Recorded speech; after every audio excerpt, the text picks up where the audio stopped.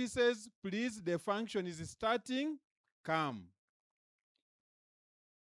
May I therefore request Madam Hannah to lead the function with prayer and all through with the anthems.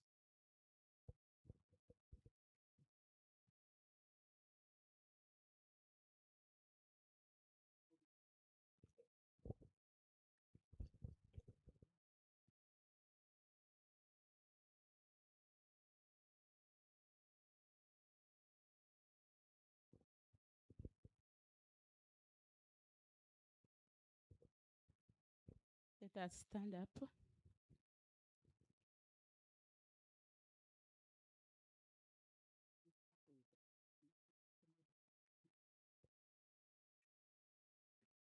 Oh, Uganda, holy, we lay our future in thy hand. United, free, for liberty together we'll always stand. Ee Mungu twaomba uilinde Jumuiya Afrika Mashariki, tuwezeshe kuishi kwa amani, tutimize na malengo yetu. Jumuiya yetu sote tuilinde, tuwajibike, tuimarike. Umoja wetu ni nguzo yetu, idumu jumuiya yetu. Father, in the name of Jesus, we honor you. We bless your holy name, O King of Glory. We thank you for the precious gift of life. We thank you for the gift of the new day. We thank you, King of Glory, for this institution, NCDC. We thank you for our leaders, O God, management, council. We are grateful to you, Jesus, for the stewardship. We thank you, Redeemer, for every school represented here. Thank you, Lord, O God, for enabling them to come and reach this place safely. We thank you for the organizing committee for this event, the pre-conference debate, my Father, that you have enabled us to put together up to this day. Lord, we gather in your name, O God, to discuss issues concerning the curriculum, to inform future debates and future development work concerning the education system of this nation. Lord, we pray that as we go through these sessions, my Father, you will guide us by your Holy Spirit. Let every speaker, my Father, be given eloquence of speech. Father God, steady the person, Father, to do what they're supposed to do. Father, whatever we deliberate upon, whatever guidance we receive, oh God, may it all together add up to the value that we need as educationists, as stakeholders in the education system in this nation, and all the glory return to you. We honor you, we bless your holy name. In Jesus' name we have prayed and believed. Amen. Amen.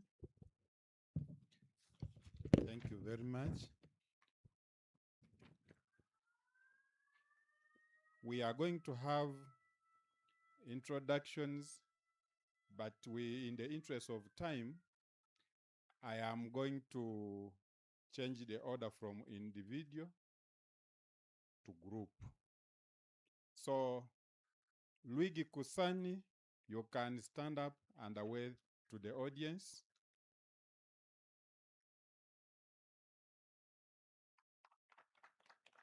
Chambogo College School.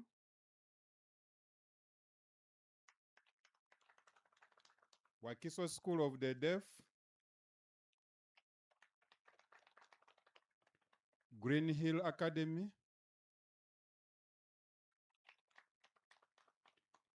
NCDC staff.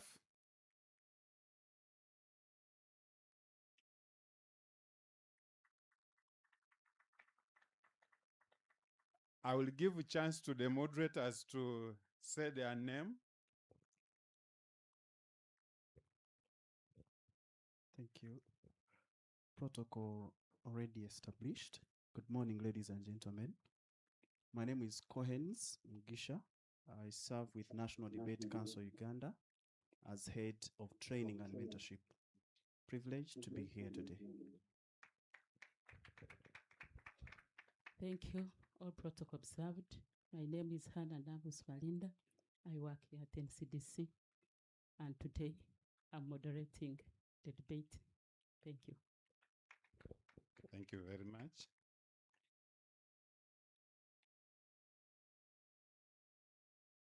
I will give those who are at the table to all to introduce themselves.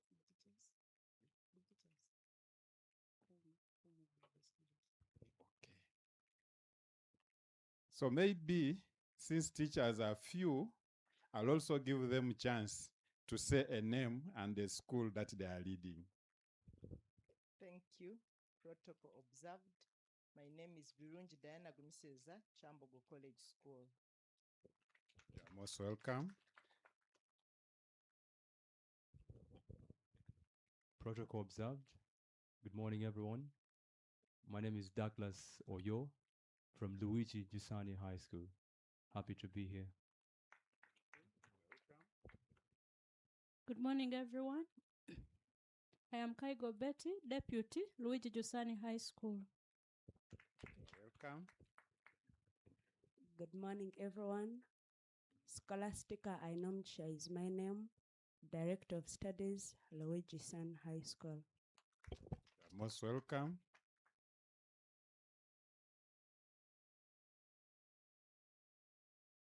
Is he also not a teacher? Him, the interpreter.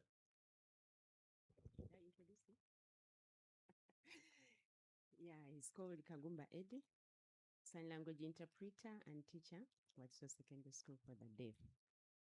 I am Nance Subuga Betty, teacher, sign language interpreter, the same school. You're most welcome. Do you have any other teacher? All right. Good morning, ladies and gentlemen. Musomoke Abbas is my name. Greenhill Academy, Chivoli. Protocol observed. My name is Vincent Ono, Green Hill. Thank you. You're most welcome. Most of the people seated under that tent are teachers, but they have not come from the schools that are participating in the debate. So much as they were whispering to me that they are teachers, but they are teachers who have changed the roles to national curriculum. So I decided to introduce them in general as a group, and we recognize your presence. You are most welcome. So allow me give opportunity to the team which is on this table to also introduce themselves. Good morning, ladies and gentlemen. You are welcome to National Curriculum Development Center for this pre-conference exercise. Gule Alisat Wabomba is my name. I'm a curriculum specialist and a manager for the Department of Lifelong Skills and Co-Curricula. You are welcome. Madam, maybe before we go there, may I also request the managers who are here to introduce themselves. Good morning, colleagues. I'm Dr. Tuhame Moses. I'm the manager ICT and multimedia services. You're welcome. Do we have any other manager around? Okay, they will be joining us soon. Doctor, you're welcome. Good morning, ladies and gentlemen. Protocol observed. My name is Joseph Rothomio. I work with the Chambogo University in the School of Education, Department of Educational Planning and Management as a senior lecturer. It is a joy to be here because I shared this committee for pre and post-conference activities.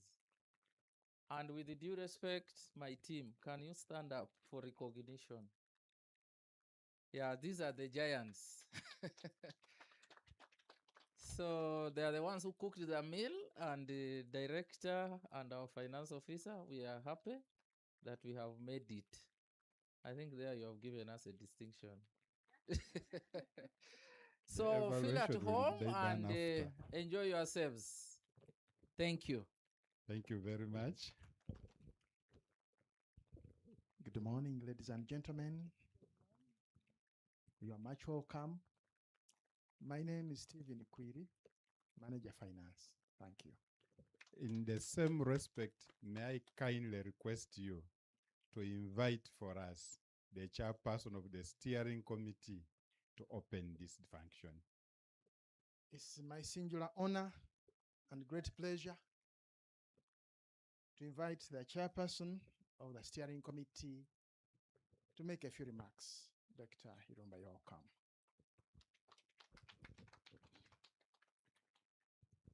I think I'll go in the center so that I'm central. Otherwise, my face will be hidden, and some of us are disadvantaged by nature.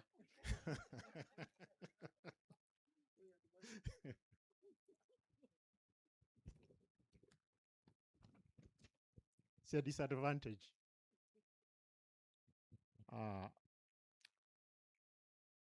The chief guest, I could say, or the keynote speaker for today's activity, my good friend, Mr. Gasta Kakaire, the chairperson of the organizing committee for the pre and post-conference activities, Dr. Joseph Rothmio, and your committee, the senior management of National Curriculum Development Center who are here, members of staff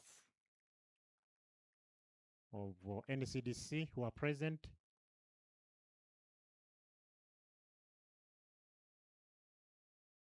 our invited guests from the various schools who are present here, Luigi Giussani High School, Kyambogo College School, Wakiso Secondary School for the Deaf. I've had Green Hero Academy and other schools which are present. I invited the guests, ladies and gentlemen. I have been introduced briefly. I'm called Dr. Richard Irumba. I'm standing here in various capacities. One, as the overall chairman of the organizing committee of the second international conference on curriculum development.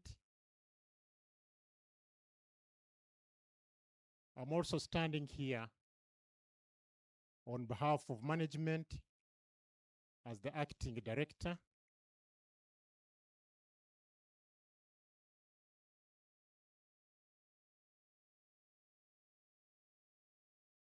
Deputy Director for Research, Consultancy, and Library Services, which has taken lead in organizing this international conference and activities that come along. I would like to welcome you all to today's pre-conference event. The journey has been a long one. We have already had a number of activities and a number of activities that are lined up for the remaining part of the week. But for our dear learners who are present here, let me first, learning is a continuous process. But let me first probably unpack the concept of an international conference. An international conference is a gathering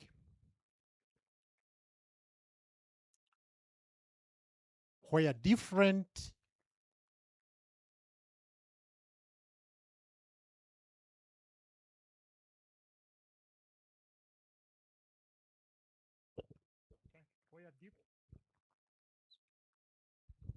So I was saying that an international conference is a gathering where different, I will call them stakeholders for now, or different partners come together from different parts of the world. And that's why it's called an international conference. To deliberate, discuss, debate different matters pertaining to a particular subject. And in this case, the subject of discussion for this conference will be matters of curriculum development, matters of education. And the partners we are talking about, we have students, we have teachers, we have policymakers, the administrators of education at different levels. We have government, ministries, departments, and agencies. We have academicians from universities and all levels of education. Name it. We have civil society organizations. And they are represented both at country level and at global level. So in this conference, we expect to have over 700 delegates attending. And the delegates are coming from more than 11 countries across the globe. We have delegates who will be attending and coming from the USA, coming from the United Kingdom, coming from Australia, coming from Sweden, coming from Netherlands, and other countries in Europe. We have a number of countries in Africa who will be attending, including the host country, Uganda. We have delegates coming in from Kenya, from Tanzania, from Rwanda, Southern Sudan, Zambia, Malawi, Nigeria. So that's why the conference is called international, because you bring together participants and experts coming from different parts of the world. Now, during that, the 2 days conference, it will be happening on the 20th and the 21st of August at Speak Resort Convention Center in Munyonyo. So during that conference, we shall have an opportunity to discuss more than 80 academic papers which have been approved. We received a much high number, but we have a very strict quality assurance process. So a number of papers dropped out along the way. So we received more than 130 papers submitted from all over the world. And after a rigorous quality assurance process, we have about 80 papers which will be presented at the conference. The conference will also feature many other activities. We shall have what you call the keynote speakers. And we have brought together a number of experts from around the world. We have an expert from Zambia, Professor Benson Banda, who will be discussing matters related to science, technology, engineering and mathematics, experiences from around the globe. We shall have Dr. Tonya Divine from the United States of America, from the Global Peace Foundation. We shall have Dr. Anna Green from the United Kingdom, discussing matters of assessment. Many of you have noted that with a competency-based curriculum, we have now new methods of assessment or examinations in brief.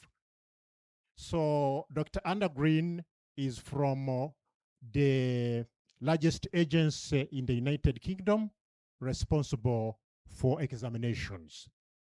Unlike Uganda, where we only have one agency, Uganda National Examinations Board, responsible for assessment, in the United Kingdom, they have several organizations. And the AQA, where Anna Green comes from, AQA stands for Assessment Qualifications Authority, is the largest agency in the United Kingdom responsible for examinations. So we shall have Dr. Anna Green sharing her experiences and knowledge on assessment. And then from Uganda, so that we can appreciate the local context, we shall have Dr. Mary Goret Nakabugo coming from Uwezo. And then we shall have discussants for all those keynote speeches. So we have keynote speeches over the 2-day period. Then we shall have panel discussions. And during the panel discussion, we shall be examining,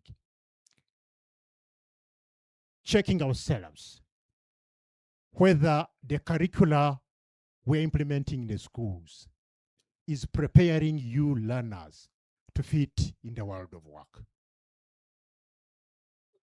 Because at the end of the day, all of you are going to end up working somewhere. You could be self-employed. You may be employed by another entity, another organization. Now, what we shall be examining in that debate, it will actually be a debate, is whether our curricula, the way how we have them in the country, at different levels, are preparing our learners to fit in the world of work. So it's a very rich conference, and we shall have so many discussions, deliberations, and debates over the 2-day period. But to organize for that major event, we have had a number of pre-conference activities, and we're also going to have post-conference activities. On a Sunday, 2 days ago, we had a press conference at the center here, and many of you have been following on social media, following in the print media, digital media. You have seen numerous, articles and reports that have been made following the press conference. Now today, we're having the second activity in the series of activities marking this international conference. And this is a debate and an exhibition by NCDC of the materials we produce here at the center. I want to go into the details of the debate. The experts are here, and they will give us the details of what is going to happen. But allow me to reflect on my own the importance of debate in schools. Debates help learners, and I'm focusing on the learner, because the entire education system rotates around the learner. If we don't have a learner, there's no reason why the National Curriculum Development Center should exist. If we don't have a learner, the teacher. There is no justification to have a teacher. If the learners are not there, we shall not have a justification to have an assessment body like Uganda National Examinations Board. If we do not have a learner, there is no relevance and need to have the Ministry of Education and Sports. So whatever we do in the education sector rotates around a learner. So a learner is a very important person in the education system. So what's the importance of debate in a school, or particularly to a learner? One, debate helps a learner to improve critical thinking. And this is a major concept integrated within the competency-based curriculum. So debate trains you to become a critical thinker. Debate to a learner, to school, enhances public speaking. It trains you to become a public speaker. It builds your confidence to become a public speaker. If you grow into the culture of debate, you'll be confident that you can stand before an audience like this one, or even a bigger audience, and speak with confidence. So debating, you are privileged, those of you who are participating in a debate, because it's enhancing your skills and abilities in public speaking. Debate teaches students how to research. Again, research is a very important approach in the curriculum, especially what we are calling the new curriculum, but I don't think it's no longer new. It's still new. It's now part of us. So for you to come here and debate, I'm sure as you are preparing, you went to computers and you went to internet and you read books, you know, digging out issues that are going to help you to debate. You have written summaries, you have done all those preparations. Now that's research. So debate ushers you into the world of research. Debate teaches you how to listen. Whether you are in agreement or disagreement, you are duty bound to listen. And those are some of the things which the judges are going to look out for. The proposers and opposers, they will make a statement which agitates you, which you don't believe in, but you have a responsibility to listen up to the time when you are given an opportunity to, to make a comment, to counter, and present your own opinion. So listening is very, very important. Even in homes, I know you're going to grow to become parents, to become leaders in society, but listening is very, very important. Even when you don't have a solution, sometimes members of staff come to me and I don't have a solution.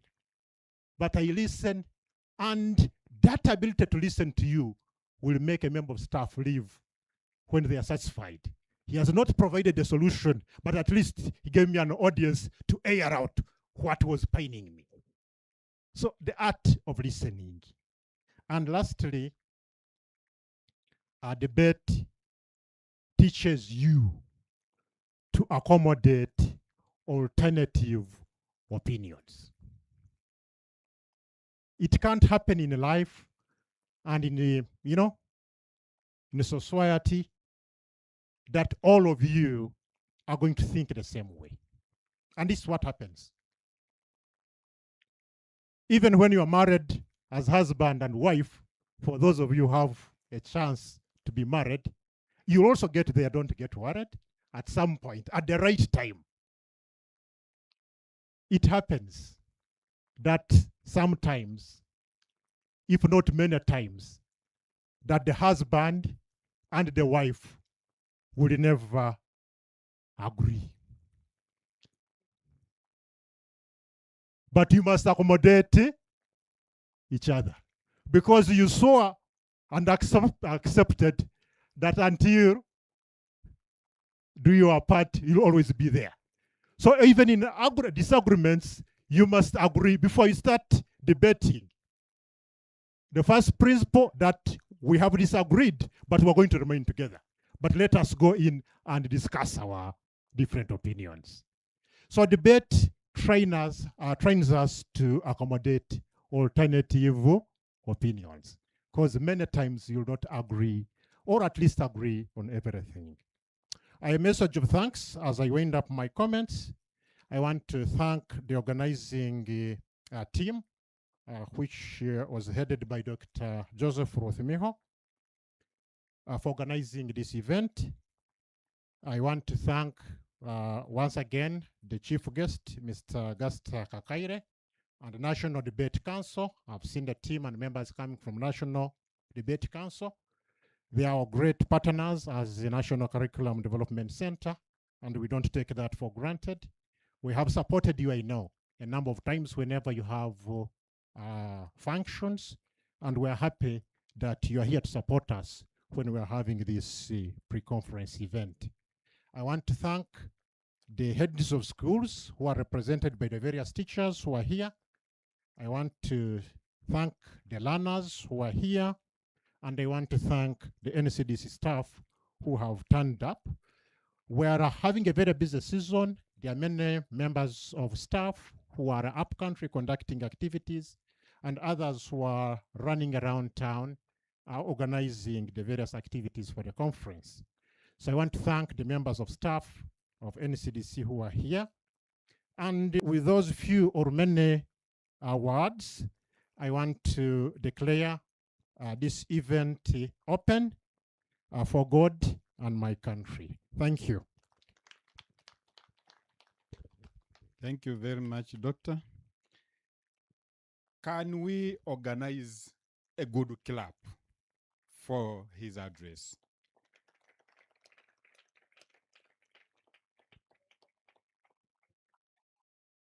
No, they were organizing. Now, can we clap for him?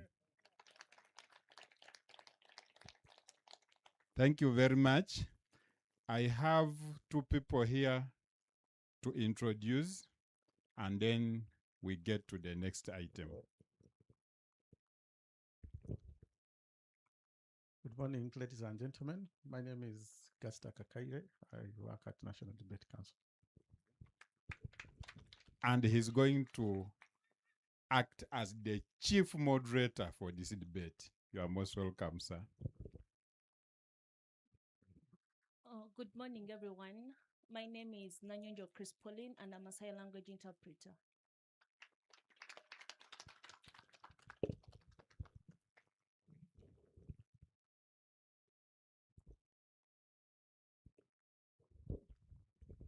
Thank you very much. Some amendment has been made.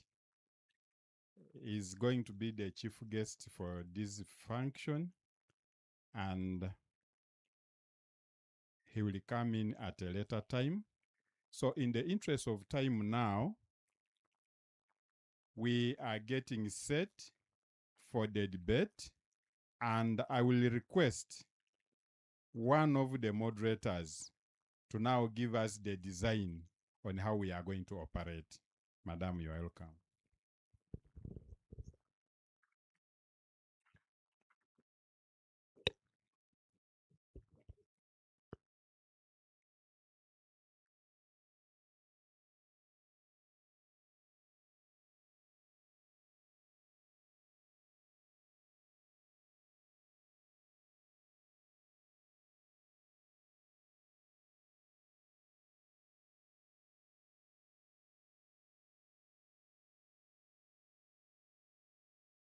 We had jumped the program by one step. So may I request the deputy director in his capacity to invite our chief guest to address the members present.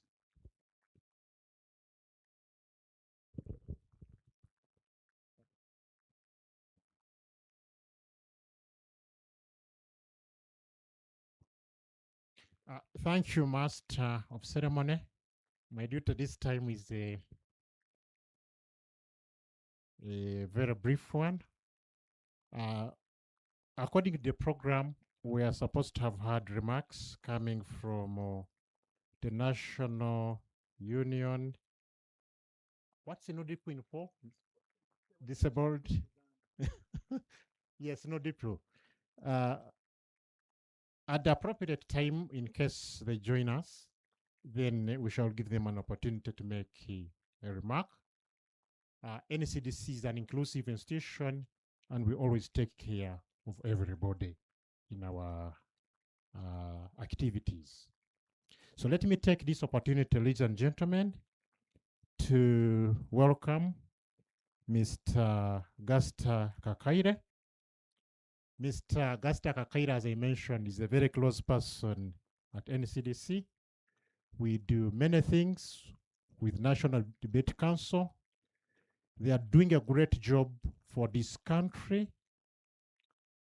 They specialize in a debate in schools, and that's why they are called the National Debate Council. And they use debate as an approach, as a tool for education delivery in this country. They are doing a good job in integrating values, integrity in our systems. I've been with them. That's why I know a lot about them. I've been working with them closely with a number of institutions responsible for whipping us as people, so that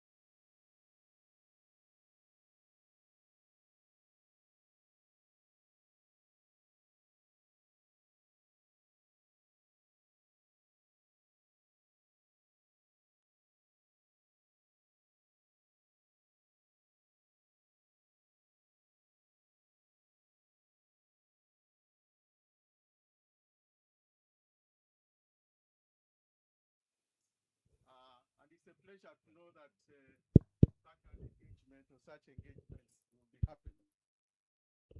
Okay, the ancestors are happy roots, right?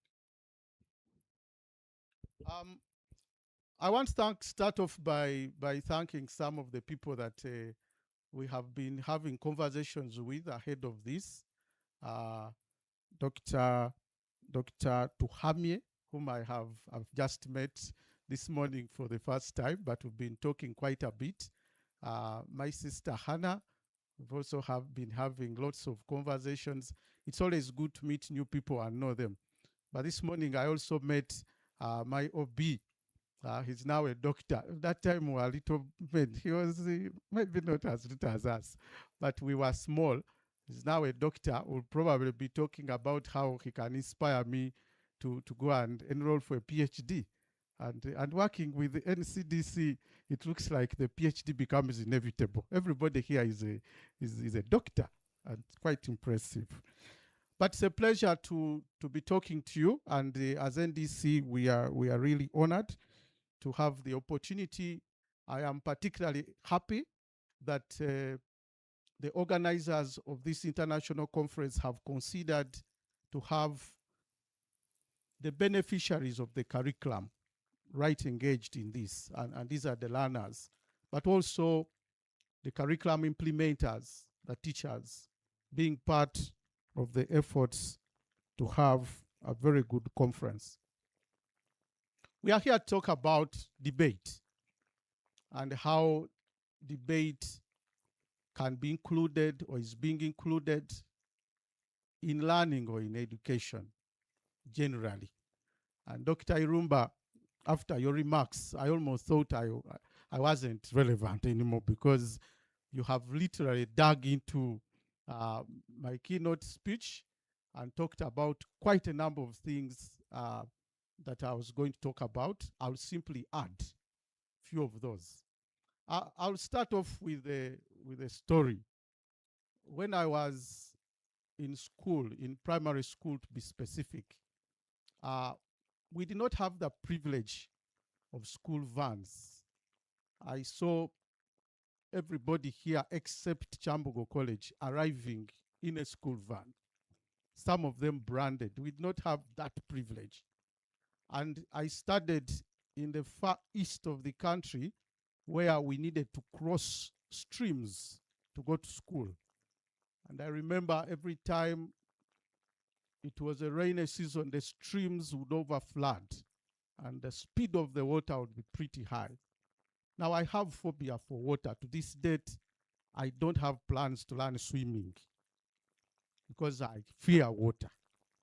So I stood there on the other side of the stream, and the speed of the water was quite high. And there were children on the other side of the stream asking me to cross. And there were some standing this side with me and asking me not to cross. But I had to go to school. I have a question for the young people here. What was happening in my head as the people on the other side of the stream were asking me to cross, and I was on this side, wondering if I should cross or not, and the people telling me not to cross? What was going on in my mind? Let me see a hand. What was going on in my mind? Yes, there's someone smart in a red tie with an answer.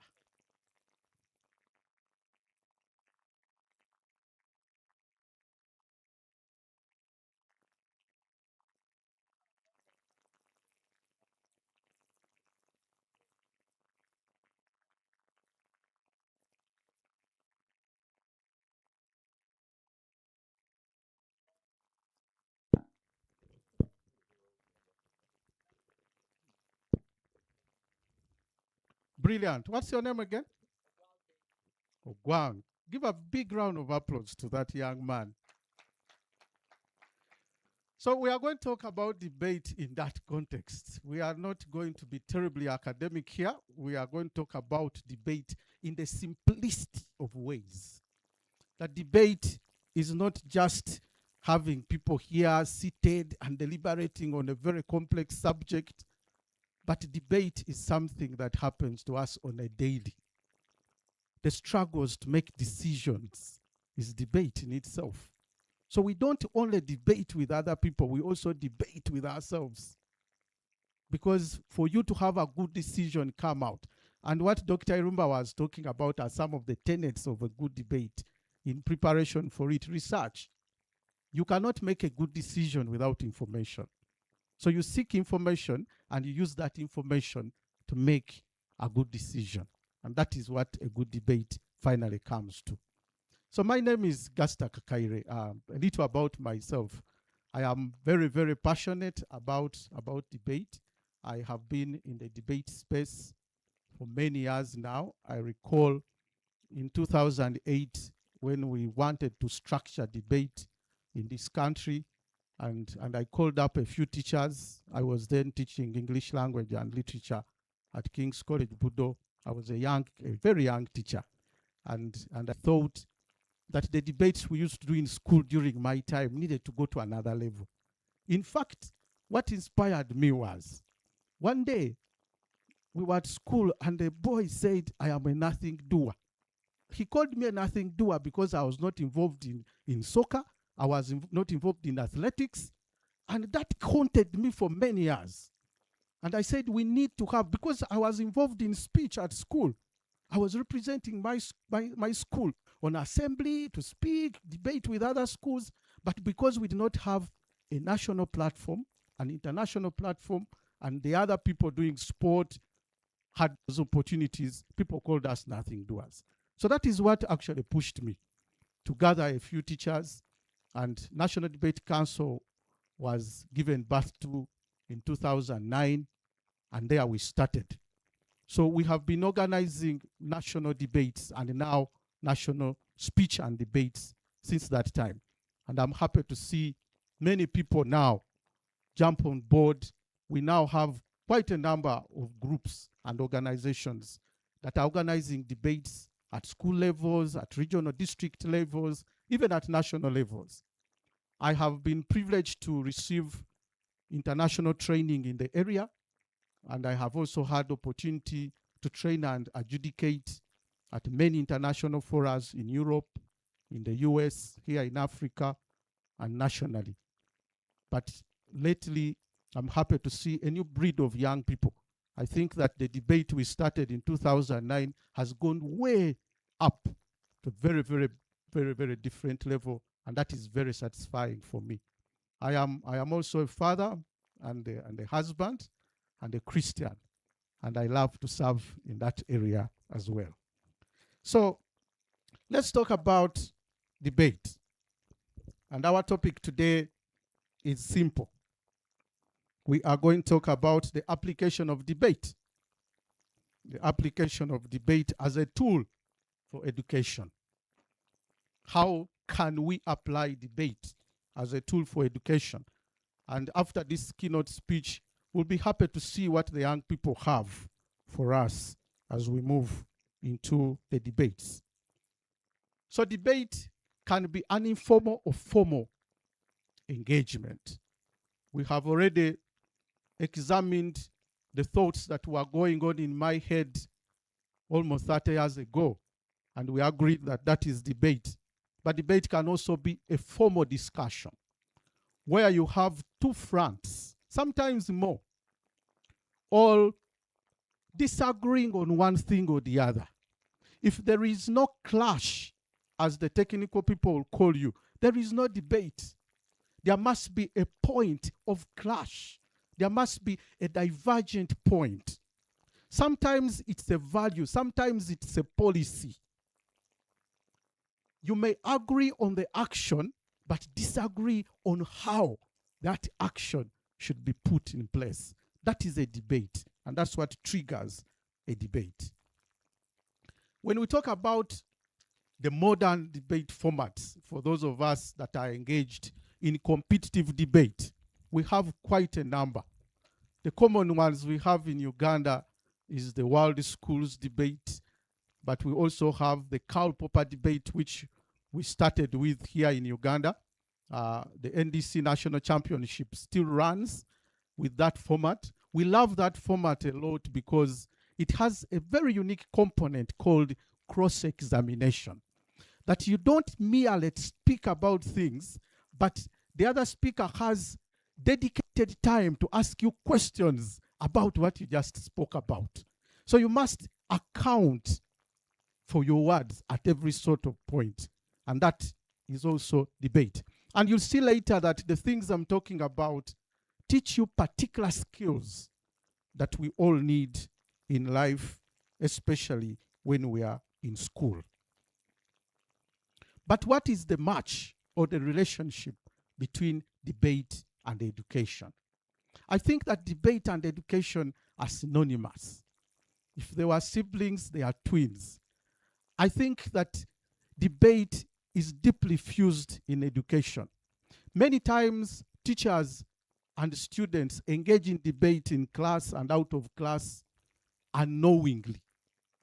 So debate happens a lot of times when they are assessing certain things in geography as a subject, and the teacher is asking you to talk about climate change, and is asking you whether climate change is an effect of man or is nature. That in itself is a debate. And sometimes those debates are never concluded, because some people say man is the enemy to nature. But I've also heard people say nature is an enemy to man. So the debate starts there and goes on and on. Debate, I believe, brings learning and education to life. I call it a learning catalyst. I call it a spark. When I was teaching English language, would look for sparks in students' compositions. And I would tell my students, don't bring me a composition without a spark. I want to read your composition and see stars flying in it. I think that debate is that spark, is that star in education. It takes learning away from redundancy, boredom, to excitement, but productive excitement. It engages learners. It gives opportunity to learners to think and therefore speak from a perspective of thought and not necessarily impulse.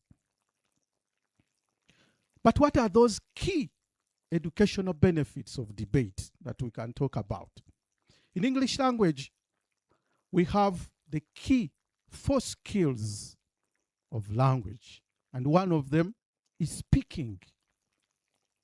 But before you speak, there are 2 key skills that you need to engage in. 1, listening, and 2, reading. I tell my children very simple things like, God gave us 2 ears and 1 mouth, because we need to listen more and speak less. You must listen. You must invest in listening. But you also must invest in reading. Because what you take in will many times play into what comes out. People will usually speak from what they say, you'll know what they read. And from how they speak, you'll know who they listen to. So you need to pick. Debate will teach you those 2 things. Because when you come here, you are afraid to start engaging from a perspective of ignorance. And so you're forced to research. You're forced to read about what you're going to speak about. So that act, that opportunity of having a debate motion before you, in itself triggers you to read. And that's why we are saying teachers need to welcome debate in their classrooms, because that will motivate the learners to read, to research. Because nobody wants to come on stage and look stupid. So they'll be driven to research. But those who cannot read or who are too lazy to read, we now have we have audios. You can now listen to a book. So you can listen. You don't only listen to people speaking, giving speeches, but you can also listen to books and different literature that can help you. I also strongly believe that it is after reading that you're able to write. As a matter of fact, essays that we see in journal paper are merely written thoughts. They would otherwise be said. It's a written debate, because many times The essays are essays because they are factual, because they are researched. And so you see that the four skills are complete: listening, speaking, reading, and writing. And debate helps those. But we also have life-changing competencies that debate teaches. One, critical thinking. I also want to add that debate teaches us quick thinking. Quick thinking and critical thinking are different. Many times we take time to think critically, but sometimes we are faced with questions and scenarios that cannot allow us time to think. Debate will help you. A brain is like your legs, is like your muscles. That's how the brain operates. When you exercise, you are fitter. When you train your brain to think fast and quick, that's what it will do. When you don't allow your brain to be strained, it will not serve you well. So you need to put yourself in situations where you have very hard questions to answer. And that's why sometimes our adjudicators set very hard motions for the students to just push their brains to the limit to help them think deeper and think faster. We also have motions that we call impromptu. So we give you a topic, 15 minutes to the debate, and ask you to deliver on it. We are allowing you to learn quick thinking. And these are some of the things we think can be done even in class. Collaboration. In school, there is no direct subject called collaboration, or even a simple topic called collaboration. But who doesn't need collaboration? You can look at these banners and you'll see several logos because of partnership, and that is collaboration. We are here because of collaboration. Otherwise, NCDC has the capacity to actually do this all by themselves. But we are here because of the power of collaboration. The world now moves with collaboration. You have had big mergers in the world of big multinationals because there is power in collaboration. You must learn as young people to collaborate, and debate will teach you to do that. Because in debate, you don't win alone. You win as a team. You could be the best speaker on your team, but if you don't help the other speakers to raise, then you lose as a team. So collaboration is very important. Emotional control. Debate teaches you emotional control. You also saw some of the scenes that happened in our parliament some years back, where emotions ruled the debate. Debate teaches you that even when the other person on the other side of the aisle is speaking something you don't necessarily like, you hold your peace until when you have opportunity to articulate and challenge and rebuttal what we're saying. The former speaker, Right Honorable Jacob Olanya, was one of the very frequent guests at our debates, and he loved to debate with the students. I remember one of the statements he made. He said, "Sharpen your argument, not your tongue." It is not how loud you are. And many times young debaters think that to win an argument, you have to be loud. No, you have to sharpen the argument and not your voice. And sometimes the reason why we sharpen our voices is because of emotions. When emotions set in, you scream. You get out of your skin. Debate tells us to keep calm and think deeper and think faster and articulate. Empathy and perspective. You may not agree, like Dr. Irumba articulated. You may not agree with that I'm saying, but you must be willing to accommodate me. I remember one of the interesting debates that when we were training in 2009, one of the interesting debates was when young people were debating on polyandry. I think it was the first time interfacing with the word polyandry. I am told it means a woman having more than one husband. And I saw this young woman arguing for polyandry with all her heart. And after the debate, I went to her and said, do you really? He said, no, it was just for the debate. But you could see. So you see, debate teaches you to argue passionately and even win on sides that you don't believe in. And that is why debaters are the best lawyers. Because you'll go to a lawyer and tell them, I actually stole that chicken. And the lawyer will go to court and argue. The lawyer knows that you stole the chicken.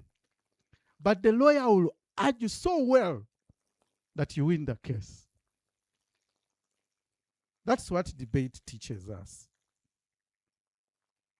There's been some studies done, and I know that as a research institution that NCDC is, they love to know if these things have been proven by research. Debate has actually been proven as one of the tools that added great value to learners. That debate has increased graduation rates. And these are studies that have been done by the University of Michigan, Harvard, even the University of Virginia has made those studies. We have also done some studies at NDC, and we've seen that debate actually motivates students to stay in school longer because they start to see themselves as relevant in school. We have also seen that there is a correlation between school grades, increased grades to debate. We have seen young people graduate top of their classes. I can give you examples. There's a young man called Luyombo Abbas, visually impaired. He led in his year. And he came and started debate as a naive young man. There is another girl, young lady that many of you could know if you are into student leadership. And that is Julia Muhumuza. Julia is one of those young people who graduated with a first class. And because she was a debater, I remember taking her to Harvard for debate in 2017. And she was one of the outstanding young girls. Not surprised where she is. So debate is no longer that thing that will relegate you to the back. It actually puts you at the front. I am personally speaking to you because I'm a debater. I won the guild president. I was that man's guild president at Chambogo University. Made me the first guild president. Not because I had money, but because I had the power of speech mentored through my school days. So that's what debate does. We all know that great leaders like Obama won not because they were the best, but because they articulated. They were the best speakers on the campaign trail. And people had no choice but to elect them president. No wonder some Americans think he should return to the White House. That's what debate does. Debate also teaches you things like time management. When we are debating, we are limited, and the debaters will be told how much time they have. You either package your arguments within that time, or you resume your seat. Debate teaches you that discipline. In this country, we have a bad culture where people speak. You give someone 15 minutes, and they speak unapologetically for 40. Unapologetically. You don't even see an iota of guilt on their faces. And they have tripled the time. Debate teaches you to contain your speech within the time that you have. But what makes a good debate then? A good debate starts with a debate topic. What are you debating about? At NDC, we are very, very careful what young people are debating about, because what young people research and therefore speak about will actually make them. If you bring a perverted topic for them, they'll do so much research on it, and somehow they'll start to leave it. So you have to be very intentional, but you also must have a balanced topic. And we try. The debate trainers here will tell you that it is good to debate the topic before you put it out to the learners to debate. try to debate it on both sides and see if it actually makes sense. A bad debate will be biased, will be skewed towards one side. You can see which side is going to win the debate before it actually starts. That's not a good debate. So, I want to give a few tips to the teachers. What then can you use? I know that we have these big debates where the whole school gathers, but let's talk about the debate in the classroom. What can you do in class? Now, some people think that we only have loud debates. We also have silent debates. My young people over there from Wakiso School of the Deaf debate. And we have included special persons or special needs young people in our programming to the extent of the visually impaired. We are making preparations to have the deaf young people as part of debate, because the deaf cannot debate with the ones who speak. The visually impaired can ably debate with them and actually outmatch, but these cannot. They need to debate amongst themselves. But if they are to debate at national level, they'll have silent debates, not loud debates. We can all have silent debates. The other thing that I think teachers can do, there's something I used to do myself, where I would throw a topic and ask my students in class to split into 4 groups. One group would be for those who strongly support. The second group would be for those who support. The third would be for those who strongly disagree. And the fourth will be for those who disagree. And I would have groups in all the 4 corners, and the debate will start right there. Then I also had another one which was more of a game, where I would have 2 groups, and I would have a chair, an empty chair in the middle of the class. And every time someone from the audience has something to say, they take up the chair and speak on either side of the debate. You need to be creative as teachers. I know that we all somehow understand debate, but we need to create ways of making it unique, different, peculiar, because the young people we are dealing with are bored very easily, especially lately.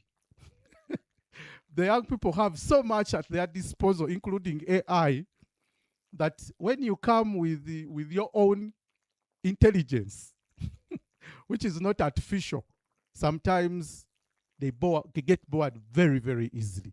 So you need to be very creative as teachers to have the young people glued in there. What do I think is the missing link at the moment? We are implementing competence-based curriculum. But we have also had and actually seen that some teachers, either by omission or commission, have continued to be glued in the old style of doing things. And they are still lecturing. We think that debate in the classroom will transform that. But we also think that the teachers, some teachers don't merely hate the tool called debate, but don't know how to use it. I have been to the School of Education, and I know for sure debate is not taught to teachers, but they are expected to use it. Somehow expected to use it. I'll recommend that it will be good manners to start professional development courses for teachers in service on this tool. And maybe have a conversation with the teacher trainers to incorporate debate in what they are teaching. So we now have teachers coming out with the skill. We think that will be helpful.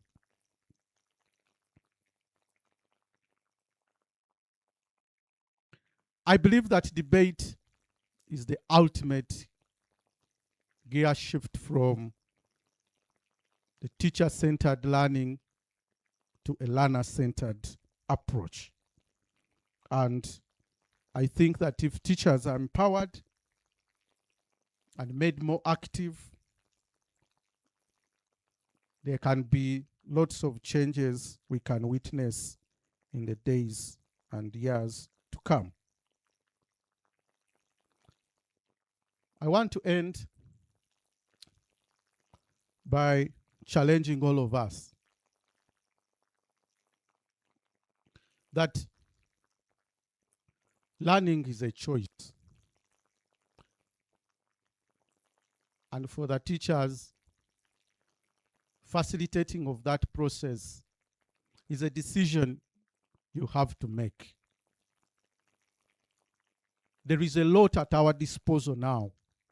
There's a lot of knowledge out there that some of us in our years of school did not have.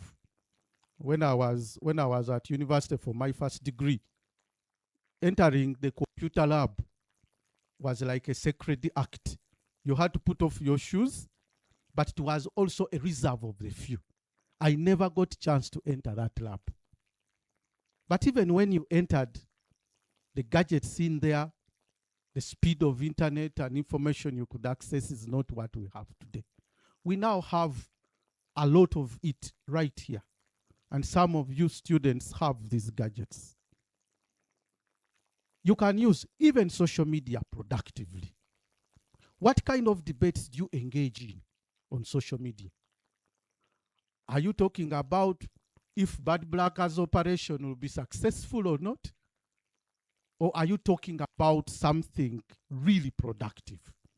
We are talking about job creativity. It is debaters that will do that because they are the thinkers. So I leave you with that challenge to make use of the resources before NCDC, Ministry of Education, comes to train teachers. Let's try to train ourselves and improve ourselves every day to be the best version of ourselves. I thank you.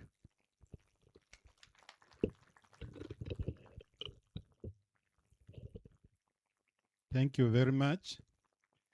And to debate, to communicate, to appreciate is not about making noise. So can we appreciate our chief guest through signs? Can we give him flowers? Thank you very much. It's really inspiring. Debate, and the future is yours. I was also a debater, and I was also a guild minister at Chambogo University. Debate, and the future is yours. All these institutions, you are seeing us with gray hairs. We are moving out. Be better debaters and occupy space. So at this moment, may I request Madam Hannah to hold the mic and give us direction.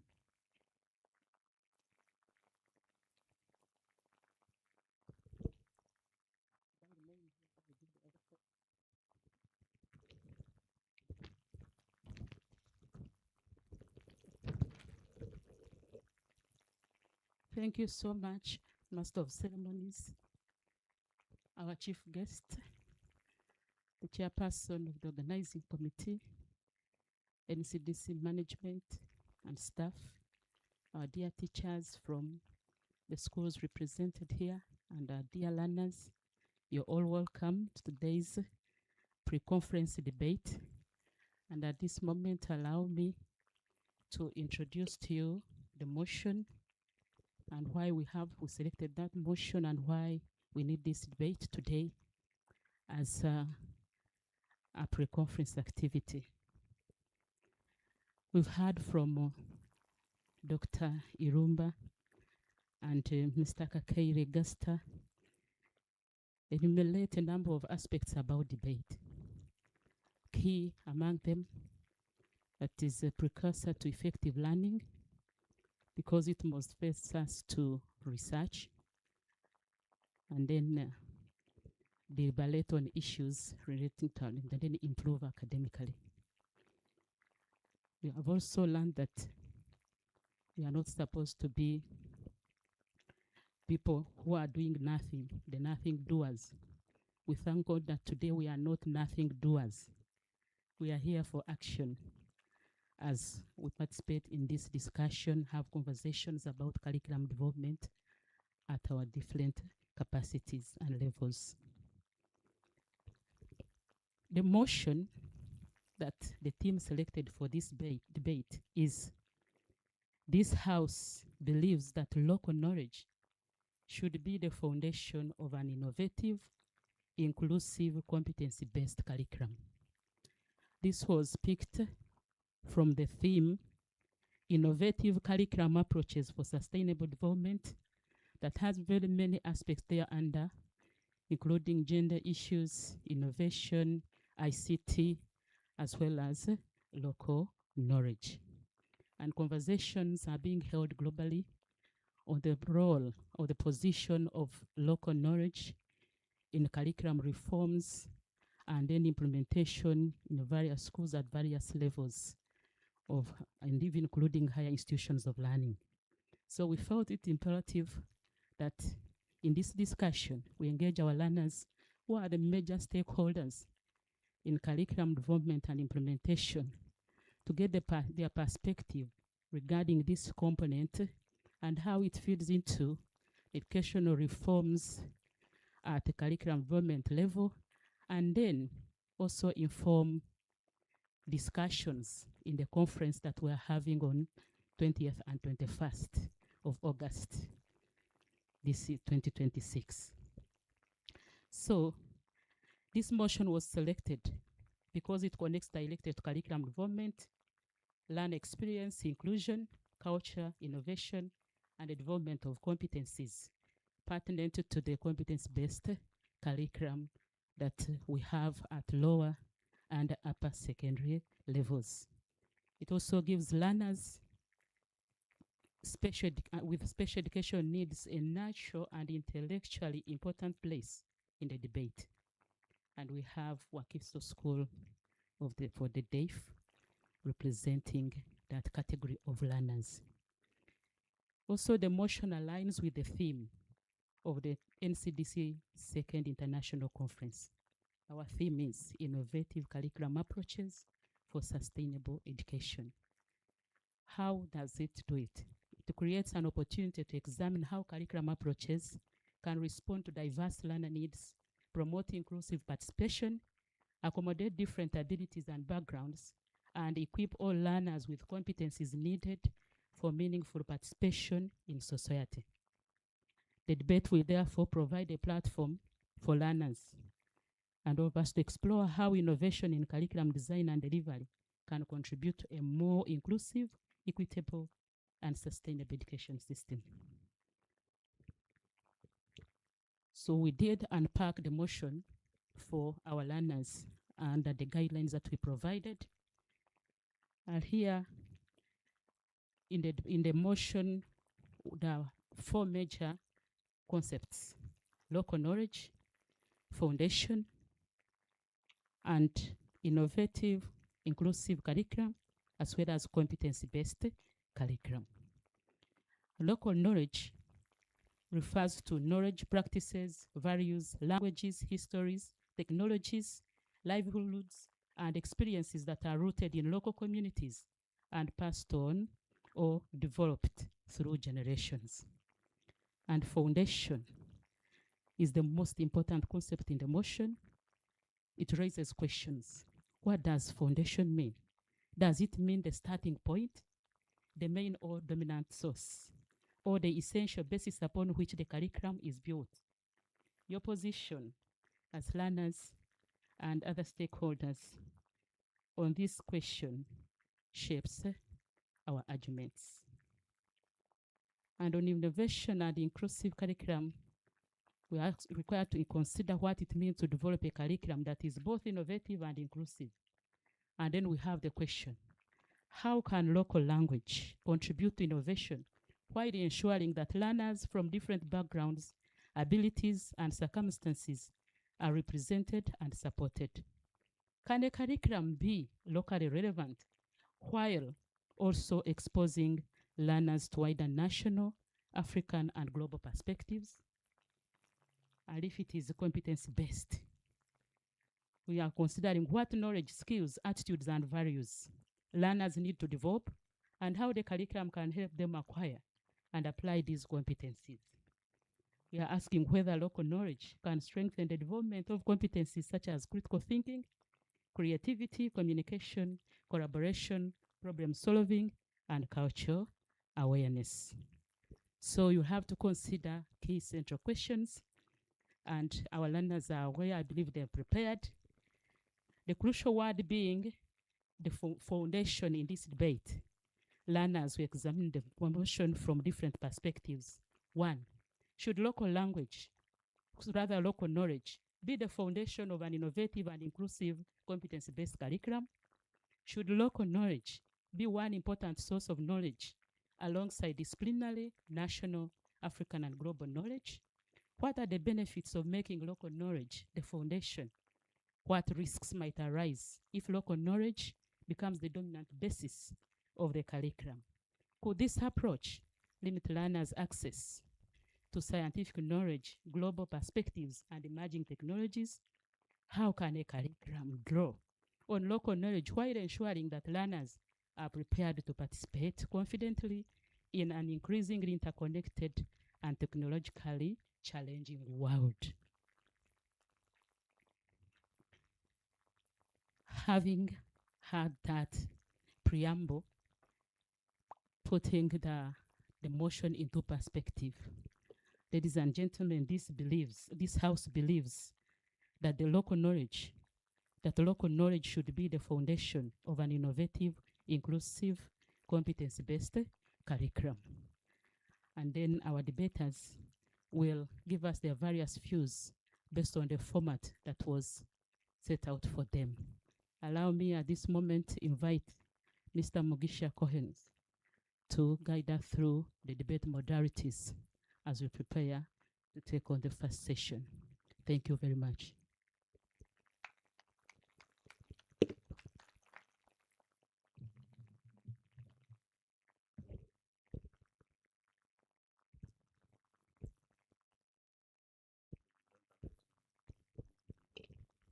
Thank you very much, Ms. Hannah.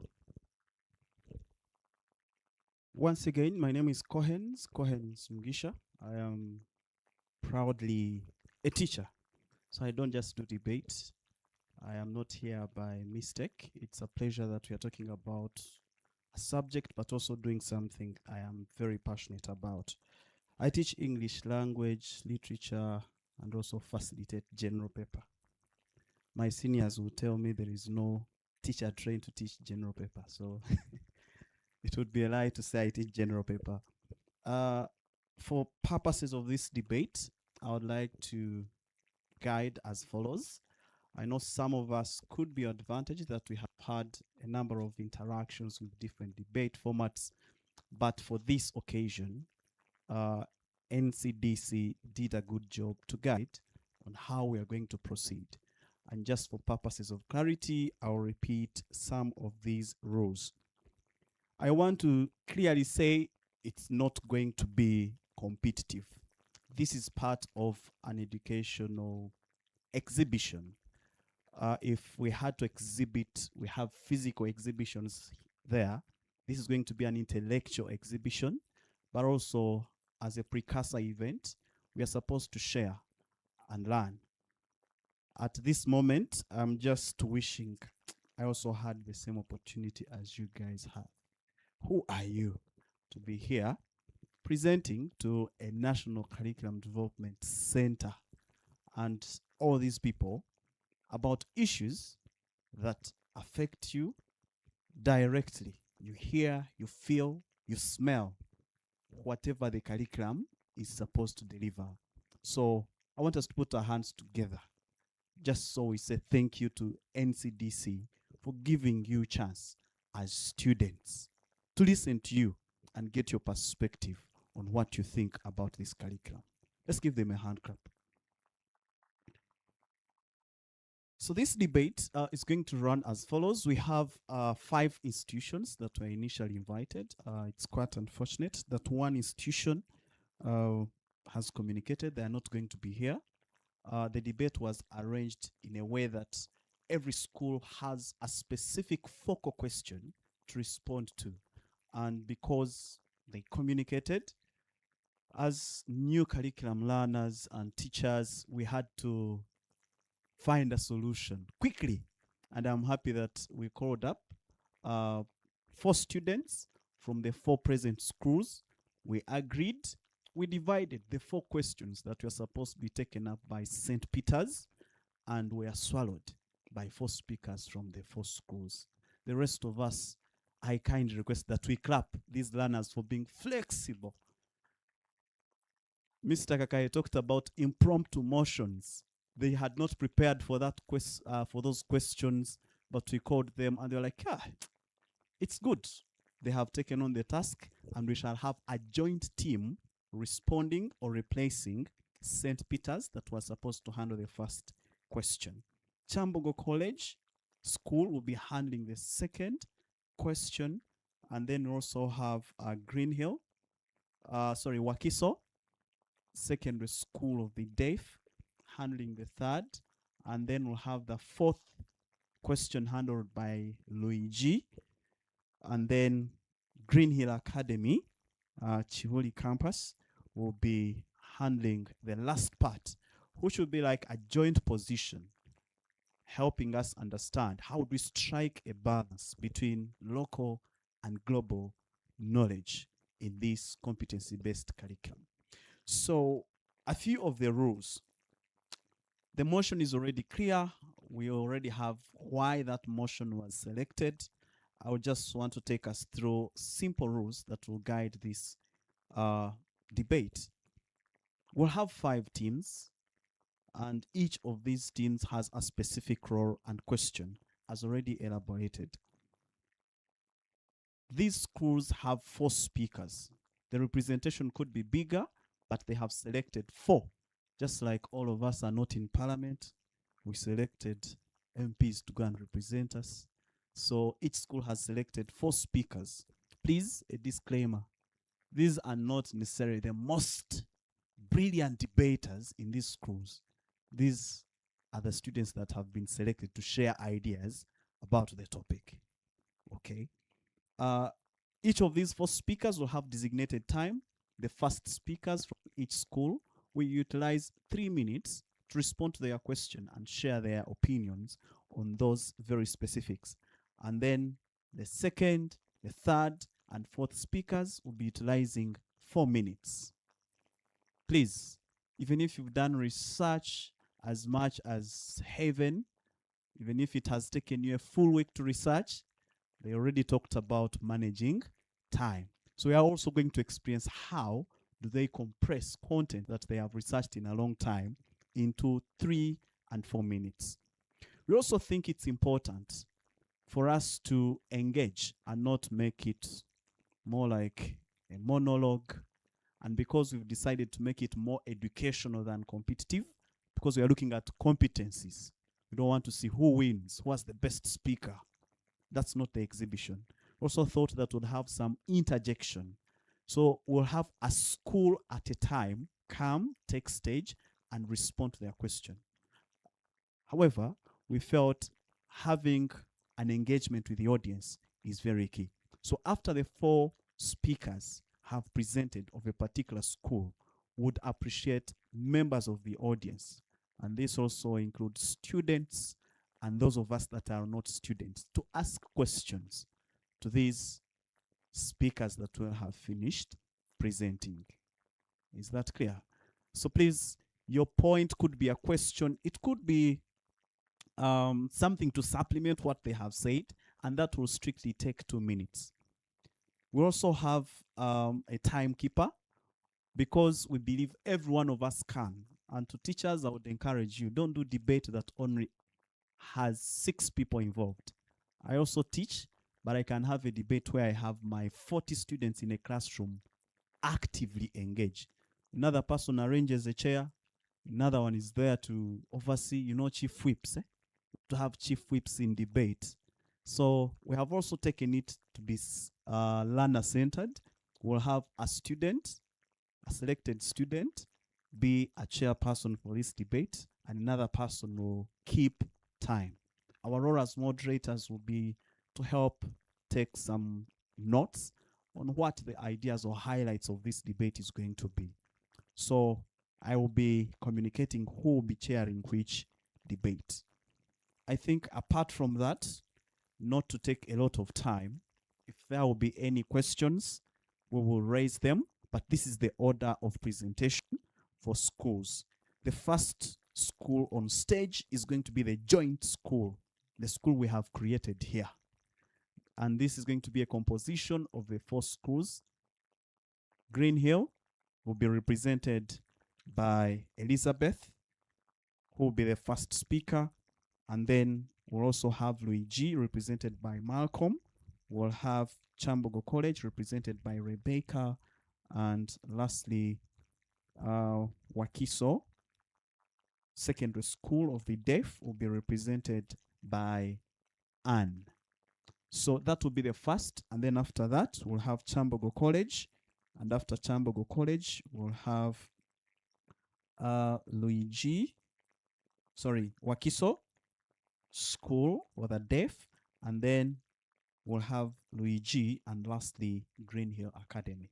Without further ado, I want to encourage all the speakers or the debaters that are going to come here, please, whenever you take the mic, you own everything and everyone. Do not feel terrified. It's about the ideas, not the accent. Always told people I'm a proud product of UPE and USE. And to us in debate as an educative program, we don't look at the accent. We value more the ideas rather than your accent. Not even your dress code. We are not saying debate encourages. But you remember those points of order. Is it in order, dear chairperson, for a whole speaker to come here when his shoe is bent like this? Someone did it to me in primary 6 and I quit debates because of missing a button, one of my buttons on my shirt, until my senior 1 is when I came back to debate. So today we don't have point of order, point of personal privilege. Those points are not going to be allowed because we think somehow those points were entertaining, but they would stifle people's confidence. The topic has already been said, so we cannot start debating someone's dress code when we have a topic to debate, okay? So I have guided well, so you can say point of information or POI. Can someone say POI? Yeah, for my friends, we shall just put up our hands. The chair will be there to see you and will give you a chance to make a contribution in form of a question or an inquiry or a contribution, or maybe challenge someone on a fact that you think is not true or valuable or relevant. Ladies and gentlemen, that's it for now. I want to take the opportunity to alert the debaters, those of the joint team, to get ready because we are going to start. As that happens, I think it would be good for debaters to stand up, breathe in and out, stretch a bit. It's important. All right. If you need some water, please speak up. Debate will be starting shortly. If there is any question regarding our engagement, please, we'll be glad to support and see that this session is a success.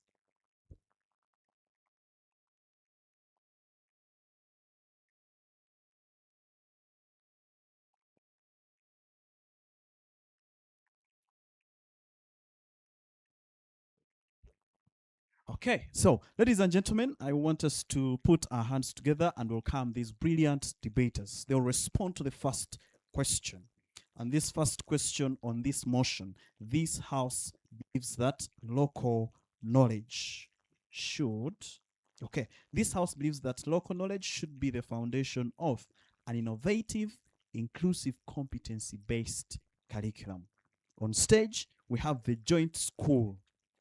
And the first speaker, A, is already here. She's Elizabeth Namuli from Green Hill Academy. Yes. So please, let's welcome. She's already here. They are showing they are more than ready even before we invite them. They are here. Yet they started preparing today. The second person to represent on this team is going to be none other than Malcolm from Luigi. I am sorry, Luigi. The following word in your name is quite. Yes, it is terrible. I don't want. Even the first one is terrible. You see, please, my apologies. So Malcolm is going to represent that school. Next is the brilliant lady Anne Mirembe from Wakiso Secondary School of the Deaf. Let's welcome Anne with flowers, please. She may not hear those claps, so do do her the favors. And then lastly on this team, we will have Tusime Rebecca from Chambogo College School. Let's welcome her with a hand clap. The keynote speaker talked about collaboration. This is as important. They have never met. They have just met today. And they have been given a task. And they have to execute. They have no option. They are here to deliver. You're very much welcome. And let me take the opportunity to invite the chairperson and timekeeper for this debate, who will help in ensuring there is order, but also there is adherence to the rules, specifically for time. So the timekeeper for this debate is going to be Christopher Morris Marcus. Sorry, Christopher. Yes, Christopher is going to be our timekeeper. Please, if you don't clap the timekeeper very well, you may have challenges. And these people know there's nothing like, dear chairperson, can I have one extra 30 seconds? If the timekeeper will guide as such, then we'll proceed. We may not have a bell, but he'll help us signal how. I'll request that the timekeeper will sit there and the chairperson could be allowed to sit this side so they are able to see everyone who is part of the audience. So the timekeeper will sit on that table and he will be signaling to us how much time we have left. So the chair, The chairperson. the chairperson for this round is going to be Yewinza Ephraim Cyrus. Sorry? Move forward. Yes, Cyrus is going to be the chair person for this debate round. And he will sit this side so he's able to see people that may want to make contribution to this debate. And as we've said, that will only take strictly 2 minutes. So if you'll be given an opportunity, please, you have seconds or less than a minute to ask or interject. Cyrus, you're very welcome. And I will hand over the microphone to you so we have the debate started. For the debaters, I would encourage us to get closer. Our sister here is doing sign language, so in case you're not, when her turn comes, we'll also be voicing her message, okay? All right, thank you very much. I'll leave stage and hand over the microphone to the chairperson, just so he also gives the timekeeper a chance to show how he will show signals to warn how much time we've utilized. Maybe remind them how many minutes are they utilizing. First speakers on each school's team is utilizing 3 minutes. The rest of the speakers will be using 4 minutes. And then the interjection will come after all the 4 speakers have presented, and it will only last for 2 minutes, including the questions and the responses and whatever kind of interjections that will be made.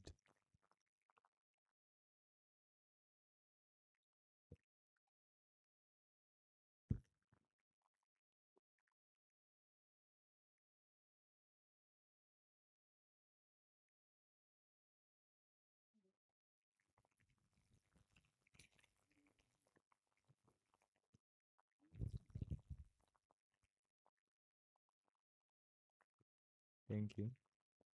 I'm going to request Christopher Marcus to signal to the participants, show the signals that he shall use to indicate the time that has elapsed and the time that remain.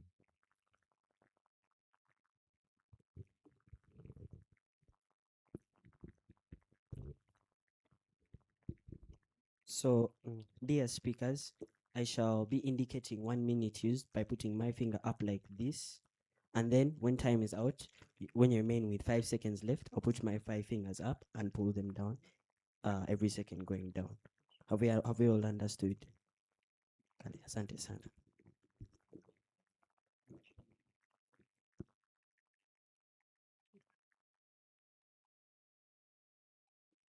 Thank you very much, Christopher Marcus.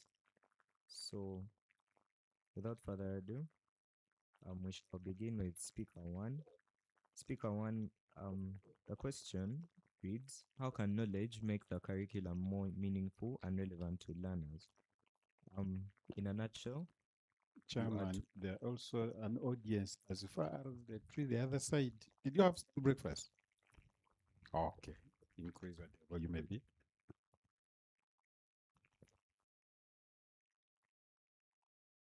So, speaker one, in a nutshell, you are to address us on the relevance of local knowledge in this curriculum and its applicability in various fields such as local agriculture, environment, culture, languages, etc. So, speaker one, please take that. Um, Good afternoon, everyone. To start, I would like to first explain what local knowledge is. This is in reference to the use of information, skills, and ways of thinking of different people in a specific community that is passed down through different generations. Examples of local knowledge are the totem systems that are used in Buganda and Bunyoro, which help in conservation of different species, the monitoring of different bird calls by farmers, the monitoring of flowering patterns by farmers and insects movements to forecast the arrival of different rain or dry seasons. So, like, local knowledge is really catered for already in our society. The main idea why local knowledge should be implemented in the curriculum is, as I already stated earlier, things like the totem system are already in place to conserve biodiversity. When learners don't know about how important these systems are, like totems, and how important this local knowledge is, it is lost, which means that they don't understand the need to conserve their environment, which leads to loss of biodiversity. The idea that some local knowledge, like um, traditional zoning of wetlands to harvest papyrus and medicinal plants sustainably while preserving water filters in local swamps, helps to prevent like damage to ecosystems. I think that if we don't preserve that, or it's not included in the curriculum, it will like further the environmental damage we already caused to our environment, and even impact whatever little environmental sustainability we have left. Local knowledge, like local farming techniques, enables local or rural farmers to have the same kind of ability in production as farmers from big corporations or cities with half the cost. When you don't teach students that knowledge, it doesn't get moved around. To say, when a student learns some things, they share it with those around them, especially their community. So when this local knowledge is excluded from the curriculum, it marginalizes the information. The information then dies down or gets lost. Why it is important also to relate this information which we learn from school and in our communities as learners is, when you have information that is only limited to school, it discourages people from actually learning, because you then don't find the purpose in the knowledge, which doesn't really motivate you to learn. And when there is no connection between the information in the classroom and the one that you actually use in society, you don't actually understand anything. You just memorize work and then pass exams, which doesn't actually help the community, because the function of knowledge is to be shared to improve your life and those around you. It devalues local heritage.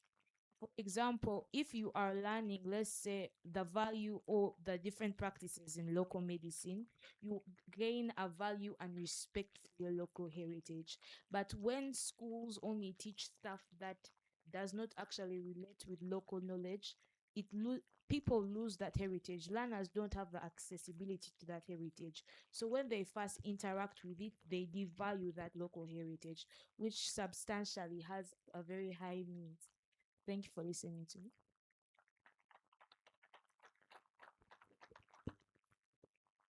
Thank you, speaker number one, Namuli Elizabeth. I think she was quite elaborate on providing us a context for the first question in this debate. Without wasting any more time, we invite speaker two from the conjoined team. Chairperson, maybe before we go to speaker two, let her introduce herself. She just began, she talked, we don't know where she's from. And moving forward, you begin by introducing yourself so that the audience gets to know who the debater is. So kindly introduce yourself, and then those who come start with introduction. Good afternoon, everyone. My name is Namoli Elizabeth Mugera. I am from Green Hill Academy Secondary, Chibuli. Thank you for having me. Thank you, Namuli Elizabeth. So following suit, everyone shall make a personal introduction, brief, and then we'll proceed into the content that you are going to give us. So speaker two, you are going to provide us with the evidence backing up what Namuli Elizabeth has talked about. Give us concrete examples. For example, like earlier said, agriculture, local environment knowledge, local languages, traditional crafts, community health practices, entrepreneurship, local history, and indigenous technologies. Thank you. Please take stage.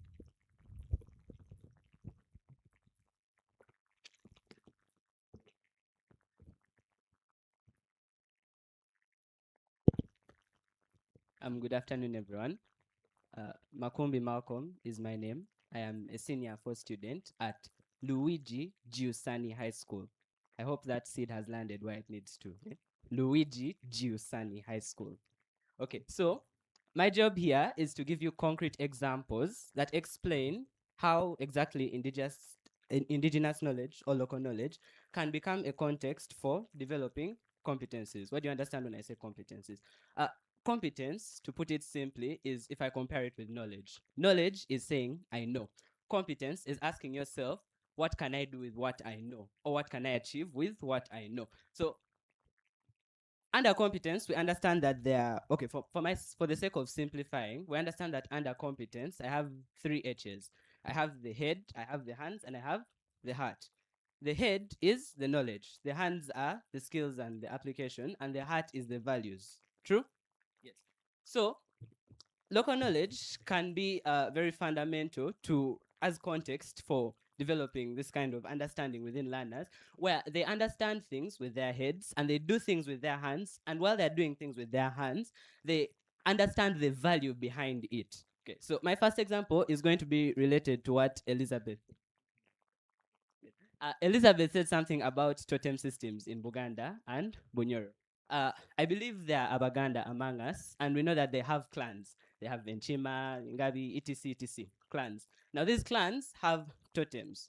And a totem, from my understanding, is something or an animal you're not supposed to kill or eat, right? And it is this clan or this group's responsibility to protect that animal or ensure that it is safe, let me say, within that environment. Now, this can become a context for developing competencies when learners understand why exactly it's being done. Because it's simply stating a fact to say that in Buganda, there are totems. They don't eat such and such an animal. That is a fact. But how can this fact then become relevant and how can it be useful in developing competencies?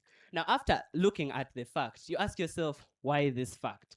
Why do they do A, B, C, D, E, F, G? After asking yourself why they do this, you then understand the core reasoning behind it. Why do they do it? To conserve biodiversity. So this can become a context for developing competencies in that learners understand the need for conserving certain wildlife or the need for protecting certain species within the environment to ensure that that species or that animal does not go extinct. Okay, that is a perfect example of how it can develop competencies such as environmental conservation and etc. etc. My next example is going to start with a story from my locality.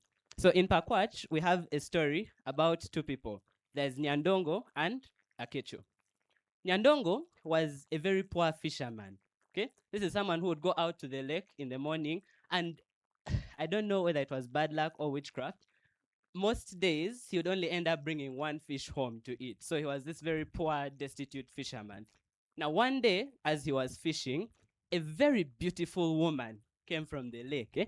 Just imagine you're fishing and a very beautiful woman walks out of the water and comes toward you. That is who Akecho was. Now, Akecho came to him and Akecho said, Nyandongo, I will marry you and I will bring you good fortune for all the years you will live, for as long as you never, ever, ever repeat the fact that I came from the lake or repeat where I came from. It is that simple. Good fortune for the rest of the years as long as you don't repeat where I'm from. So they lived a very happy life, a very long life. Then at one point in time, Nyandongo was drinking with his friends and he talked, I think Akecho came to him with, oh God, Akecho came to him with something and Nyandongo reminded her. And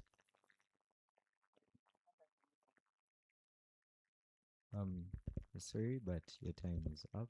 Thank you for listening. Thank you, speaker number 2.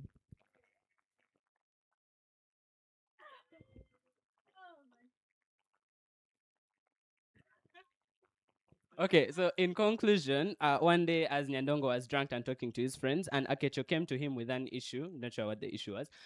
So Nyandongo quarreled with Akecho and reminded her of where she came from. He insulted her, you very dumb woman from the lake. Now Akecho remembered what she told Nyandongo when they first met. The day you ever remind me of where I come from, I will go with everything I have brought for you. So when we understand this story, what do we learn from it? What do we learn from it? Can I sample the audience? Let me sample. Can I ask? What did you learn from the story? I learned that you have got to keep what is confidential, confidential. What is secret, keep it quite secret to yourself. Anyone else? Let me sample here, Mr. Kakaye. Don't do Lugambo. Okay, so what I've said is very true. And at the end of the day, from this story, we understand number one, humility. Humility is important. Number two, respect in a relationship is important. All of these are important values that learners should have. So when we look at this local knowledge, because it's a local story from my locality, we understand that this can become valuable context for learners to ingest certain values into themselves. Because things like humility and respect for one another are very important in a society. They are very important things for learners to have. So when we look at this and learners are fed this information, they are able to learn through this illustration that such things are important and they should have them in society. Thank you.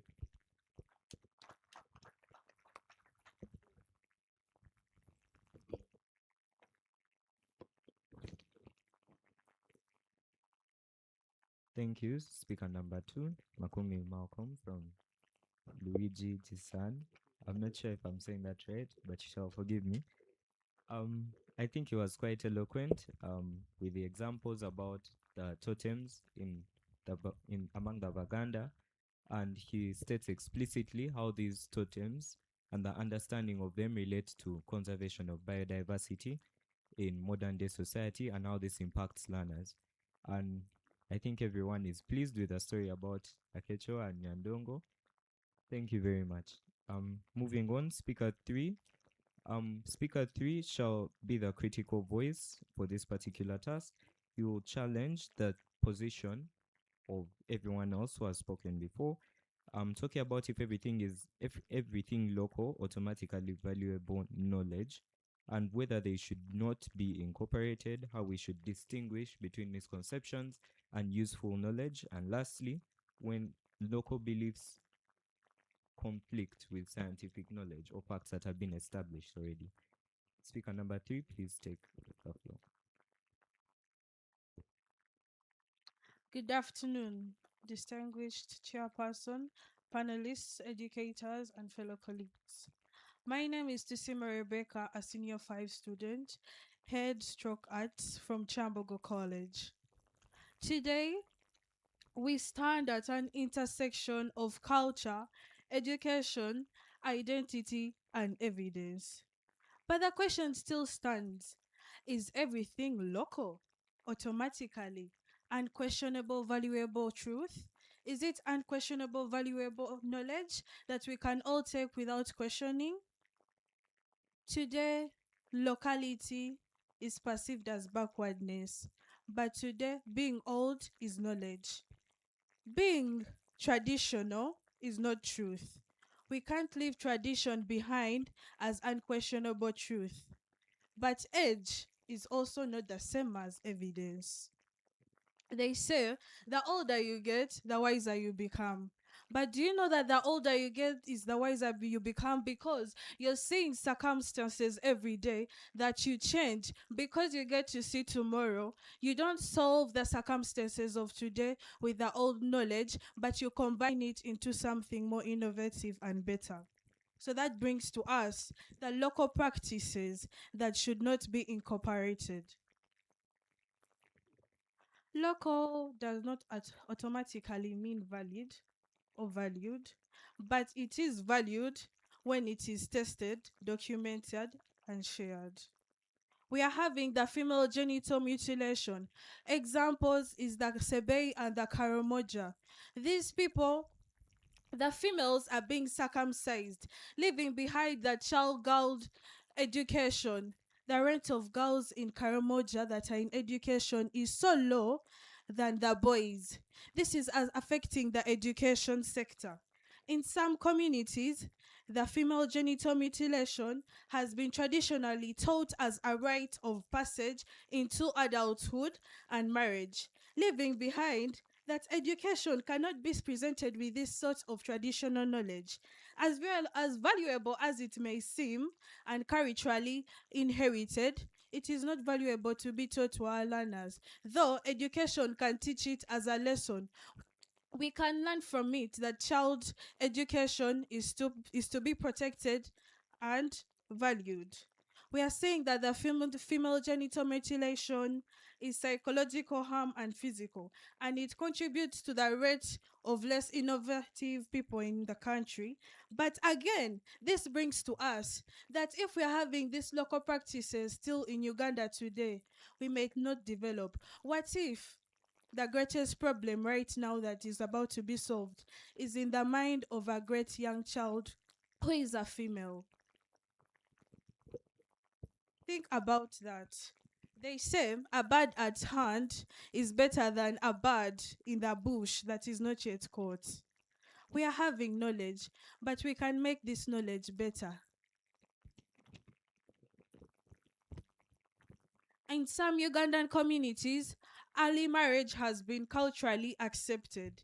But UNICEF reports in parts of Karamoja that girls as young as 10 have been considered ready for marriage. This removes girl child from education and exposes them to serious health and danger and social risks.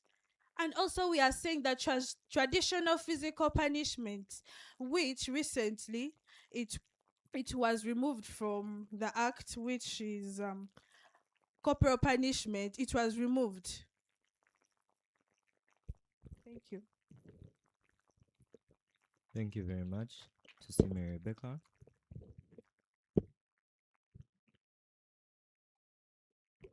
Thank you very much, Tusime Rebecca. I think she was very explicit on the harmful practices and the harmful beliefs and traditions that exist today that should not be incorporated, such as the female genital mutilation among the Sebe. I also believe that we're able to pick the distinction between the misconceptions and useful knowledge. That is to say that it should be scientifically tested, approved, and trusted before it is incorporated into our modern day knowledge, into our modern day lives. Thank you very much. Lastly, we are going to have speaker 4, the curriculum designer. So here, the bigger question is, how should curriculum developers use local knowledge? For example, local knowledge as learning context, community-based projects, local problem solving, integration with science, mathematics, and social studies, learners projects based on community challenges. We should conclude with a recommendation. In a statement, we recommend. So in summary, they should be presenting to us what we pick from the rest of the speakers and how it should influence our take on the first question in summary. Thank you.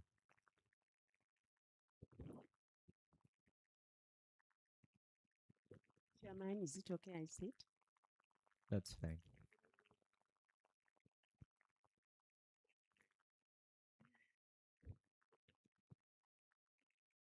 I want to start.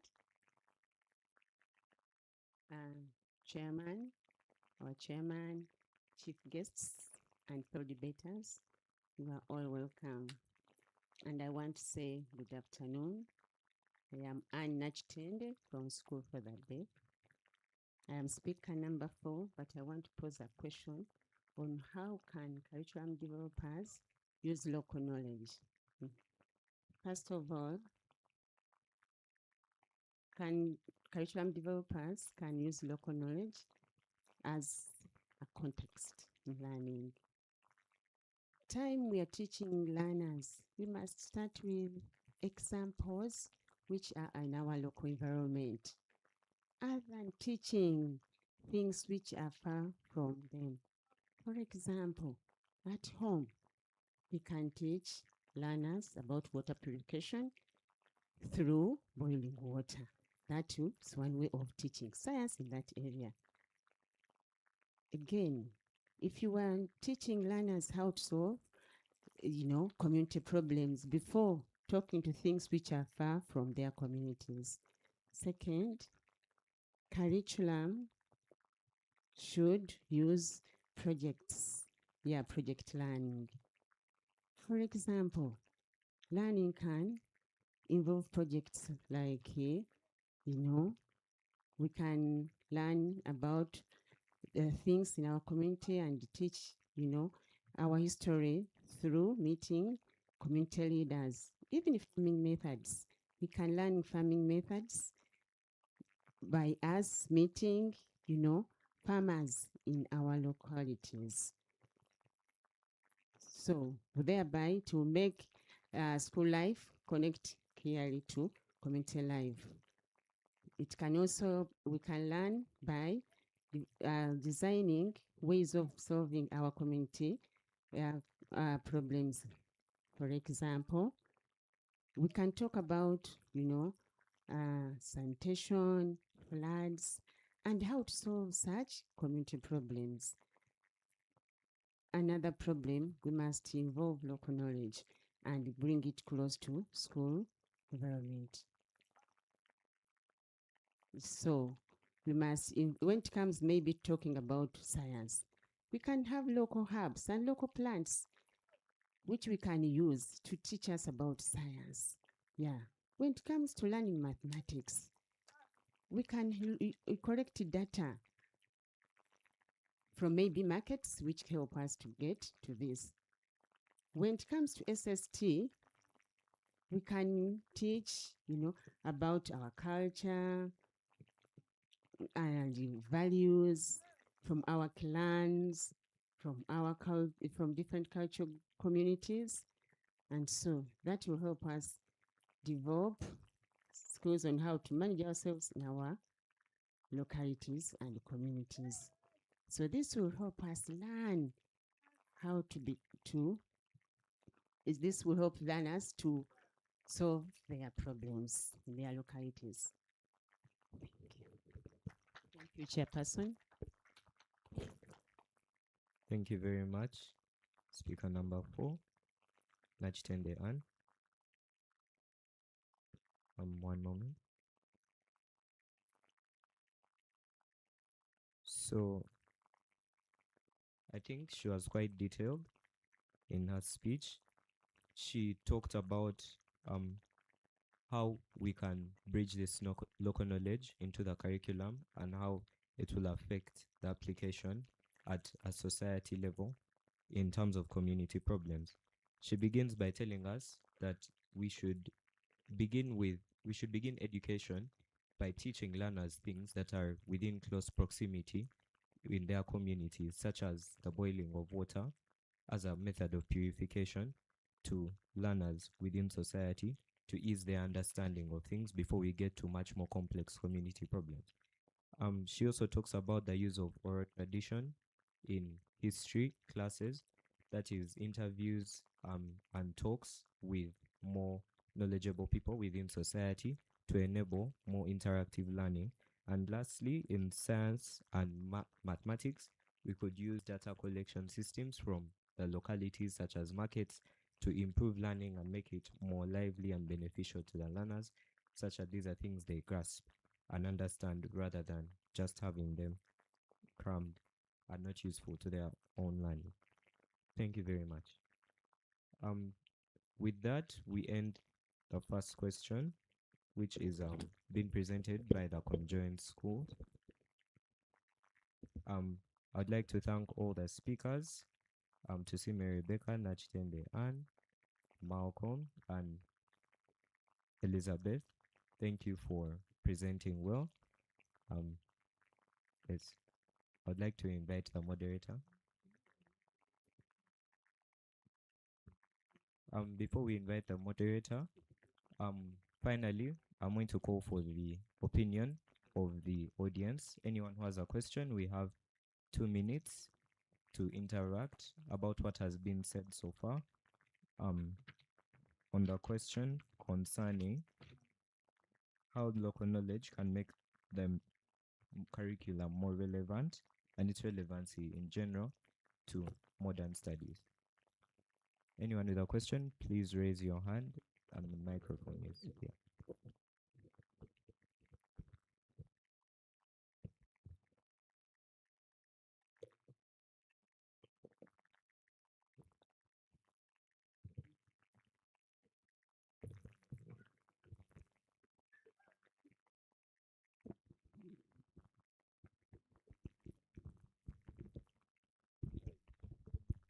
Yes, good afternoon, everyone. My name is Paul Kasulu. I'm a human resource officer. I've just recently joined NCDC. Now, what I want to submit is that if you look at metaphors, learning through metaphors, most of the knowledge we have from our classrooms is based on things that are not in our local context. But if you start saying that maybe doing a certain thing is like ABCD, by comparing that thing that maybe doesn't exist in the usual theory that we have in class, by relating it to something that actually we see at home or that we do locally in our environment, we are able to relate what we study in class with the knowledge from our local environment. And because we are born here in Uganda and grow within the environment in Uganda, it becomes easy to learn things by relating them with the things we see at home or the things that are in our environment. Yeah? So for example, if you're talking about snow, a Ugandan child will never understand what you're talking about if they've not been abroad. But if you tell them that maybe it is like snow is as white as milk, because we have cows here, they're able to relate. So class should not be far away from what we do, because we're able to learn better by relating to the things that we've grown with or that we understand. That is my contribution. Thank you. Thank you, Mr. Paul.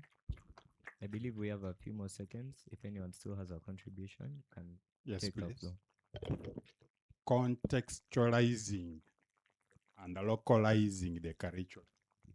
Thank you for the presentation. I am quite obliged that the local is coming in to back up the competence-based curriculum, in a sense that I believe that there are certain aspects of local methods that have been portrayed in the way back ago. For instance, like distillation. In chemistry, I believe you've learned about distillation, but there is a local way that is portrayed in the local settings, which I believe that as a student, once you get to understand the technicalities that are involved in a local format of distilling alcohol, for instance, the Muslims will excuse me. So I would say that if you integrate the skills gained from or got or understood or conceptualized in the local setting, how do you translate the skills into ways of doing it with the scientific facts that are there and the scientific methodologies that are being adopted in the technological formats of distillation? So with that process, the output you will get will basically incorporate the local knowledge and then the competence you've gained. I submit. Thank you, Mr. Singh.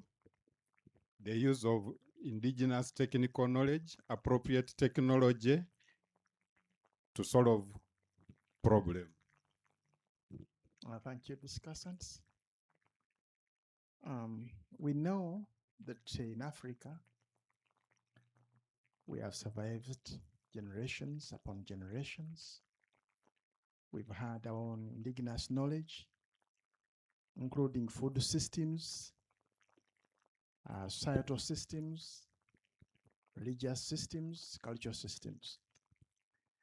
While I do appreciate the use of local knowledge in education, the biggest question that rings in my mind is how shall we be able to get that knowledge? I think there is a missing link. The missing link is how are we, and before I continue, you know that most of this knowledge is with the elderly people, whom we consider uneducated. They've not gone through classrooms. They do not have university degrees or diplomas.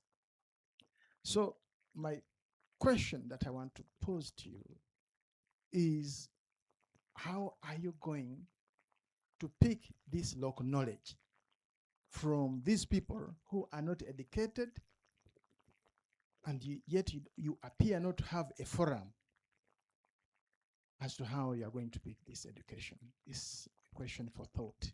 Thank you. Thank you, Mr. Query. Picking knowledge and information from people who are educated but not schooled. Because as long as you have knowledge, you are educated, but they are all not schooled. So, question to all of us. So do we have the last hand if it's there so that we get moving? Yes, Mr. Kello.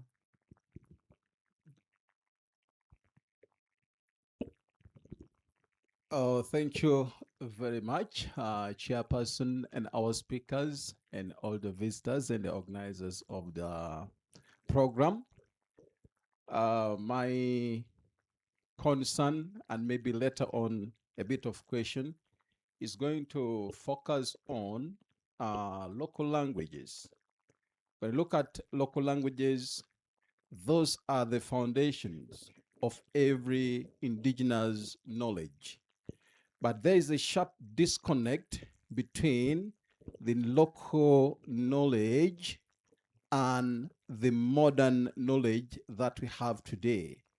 Then how best can schools bridge the gap so that local knowledge is not just look at as local knowledge, but a gap that should be bridged to inform our knowledge of the best pharmacists we can have in the country, so that in future we don't rely on pharmacists whose work is only prescribing drugs from India, drugs from UK, because if we look at local knowledge, the names of those herbs are better packaged in the local language, and there are no such equivalents in English. How best can this be actually bridged so that we have that transition of our so-called pharmacists who are real pharmacists, not dispensers of drugs? Thank you.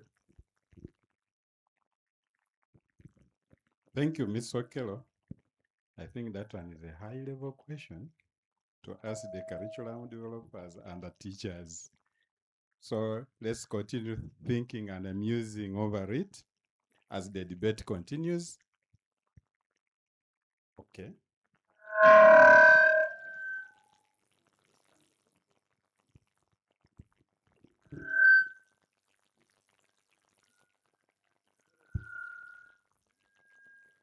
Okay, thank you so much, the moderator. I have a question.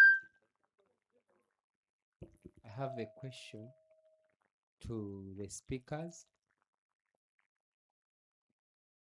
For example, they talked about preserving the wetlands, and they also talked about the the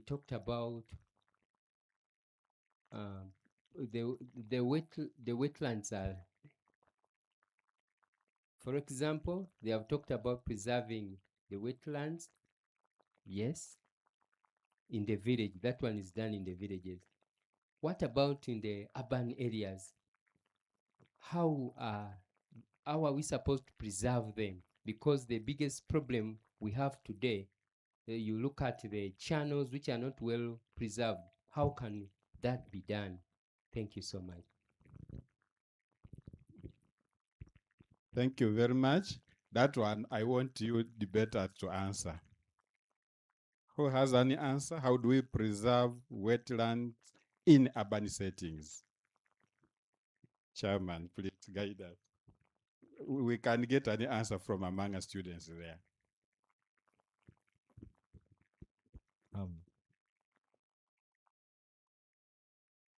Is anyone willing to answer?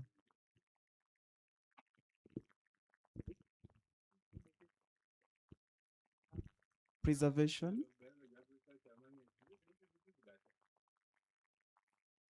How can we preserve the environment, the wetlands in urban settings?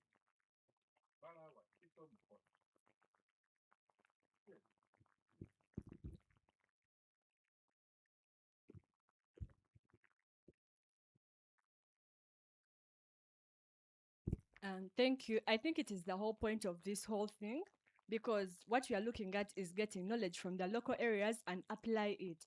That is what he talked about linking. So the thing that we shall do is to get what is done in the local areas and apply it in the urban areas, because it is not that what works in local areas does not work in urban areas. They're all wetlands. So what we use there can be used even here. It's just a matter of getting local knowledge and applying it in day-to-day life. Thank you. Thank you very much. Can we give her flowers?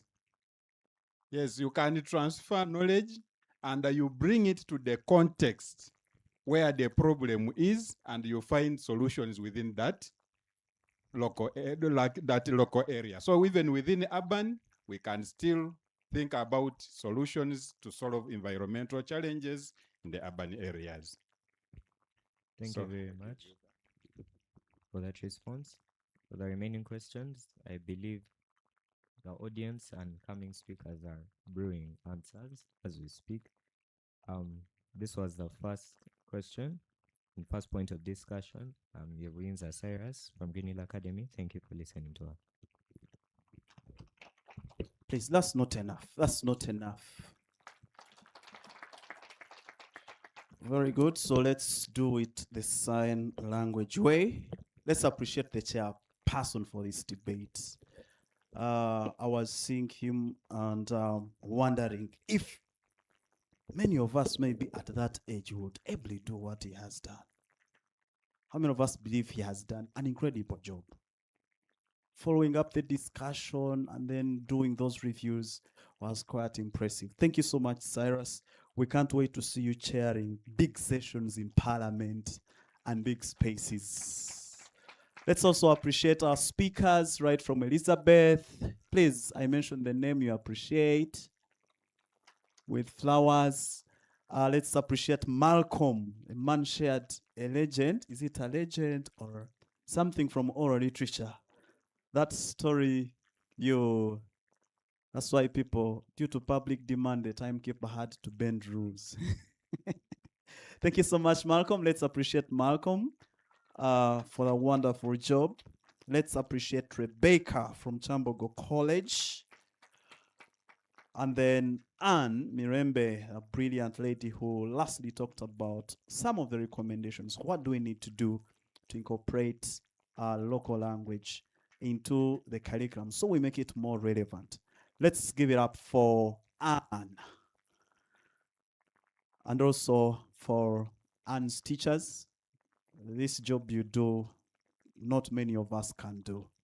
Those that are supporting to interpret in a language that most of us may be listening to. Okay, thank you so much. We clap them as they leave stage. And as we usher in the second session.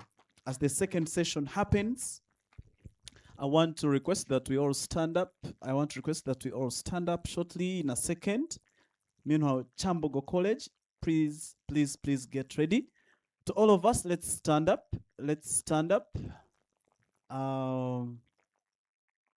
Someone is saying stretch. So I want you to challenge your neighbor to stretch in your own way. Challenge your neighbor to stretch in your own way. I don't want to give something you are not able to do. So challenge your neighbor to stretch in their own way, or you can help them stretch. I don't want to give an instruction that is not convenient for someone here. Okay, done stretching. Breathe in, breathe out. If you can put your hands up, hands down. So the next thing, whichever part of the body I mention is what you touch. Touch your head. Touch your stomach. Touch your knees. Touch your ears. For the last drill, what I touch, don't touch what I touch, touch what I mention. Is the instruction clear? Don't touch what I touch, touch what I mention. Okay, we go. Head. Ear. Stomach.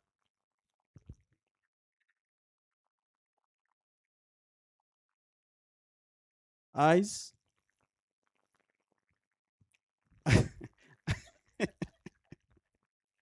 Thank you very much. Let's sit. Let's sit.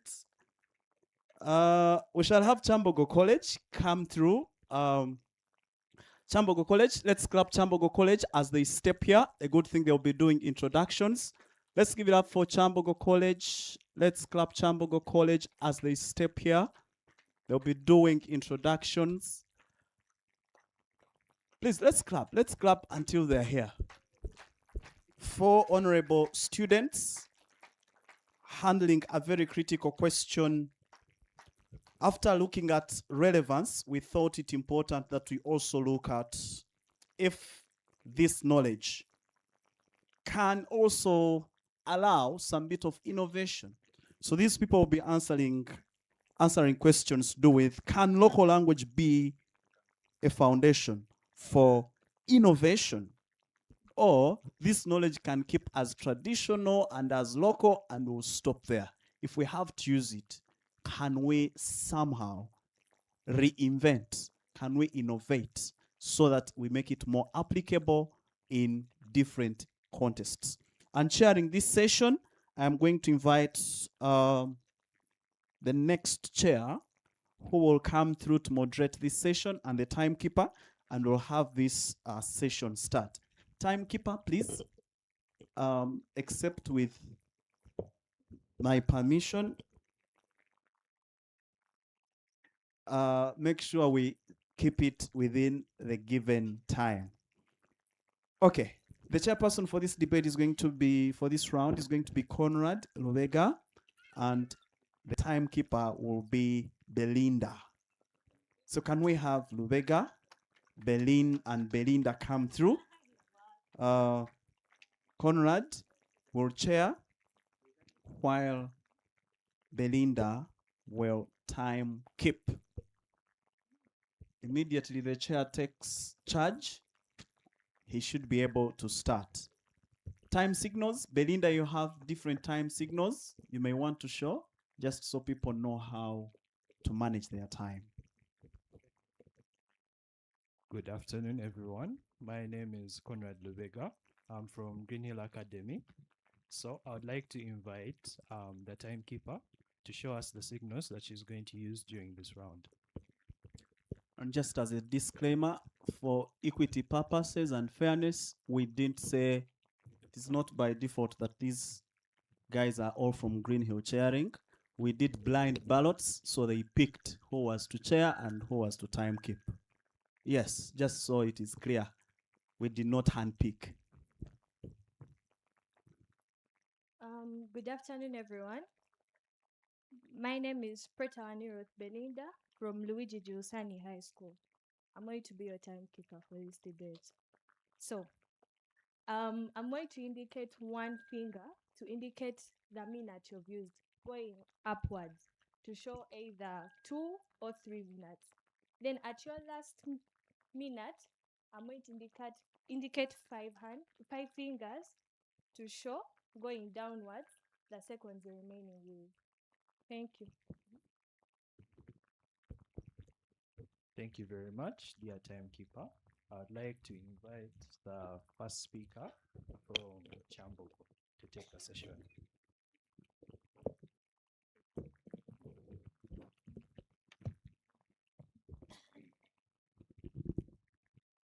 Good afternoon, ladies and gentlemen. My name is Namara Sandra, a student of Chamogo College School, and I am more than honored to have been given the chance to share on this very important day.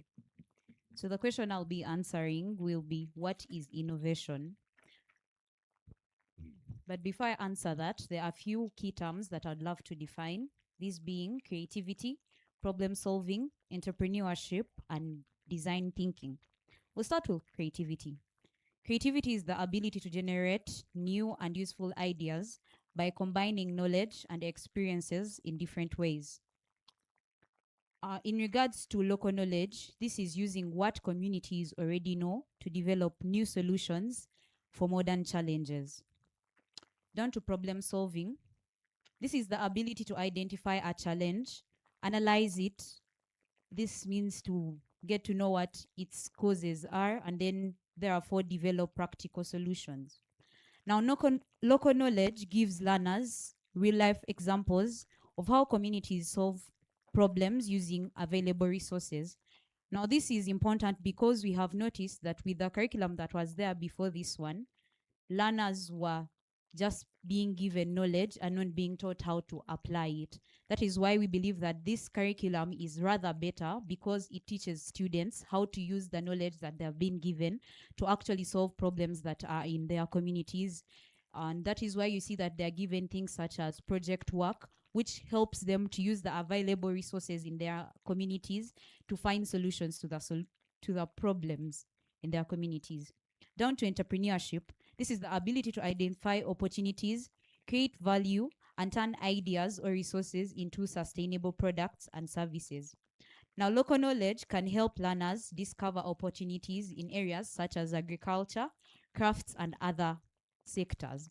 Still linking it back to project work, if you've been in a secondary school that has effectively applied the new curriculum, you get to understand that, oh, they actually have projects there, that you find students using empty bottles to make things such as artifacts, to make things such as dustbins, which we believe is very beneficial. I'll go to the question, does innovation necessarily mean importing new ideas from outside? To this, my answer is no. Innovation does not necessarily mean importing new ideas from outside. Now, I believe that innovation means generating improving and adapting ideas to produce better solutions to a problem. An idea can come from local knowledge, traditional practices, community experience, or the creativity of learners themselves. For example, in Uganda, farmers had or have a traditional way of conserving food. This we have been taught that, oh, for fishermen, when they get the fish, they sun dry it and keep it for a longer period of time. But then, if you've looked at modern technology, you get to understand that people no longer sun dry fish. Rather, they use things such as refrigerators, which is more efficient and more hygienic, which we believe is better. That is why we believe that indeed local knowledge is not bad and it can be integrated into the curriculum if it is not considered to be rigid. If it can be changed and adjusted to the modern world that we are living in, then it will be beautiful. With that, I end by saying innovation is not the mere importation of foreign ideas. It is the ability to improve existing knowledge and create solutions that respond to our own needs. Therefore, local knowledge should not be viewed as outdated. It can be the starting point with which new innovative solutions are developed. Thank you very much. Thank you very much for that lovely speech. To highlight on what she has said, she has talked about some key definitions, including the hard definition of creativity, where you use new solutions from already available materials to solve problems that are in the community. The use of innovation, whereby she gave us an example from how we have food preservation that already occurs in Uganda, and the whole idea of innovation being present in the country is that it should be present, but it should be something that should be flexible and adaptable. Whereby she gave an example by preservation occurring with use of fridges.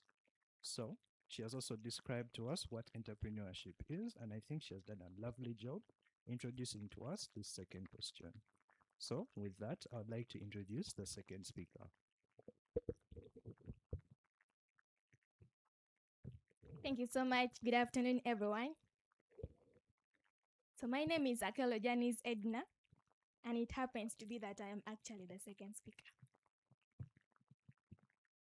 So my main point of view from here is actually going to be based on proving to you how local knowledge is actually not old-fashioned. And then the main question is, how can learners study that problem and develop an improved solution? So I would like us all here to actually have a mental flight right now to Nigeria. Though our first speaker actually disagreed on the issue of innovation not being imported from another area, but I want us to have a mental flight to Nigeria right now. You know, take a good look at Nigeria. Let's look at their cultural wares. Let's look at their movies. Let's look at how they're so rich into their tradition. Let's look at how they've really embraced their culture. Let's look at how they've taken local knowledge to be so priceless, and they've really taken it to heart. They've embraced their culture. They've looked so deep into their culture. Take a little bit look at the Igbo language. Some of you can even make a sentence right now in the Igbo language. Why? Because you've actually watched their movies. They've decided to sell out their culture to the outside world. Why? Because they've understood their local knowledge. They just woke up one day and decided to sell out their knowledge. They picked up cameras and decided to make movies of their tradition, of their culture. And that's why Nigeria is actually internationally well known for its beautiful culture, for its richness in the culture. Now, get your passports and come back to Uganda. For this is where we are right now. Let's come back to Uganda. We're in Nigeria, right? It was fun, it was nice, it was actually so enticing. Let's come back to Uganda. So in Uganda, it happens to be that you actually tell me to sit all day in class trying to figure out the value of X. Solving multiple series of equations that I may not know whether I can actually get the rightful answers. Trying to figure out the value of X when I actually can't figure out the value of LOH. For LOH is actually loss of heritage. So local knowledge is not old-fashioned. That's why I first took you to Nigeria and brought you back to Uganda. Now in Uganda, let's have a flashback of COVID-19 period. We all remember COVIDX, right? Do you know where COVIDX came from? Do you know how it was actually? Do you know how COVIDX just came in? Like, it's actually recognized in the whole world. Everyone used that COVIDX. The Chinese, the Indians, the Americans were actually seated in labs trying to figure out the vaccine of the COVID-19. COVID-19. They wanted to find ways of curing ourselves. But what happened to Professor Patrick Ogwal? He just had to use his local knowledge. He understood his heritage. He understood his local knowledge and decided to come up with COVIDX because he knew the herbs that were actually responsible for the curing of those things. He just combined them together, used his local knowledge, and decided to make COVIDX that actually solved our solution. So local knowledge is actually not old-fashioned, but a pivot of all fashions. Local knowledge is the basement of the ultimate understanding of our societal problems. Local knowledge is the mother of all inventions. Local knowledge is the basis of understanding our culture.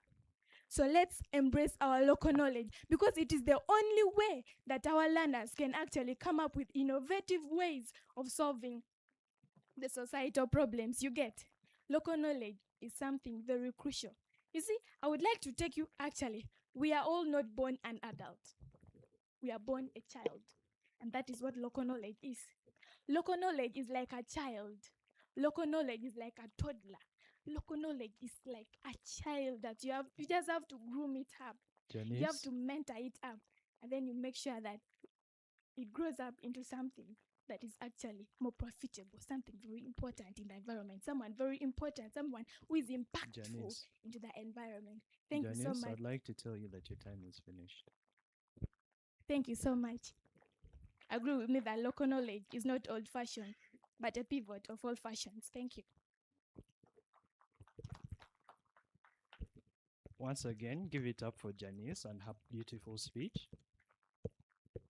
So, just to give you a quick highlight, she said, with a lovely reference to the use of passports, I felt myself in Nigeria experiencing the Igbo language and all of the different clothing and traditions that they have used their local knowledge and their traditions by globalizing it, by attaching it to Nollywood. I'm pretty sure some of us have watched some Nigerian soaps and everything, right? We have experienced Nigeria's tradition and local knowledge being applied to the on a global setting. So her question was, okay, the way she presented it to us was that if we have been capable of doing something like that with the production of COVIDX in Uganda, what stops local knowledge from being the new fashion that we see in the world? Yes. So I'd like to invite the third speaker to take a stance on that in that opinion. Thank you very much. A good afternoon to you all. I'll be answering the question of, can local knowledge hold innovation back? Can local knowledge hold innovation back? Ladies and gentlemen, my name is Gakunzi Samantha from Chambogo College School. And no, local knowledge cannot hold innovation back, since it is one of the greatest backbones of Uganda's foundation. Because it is built on generations of experience, observations, and adaptations to our environment, it cannot hold innovation back. But however, when local knowledge is treated as unchangeable, it holds innovation back. Resistance may arise when communities fear losing their identities, mistrust new ideas, or believe that traditional ways are always superior.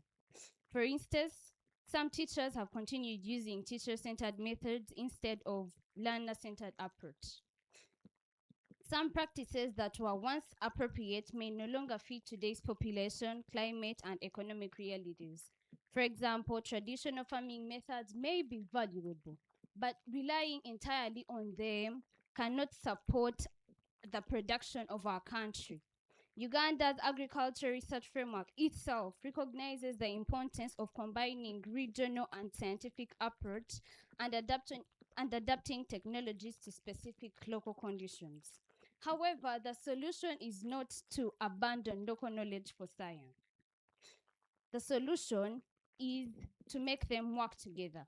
Technological limitations such as poor internet access, expensive equipment, limited electricity, and inadequate research funding can limit the community from creating innovations.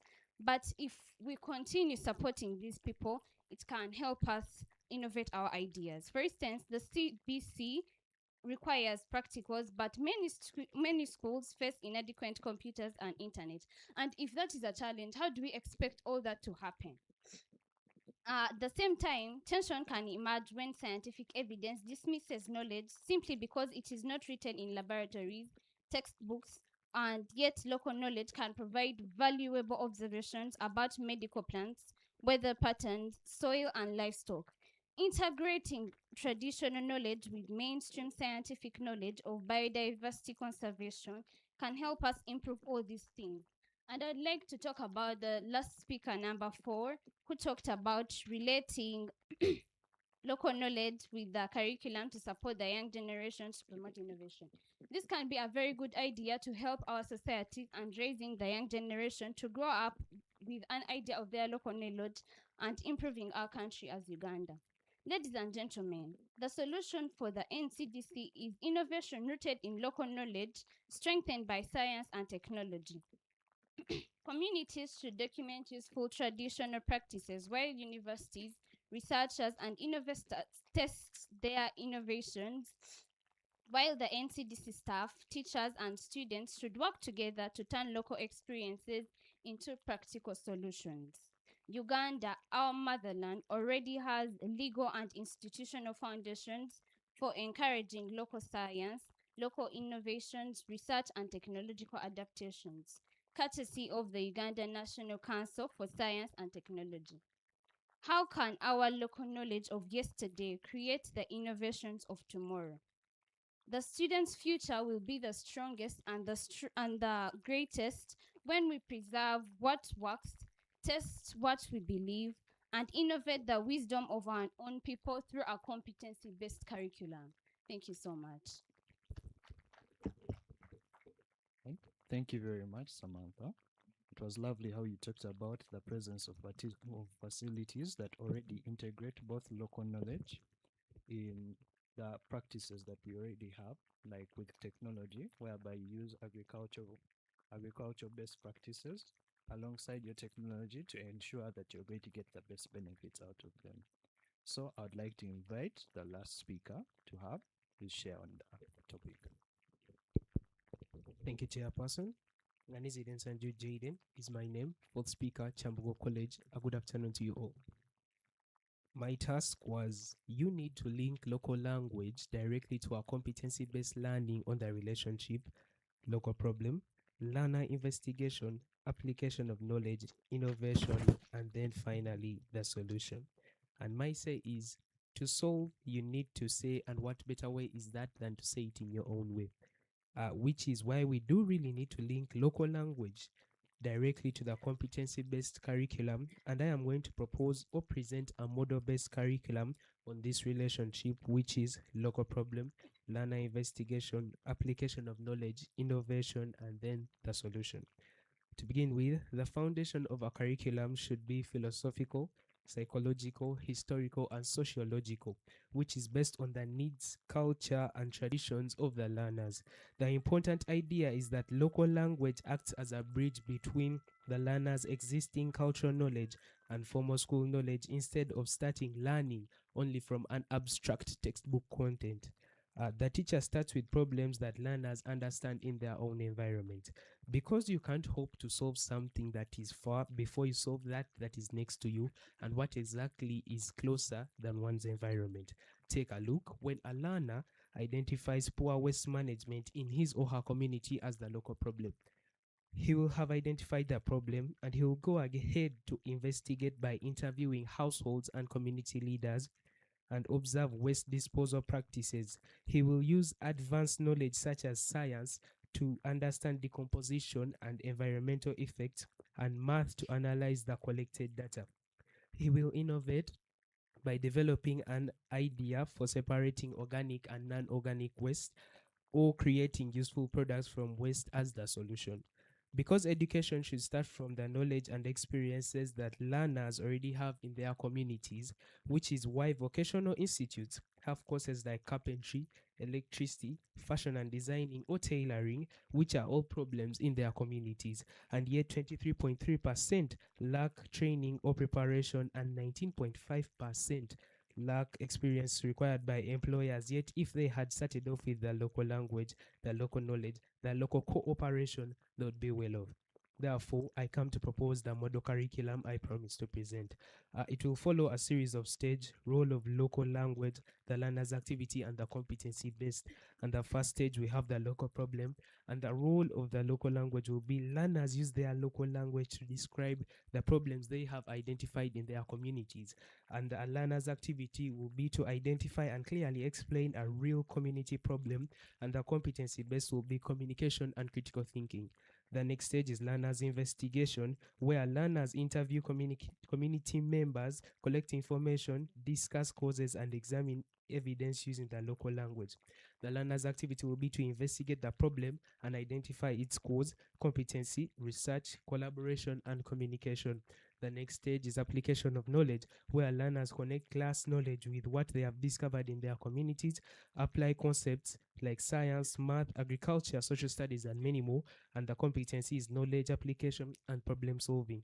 The next is innovation, where learners discuss and generate new ideas using familiar local concepts and experiences. The learner's activity is to design or propose a new method or product or approach. Competency based is creativity and innovation. And then finally, a solution, where learners explain, test, or improve their proposed solution using local language.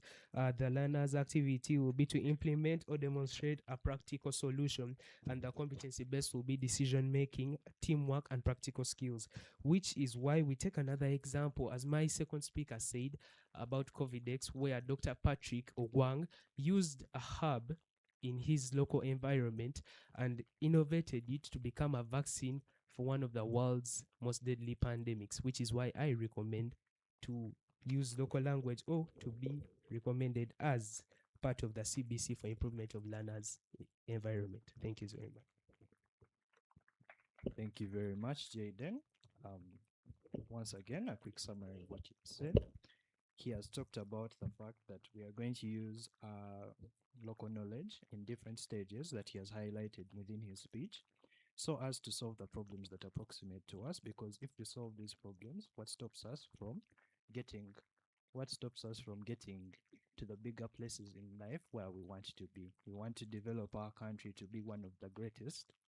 What exactly does that require? It requires us to use our local knowledge in addition to our application, to the application devices that we have, like technology, the internet, and so on, so as to fix our own local problems and go on to the next stage.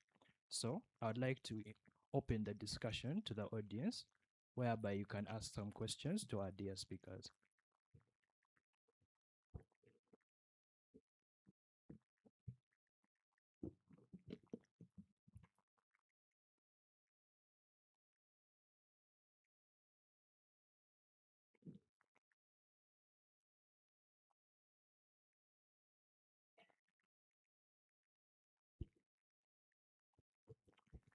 All right, thank you very much. I remain Conrad Lubega, and this is the end of the second session. I'd like to invite the moderator to continue. Let's clap Conrad Lubega for the wonderful job. Well done. Okay, for the students, you must have heard the bell. Please keep calm. That bell was for people who are somewhere else, not here. To the rest of us, we may not understand that language of a bell. But I know for the students we have, that bell communicates lots of things. Thank you so much, Chambogo College, for taking us through this question, trying to create a link, but also providing a model. If you are a teacher, would you take such an activity in a classroom? I like part of their recommendation and the model they present, how we can integrate local language, but can it work alone? That's also a question. If we are discussing, we are assuming it's a classroom situation. Is it possible, maybe too practical, that we can have a local language used all through, or at some stage we may have to integrate other languages so we make it more inclusive? But that was really brilliant, suggesting how we can use local language. So I think, Doctor, they partly answer the question, where do we get the knowledge? We go to these communities, talk to them in the language they understand, get that knowledge, bring it to class. We discuss it and try to get what practical things we can do to solve these problems. Thank you very much, Chambogo College. Let's give it up for Conrad, who has chaired this session. Let's give it up for the timekeeper for the wonderful job, Belinda. Belinda, right? Yes. And to our honorable speakers here, they have shown you, they have done research, and people using data, percentages. That's very important. They didn't just talk about math. They have shown us that research has been made. Thank you so much. Let's give it up once more for Chambogo College as they resume their seats. Now, I don't know where you are, if you still have your passports. Which country? Which was our last destination? Uganda, eh? Me, I am taking you to Chambogo Hill, so please, you don't need a passport. We are going to fly so fast and get into the next part of this debate, and it's the second last. It's the second last. So in case you have any questions, we would continue to encourage you. Challenge these young people. We have said we agree and disagree. We agree and we can disagree in principle, but not in person.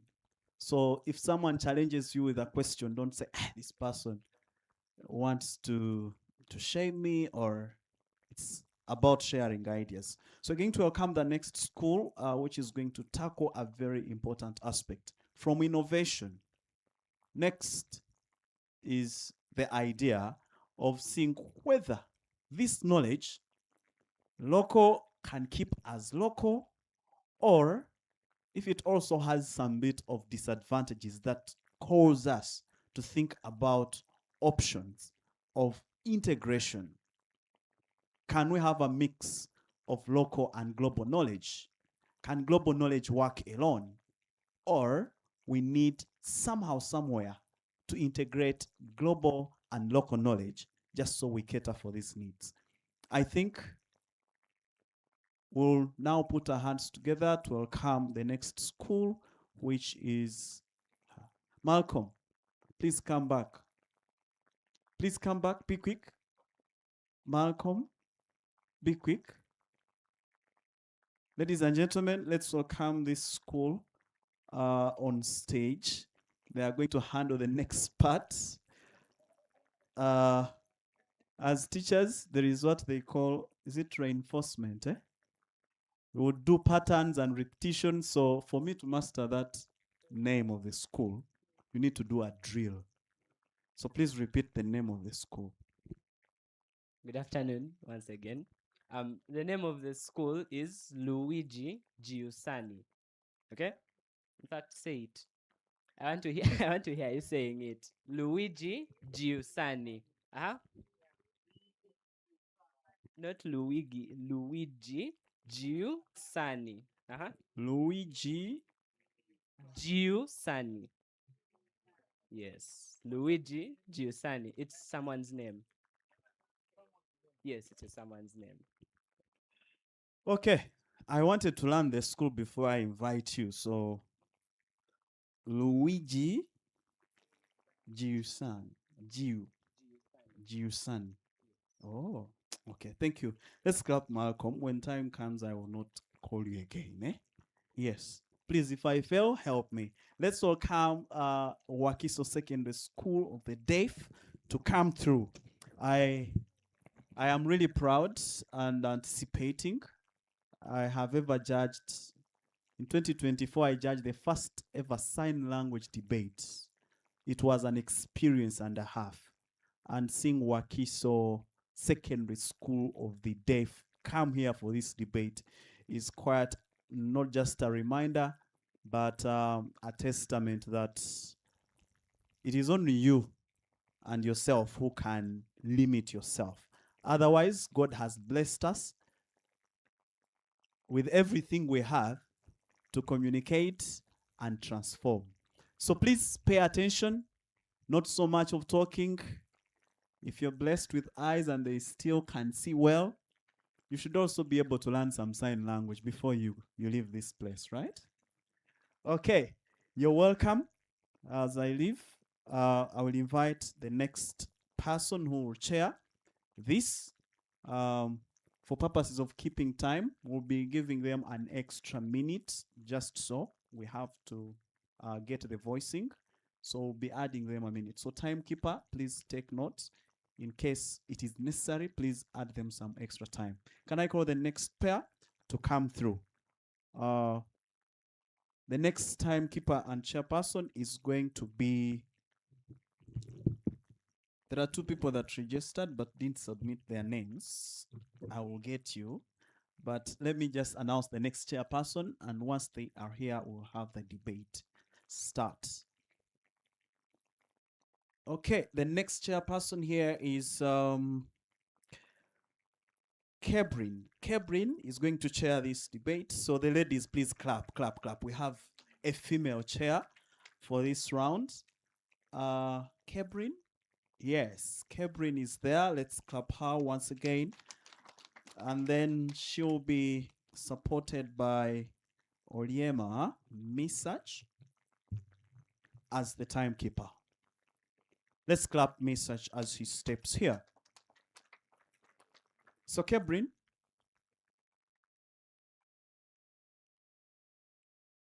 in case you picked a ballot that was supposed to make you a chairperson or timekeeper and you didn't write your name here, I request that you do that. I have Molonge here, which is okay, but the rest I don't, and Okwil Emmanuel. So chairpersons, I still don't see you. Please, as they present, make your way here. Chairperson, are we good? Can you greet us in sign language? You can't? Oh, you can say hello in sign language? Yeah, good, good, good, good. You can say it's okay? Okay. We hope by end of the session. Please, you may not want to do the reviews as has been the case, just so we are able to make and mark time. Okay, good. Good afternoon, everyone. My name is Mwambu Kebrin Maria. I know it's a really complex name, but it's Mwambu Kebrin Maria. And I'm going to chair this debate. So on floor, we are having Wakiso School of the Deaf, and I welcome the first speaker on floor.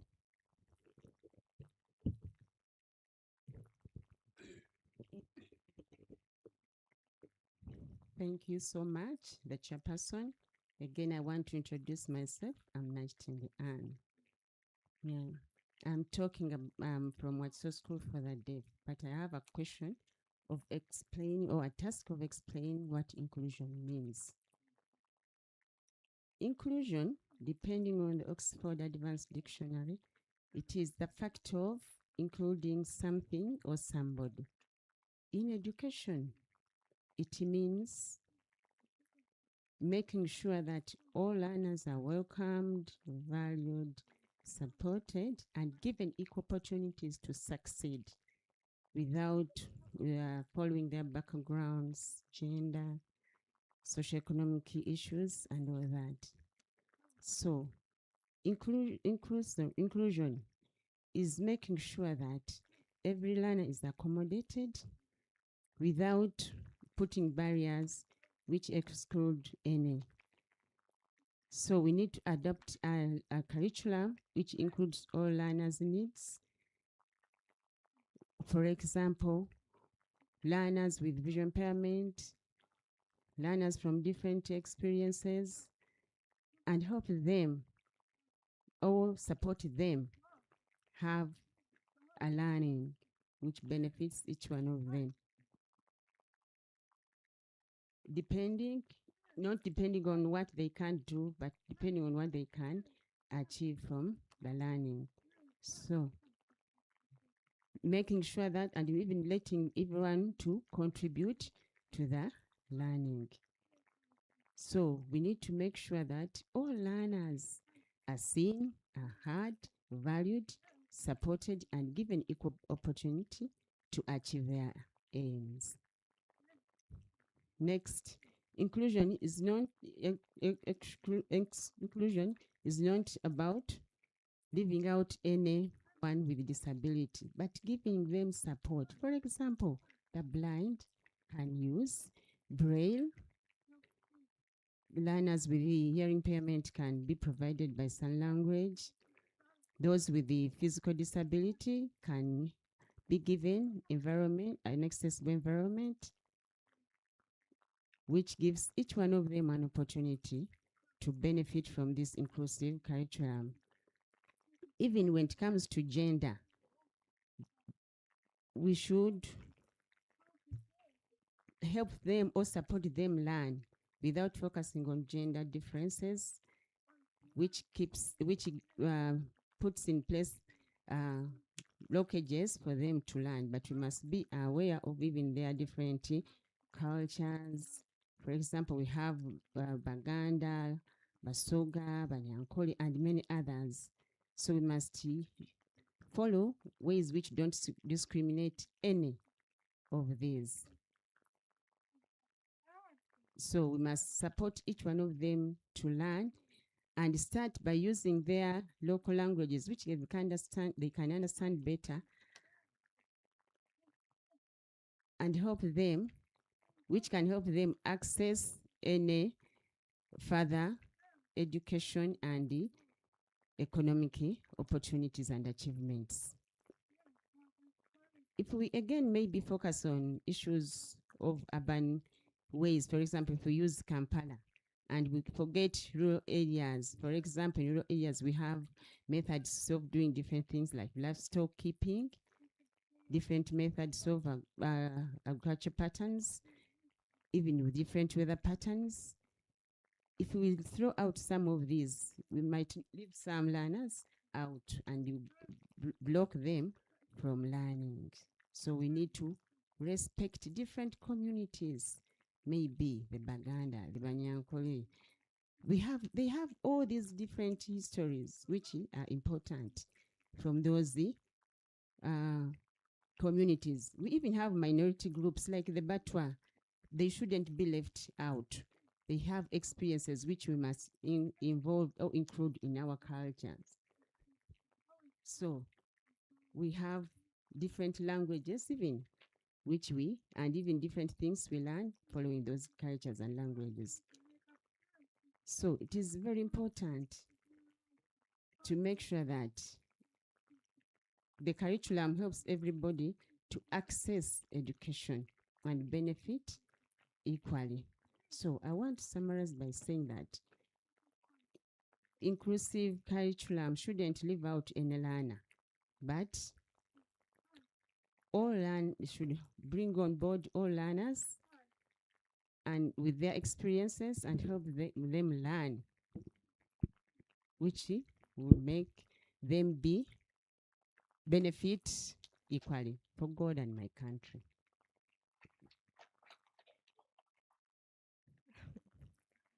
I don't know what to say, but I'm really pleased by the speech. It's so inspirational. I really think the first speaker, Nachitende Anne, because her speech it had a few words, very keynotes that we shouldn't forget. Like, we should include all the other cultures and learn from them, because we all have different experiences. This is really a take back home. So we welcome the second speaker. Thank you.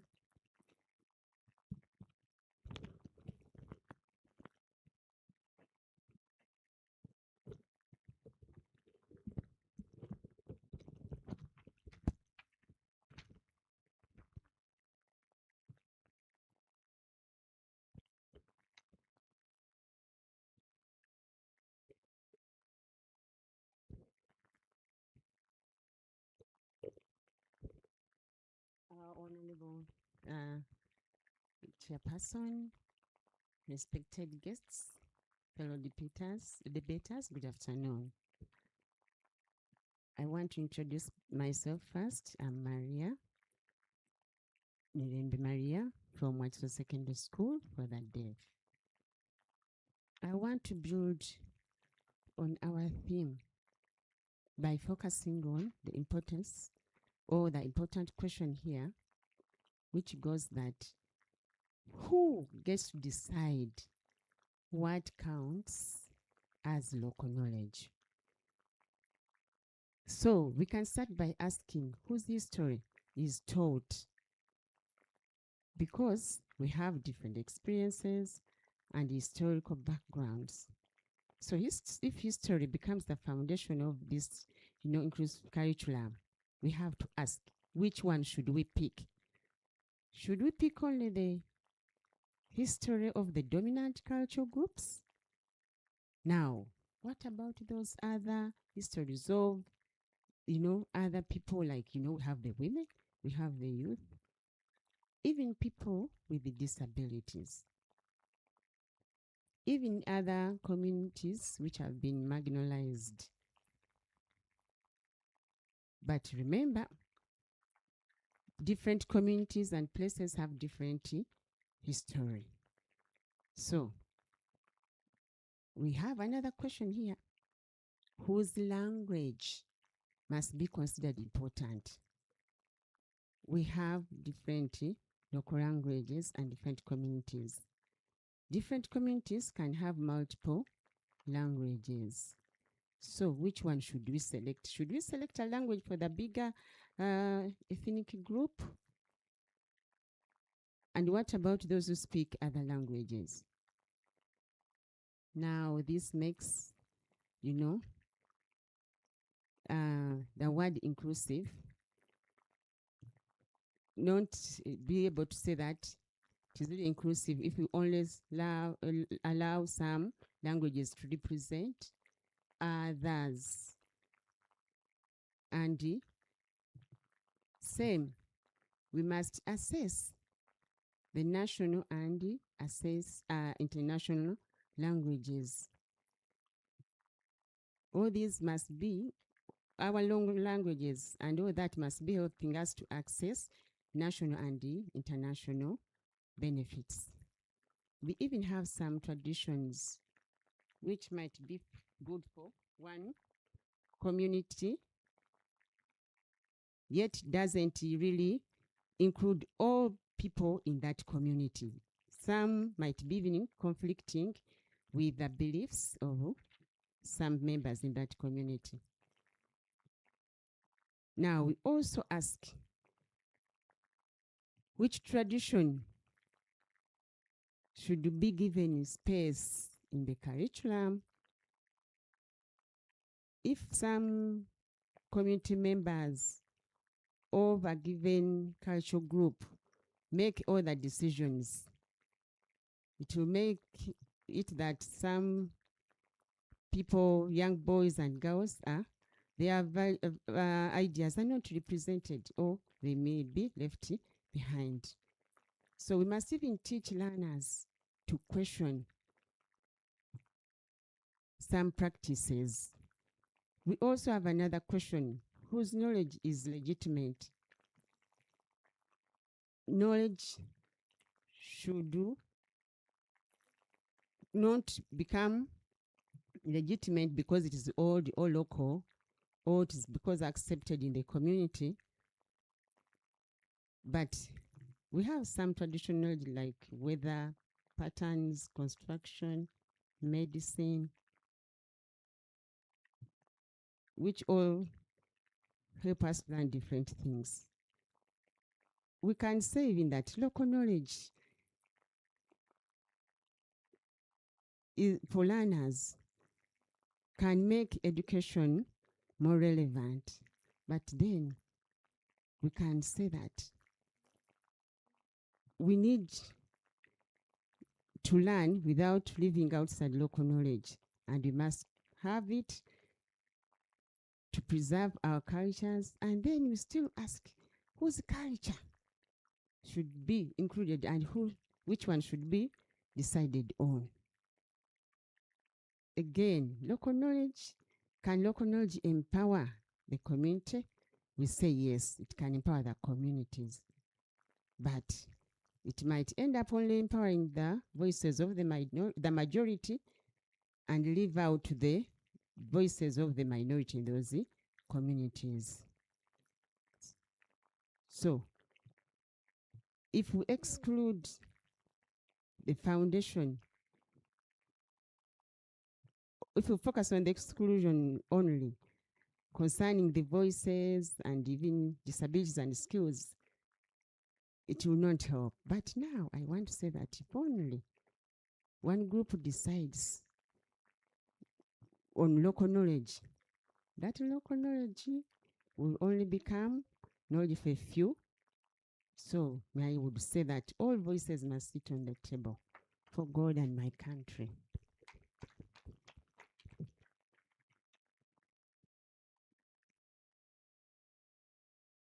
Thank you so much, Mirembe Maria.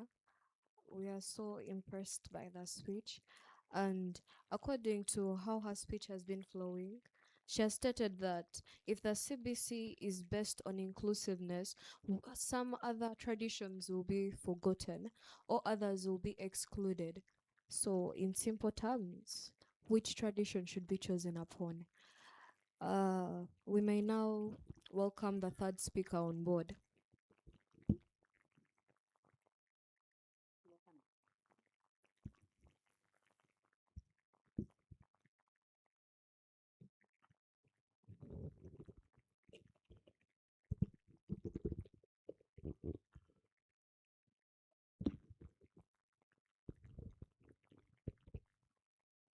All respected visitors, fellow debaters, ladies and gentlemen, good afternoon. I am Pamile Gilbert from Watso Secondary School for the Deaf. As a third speaker, I want to talk about this question of can local knowledge itself be exclusionary? We have truly some knowledge and some cultures which are exclusionary. For example, we have some cultures which can't allow girls to do some work like carpentry, yet girls are more like any other person. Again, we have some cultures which say women cannot be leaders. But remember, we have our local example here. The vice president is a woman, Honorable Jessica Alupo, meaning that women can lead. So, if we include that in our culture, it won't be good knowledge, but we must include we have to focus on inclusion. Again, they say women cannot be in positions of leadership. Still, we have our where we have honorable MPs who are ladies, and we even have people who represent people with disabilities. So we have many people who are there in the parliament representing us. Second, have something to say on linguistic exclusions. In some cultures, people feel so proud about their languages and they forget other people and they forget other people's languages. For example, these people who feel so proud can end up marginalizing others. For example, if you have disabilities, for example, the deaf, and we don't focus on sign language, it means we've discriminated those who use sign language. So I say that sign language must be included and we must use sign language as learners with hearing impairment so that we can all be fully included. Another comment, yeah. I want to talk about local knowledge.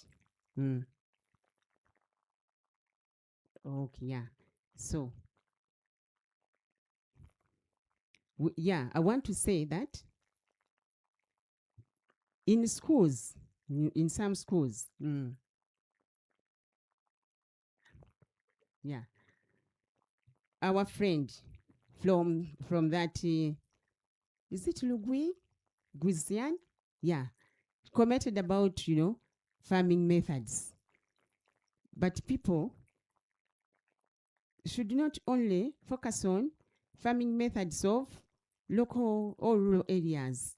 We can have some farming methods which fit the people in urban areas. We have local ways which we can use, which we might be knowing. But what about those in urban areas?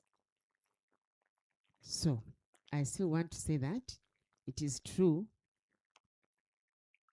Some local knowledge might not be good.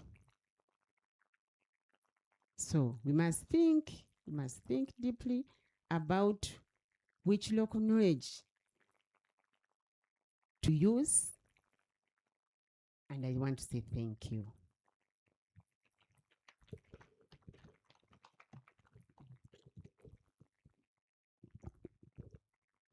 Thank you so much, Mpamire Gilbert.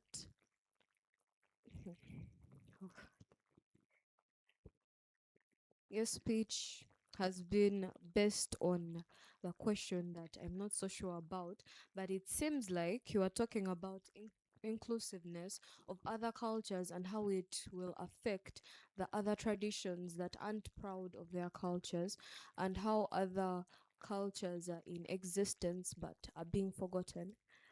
So you also talked about there being female leaders, and yet some cultures do not favor the female gender. Some say that we the females aren't supposed to lead or do carpentry, whereby according to the modernized world, it's so out of bounds. And thank you so much. Let us welcome the next speaker on board.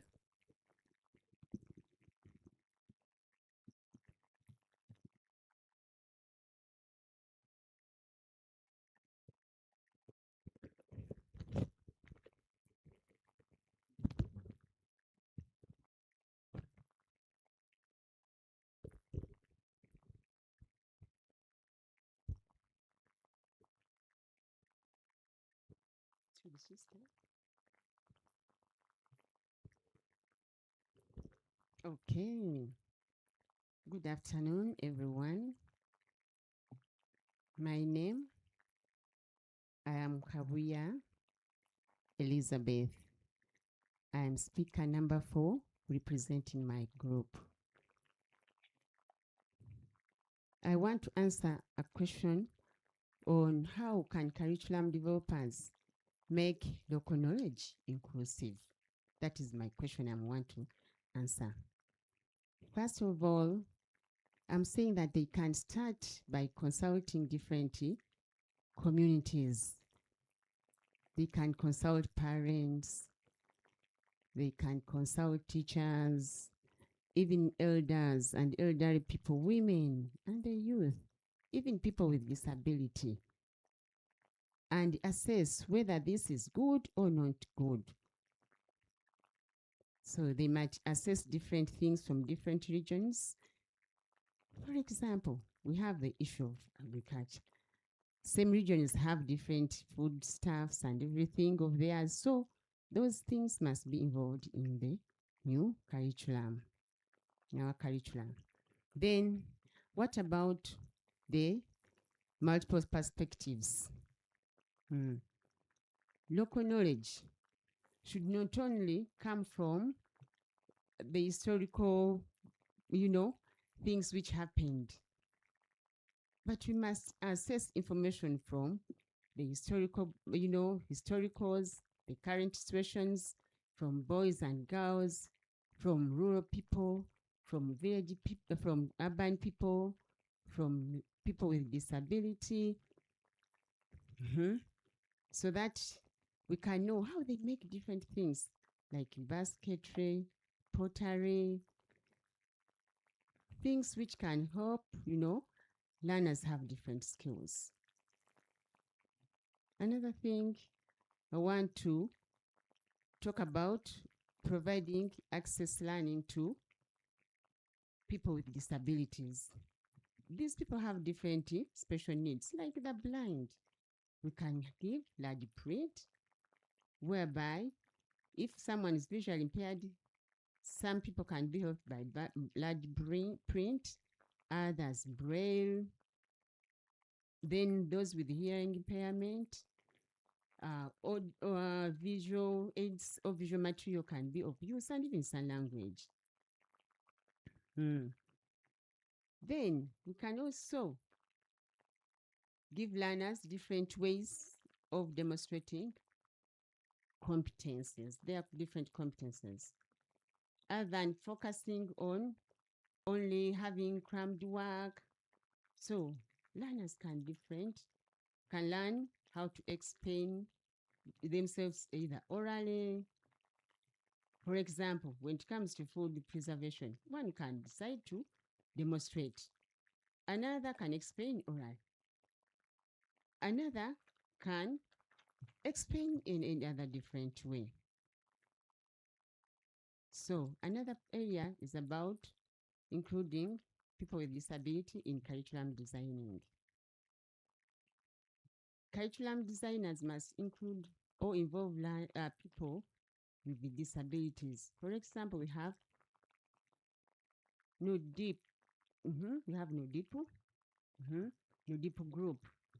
Themselves can assess and help us to know how learners with disability can access knowledge and which materials can be used to support them learn better. We even have, learners with the minority voice, or people with the minority voice. So in curriculum development, we need to ask different communities. We need to ask different communities and get them involved. Their ideas can be assessed and be involved or included in the curriculum. So I want to conclude by saying that if only one committee is involved, it means that the minority are left behind.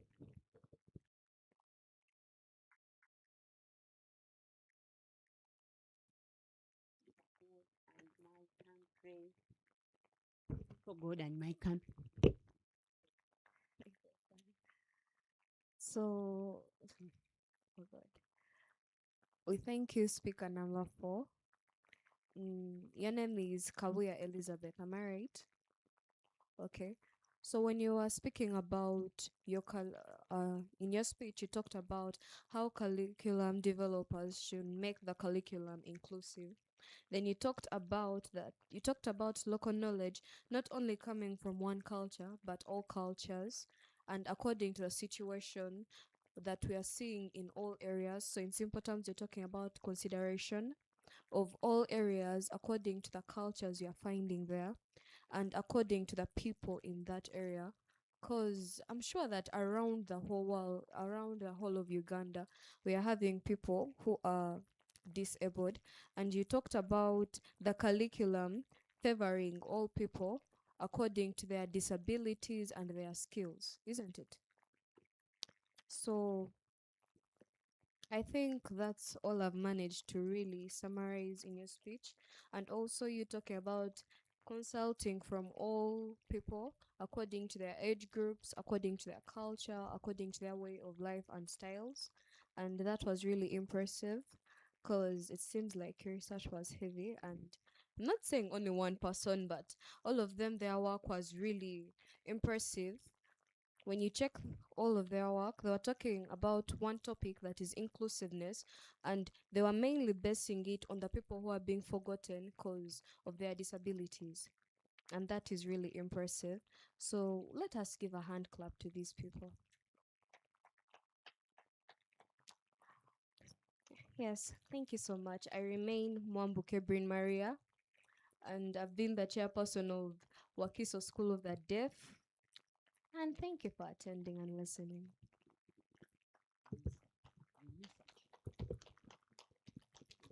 Let's give it up for Kebrin. Let's clap Kebrin and Misach for supporting in chairing and managing time for this session. Please, let's clap Wakiso Secondary School of the Deaf.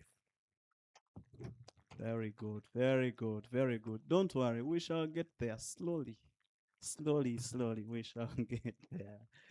Okay, very key. I want to appreciate the team for doing enough prep. Sometimes we say experience is the best teacher. And until recently is when I learned to interpret that. Is it a proverb or saying? I used to think like experience was spending a lot of time.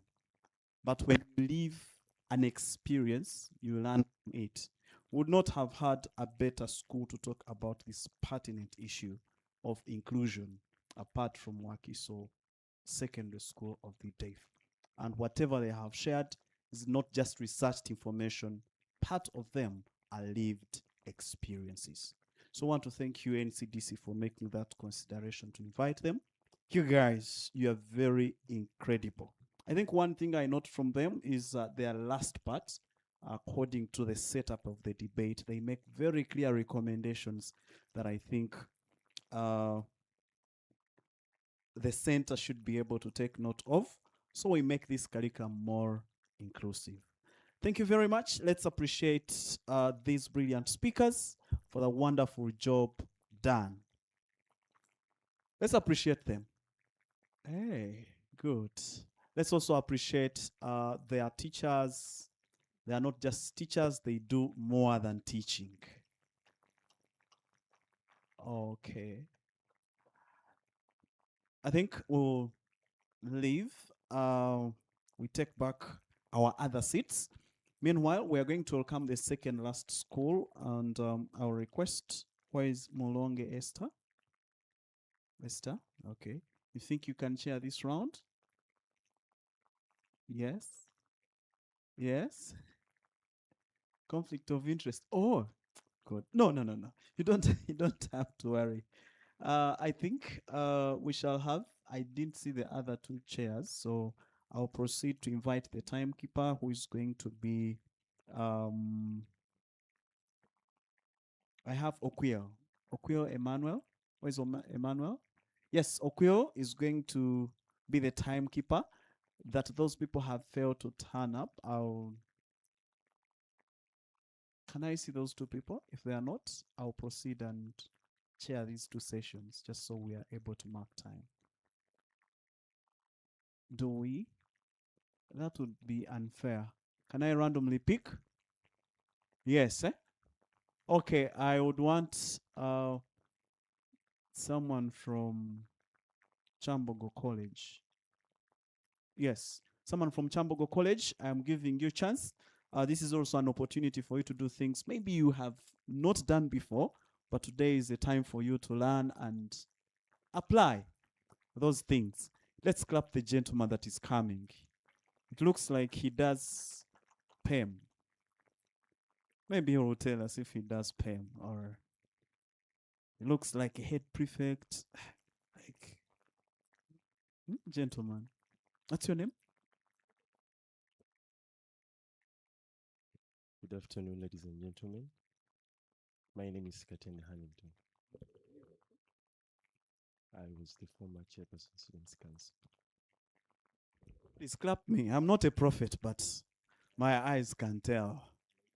I saw him. Hey, you also do PEM. Clap the prophet in me. Okay, Hannington. Yes, Hannington.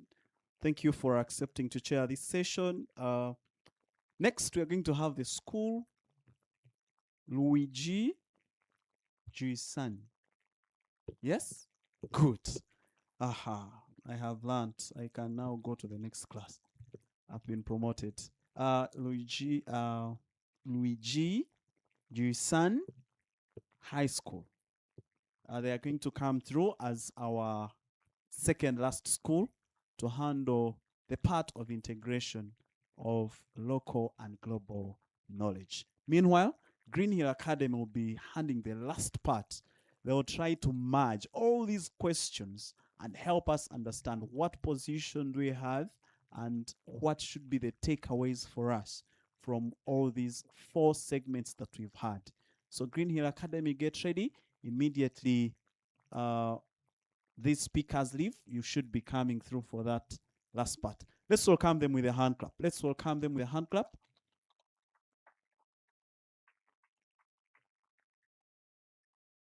Good. I would like to guide and emphasize, especially for this group, that the last speaker should be able to try and give us clearer recommendations, because that's a very, very important part of this conversation. So we are able to take clear takeaways. Thank you very much. I'll hand over to, who is the timekeeper?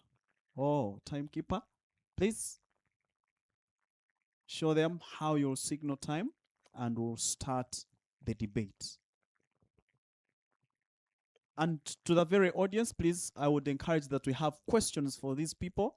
If you won't ask, I will ask. But I would encourage us to engage these teams by asking them questions or challenging some of their opinions from an informed point of view. It's important. Good afternoon. My name is Okwir Emmanuel from Luigi Giussani High School, and I am going to be the timekeeper of this debate or session here. So I'm just going to show these people signs, like after every minute, I raise one finger. After the second, the third, and then when you're approaching the 4th one, I will raise all the 5 and then you stop. Thank you.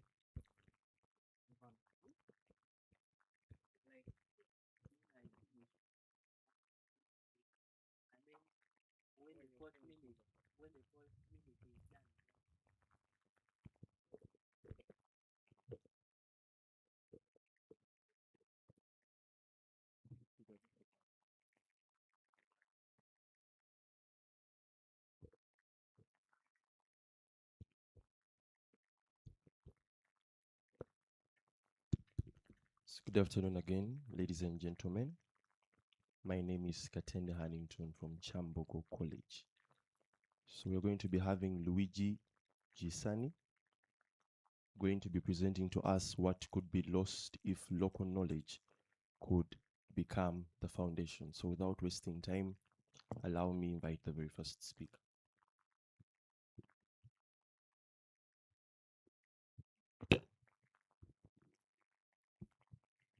Good afternoon, everyone. My name is Adon Ketra, a student of Luigi Giussani High School, and I'm the first speaker. So, addressing the concern, local knowledge, no, what would learners get less exposure to global knowledge if local knowledge is seen as the foundation?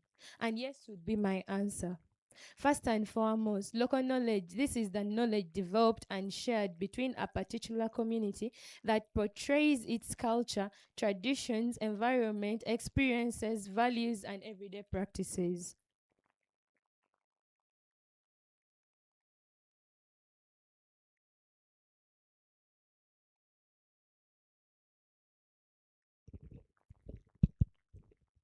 Local knowledge itself as the foundation can mean 3 things. These 3 things are essential basis, dominant source, and starting point. In this case, for the Luigi Giussani High School students, we say it can't be the essential basis or the dominant source, but we want to see it as the starting point for my following reasons. if we look at local knowledge as the dominant source, this simply means that that learning should stand from the ground root of cultures. But looking at Uganda, this is a heterogeneous nation, meaning it has diverse cultures and diverse beliefs and all that stuff. But if we say that local knowledge should be the foundation, with Uganda having diverse knowledges and different beliefs, different cultures have different ways of understanding things. Take a look of the Baganda and the Acholis in the north. The Baganda think if two people conflict, the only way to solve it, they do it in a cultural basis. They do it on basic stuff. So they have the family, they have the clan, and then they have the kingdom level. But then if you look at the Acholis, they have the mat oput method where they call the two conflicting people and then they take a bitter soup from the oput tree. And then this is to chase away the bitterness in them. Just by the mere fact that the two have different ways of solving conflicts means they can't build one global nation. If local knowledge is also seen as a dominant source, there will be total ignorance to science and technology. This is when community cut off from modern solutions, either because they don't know, or because they don't want, or because they don't know how to use it. Look at an old man in the north who would say he wants to take tea cooked from firewood because he claims the tea cooked from firewood smells good than that from the gas. But trust me, yes, it smells good, but what is the logic behind it? There is no science behind that smell that is on the tea. Okay, for another example, look at a mother who will take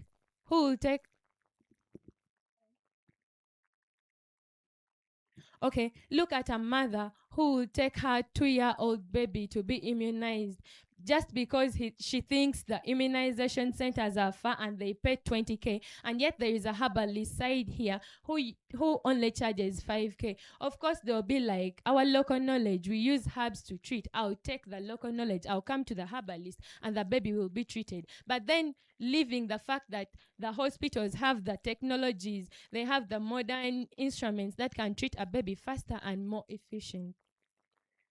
Thank you very much. I want to include my Thank you very much, Speaker. And indeed, according to her, there is no science behind the tea prepared on firewood, and we'll get to know as it goes on. And she says that actually local knowledge is not the essential basis, but it's just a starting point. And she gives the dangers of taking it to be a dominant factor because, for example, Uganda is a heterogeneous nation. So which culture are we going to pick the local knowledge from? And it also ignores science and technology. So without wasting time, let us welcome the second speaker. Thank you so much, Chair. Before my time starts, I'd like to introduce myself. My name is Ogwal Benhin, and I'm from Luigi Gisani High School, and I'm going to present my speech. So my speech starts in 3, 2, 1. So from the conclusion that my first speaker said, that there's no science behind the fact that tea cooked from charcoal stove or from firewood smells better than it's better than the food cooked from gas. But what are we looking at here? We're looking at sustainability. We're looking at protecting our world from climate change. That's why we say that they have to teach our learners how to use gas, how to use the modern ways of cooking that protects our environment. I think that's what she wanted to conclude. So what am I going to do today here? I'm going to show you that actually there are very many areas behind, the very many areas that our learners need to learn beyond the local knowledge, beyond their immediate environment, beyond the things that they know from the grassroots. Taking local knowledge as a grassroots, we should not make it as dominant or essential. So that for that reason, we say that there are very many other essential realities, skills, knowledge that learners need to learn that is beyond local knowledge. This includes in areas like tech, global communication, how to control pandemics, trades, and artificial intelligence. Talking about climate change. So our learners, when they are taught how to build modern systems that help them to warn them about the climate changes, for example, the the landslide that happened in Bududa. Imagine if learners were taught how to build the systems that help them to warn the people in Bududa how to be aware about the slides that are coming. For example, through the systems that they can use microclimate school weather stations, they can use local floods monitors that will help to warn the locals from Bududa to protect them, to be able to evacuate themselves from the area without being affected. So looking at stopping pandemics. Now, recently we had Ebola, but then many individuals from the areas that were affected wanted to take touch-based barrier and also the funeral rites to progress, but that wasn't sustainable, and that couldn't help us to fight the pandemic. For that reason, imagine if learners from schools are taught how to manage pandemics in different ways, for example, through the different pandemic control protocols. If they learn this from schools, they won't be able to have such arguments that they need to fulfill the funeral rites for their deceased bodies or for their deceased loved ones. So this is the reason why we are saying that just from local knowledge won't help us to fight pandemics. But if we go further to teaching our children these protocols to fight pandemics, these protocols help us control the diseases that are coming in our communities. And also, let us go maybe to technology. Talking about advancing technology like AI and data analysis. Now, if a learner, for example, if a learner is taught how to build systems that helps teachers to automatically mark scripts without using manual pens and just nights to mark the scripts of the students. Imagine a learner who's taught how to understand logarithms, not just to understand the basics of 1, 2, 3 counting that the local knowledge teaches us, but if they're taught how to use algorithms, data analysis, and they build websites and platforms that help to automatically count the scripts, automatically give grades to the students, what would we solve? Would solve the long queues of teachers having sleepless nights to mark thousands of papers of students from their class. Now, let us talk about inclusivity. This is my last point. Now, we have people with disabilities. They can't hear, they can't see. But if learners are taught the emerging technologies by using AI systems, modern assistant technologies, for example, voice recognition, motion recognition. So if a learner is here doing sign, is taught how to understand and use the motion detectors and the voice analysis and assistance. For example, if someone who cannot hear is doing the sign language, there'll be the system will be able to interpret and give us the audio to the people who listen. So in other words, we are bringing in inclusivity in our learning. So which means if we teach our learners this, we shall not only just be teaching them basic Excels, basic things, but we are teaching them the emerging technologies that will help them to solve even the small nearby problems of just listening to person who cannot speak. For that reason, we say that however much local knowledge is so important, but we think that if we integrate and actually go extra mile to go forward and teaching our learners different technological expert areas and also to include the global knowledge into the curriculum, it will help us to fight these small problems that we're having in our community. Thank you so much. Thank you so much. Thank you so much, Benny Hinn. He says that the secret as to why they're talking about that prepared using charcoal and firewood is because it causes climate change.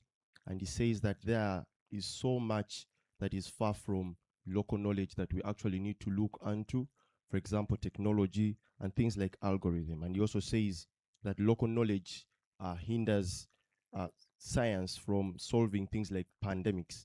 And then he says that it can also help us to manage inclusivity when we leave local knowledge and focus on things like artificial intelligence. Thank you so much, Benny Hinn. And I think at this time I'd like to welcome the next speaker.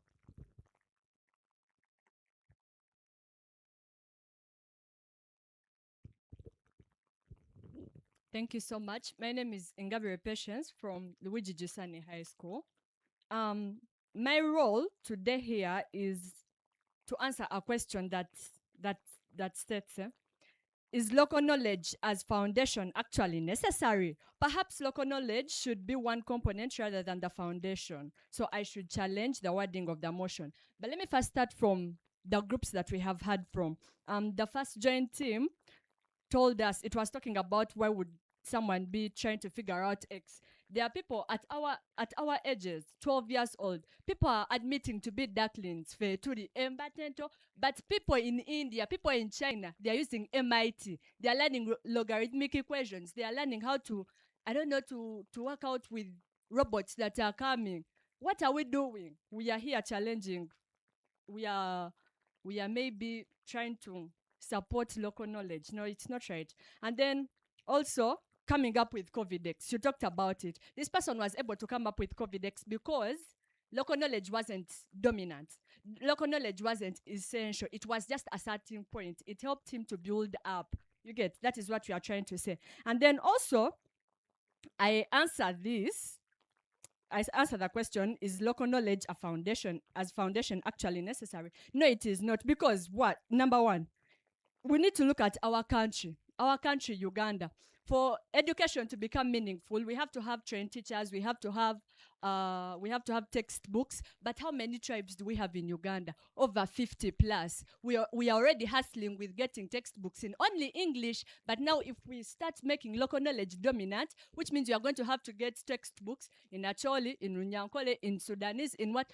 When are we going to reach there? Look at our own country. We don't have the capacity to do that. So we cannot take local knowledge as a foundation. And then also, Uganda needs global participation, not isolation, because the community, jobs, universities, science, technology, trade, they are all global knowledge systems. So if local knowledge as foundation is taken, we risk producing excellent graduates in our villages. Nenga, they cannot even work in their own capital city because what? They do not meet what we need. So how are they going to be able to work outside when you cannot even work in your own country's capital city? Mind you, it is Uganda, a developing country, but you can only work in your village. And then also, it undermines national unity and critical thinking. Schools should teach Ugandans to be Uganda first before they go global. But then if local knowledge is taken as foundation meaning that it is taken as a dominant source of knowledge or as an essential source of knowledge, what are we going to do? We are going to risk tribalism. Because now, Banyankole will think their tribe is superior. Actually, people will think their tribe is superior. Everyone thinks that their tribe is superior. When are we going to meet a targeted goal? We need to have a uniform goal. But if local knowledge is taken as essential, we are not going to meet what we need. And then also, lastly, we can take local knowledge. It should be one component rather than foundation, like an instructional tool. We can use local examples to explain maths. We can use local examples to explain history, biology. We can use it, but it is not going to be a foundation. It is not going to be it is not going to be the dominant source of knowledge in our curriculum. No, it can only be used as an instructional tool or a subject area. We can teach local languages as a subject area. We teach maybe Runyankole, we teach Acholi, we teach Rusoga, but we are not going to take it as a dominant source of knowledge for our curriculum because we are going to hold ourselves behind. We are going to keep developing and we never even develop in the name of protecting culture. And then it can also be used as a bridge. Lower primary can start in local language, then transition to English as long as we meet a global target. Thank you so much. Thank you so much, Patience. Indeed, it can only be used as a bridge, just a component, not essential and not foundational. She says that it is not right to support local knowledge, and she says that local knowledge is just a starting point. And then she says that the country's capacity, in this case Uganda, is in itself small, and therefore we require global knowledge, not local knowledge. She says that local knowledge undermines national unity, and she says that it will bring in aspects of tribalism. And as she was finishing, she said it can only be a starting point to bridge maybe the toddlers as they're going to advance, but not the advanced to be using it as a foundation for development. Thank you so much. Maybe we welcome the very last speaker to come and give his remarks.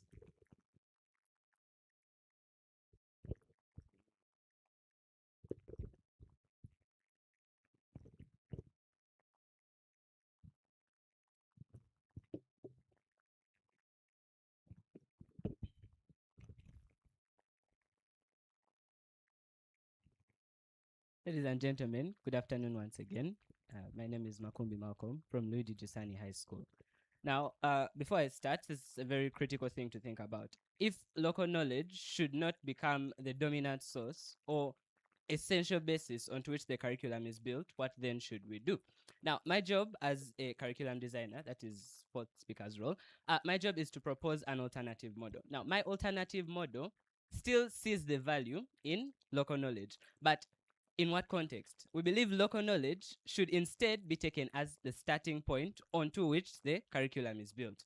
You get? Because if we have local knowledge as like the foundation of a house and everything else is added onto it as bricks, we shall have a more inclusive and more well-rounded curriculum at the end of the day. So the guidelines I was given indicate that the curriculum should start local, connect national, connect regional, and connect global. However, I feel this is better said as for the curriculum to succeed, it should start with local context. From local context, it should then move to national relevance. From national relevance to regional comparison. And after regional comparison, it should then move to global exposure. Thank you. So to help you understand this, I brought for you 3 examples that help you explain this. Now, let me start with the local context. Let me give an example of Mr. Cohen. Let us assume, for purposes of explaining this, Mr. Cohen is a toddler who is growing up in Lira.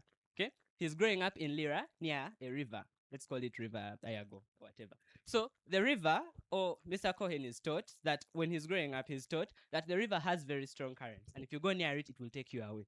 That is what he's taught. That is the local context. That is what he knows from local knowledge, because everyone around the community understands that. Now we move to national relevance. After knowing this, you think, how is this important to the country, right? Because we understand that from what local knowledge he has, the river possesses a lot of kinetic energy, force, etc., etc. So national relevance, you begin to think, how is this important to the country? How is this being utilized all over the country? We get to see that, oh, they're using electricity. I mean, they're using the flowing power of rivers to generate hydroelectricity.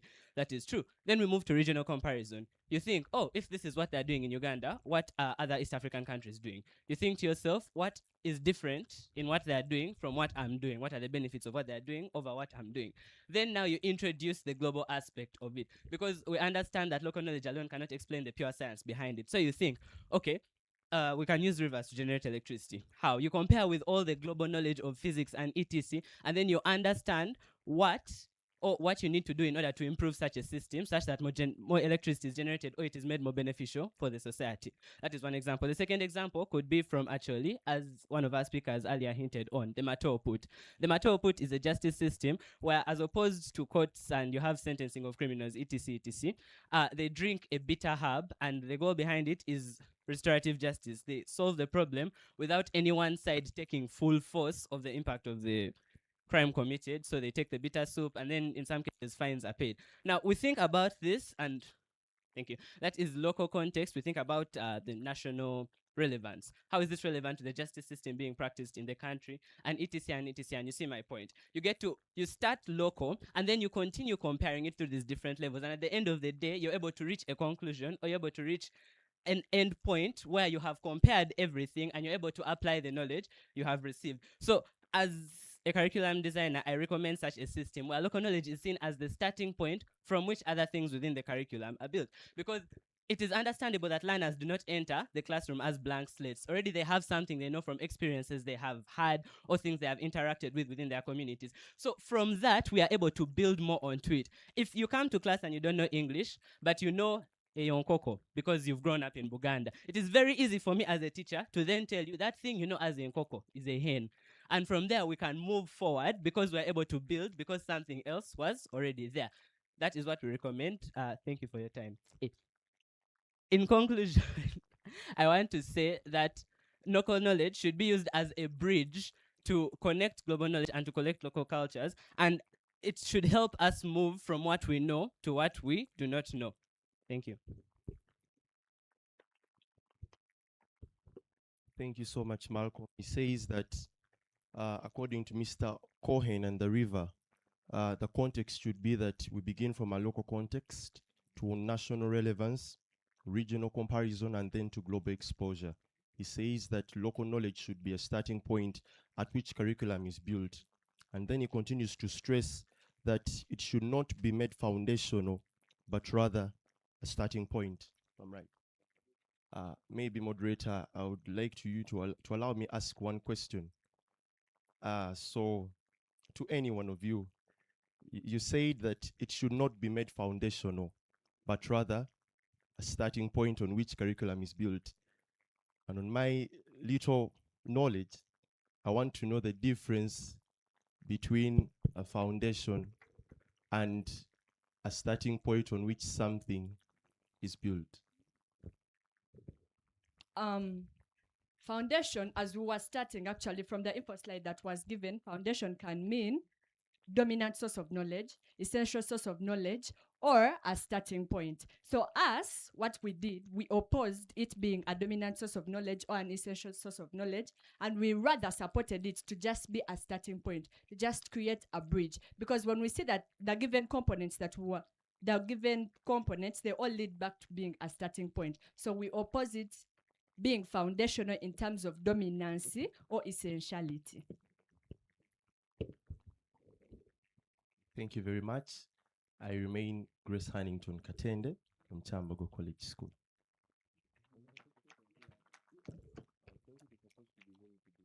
Okay. Now, some people are having thoughts of leaving or taking a break, but with this debate, you're not leaving because these guys, I don't know where they got the energy. Is it the water? It's the water, eh? It's the refreshment. Okay. They have assured me there is no energy drink. I've just taken water and hydrated. Thank you very much. We shall just take one or two questions. There is already one that has been raised. So if there is any question, yes, please come through, come forward, come forward. She'll ask that question or make that interjection, and immediately after that, we'll usher in the last group. I'm Mwambu Kebrin Maria from Chambogo College School, and I've been observing your speeches thoroughly, and I really have questions for you that I hope you'll answer. So, did you actually know that local knowledge can be the solution to pandemics? Because when you look at the theory of our parents, when talking about a period where HIV existed as one of the strongest pandemics, ask the mature people around, and ask them what HIV did to them, to the people around them in their years. But if parents weren't strict with their children, if parents didn't teach their children, if parents weren't so tight with their children, if parents weren't strict with the local knowledge that they had, the children, also us, would be infected with a disease.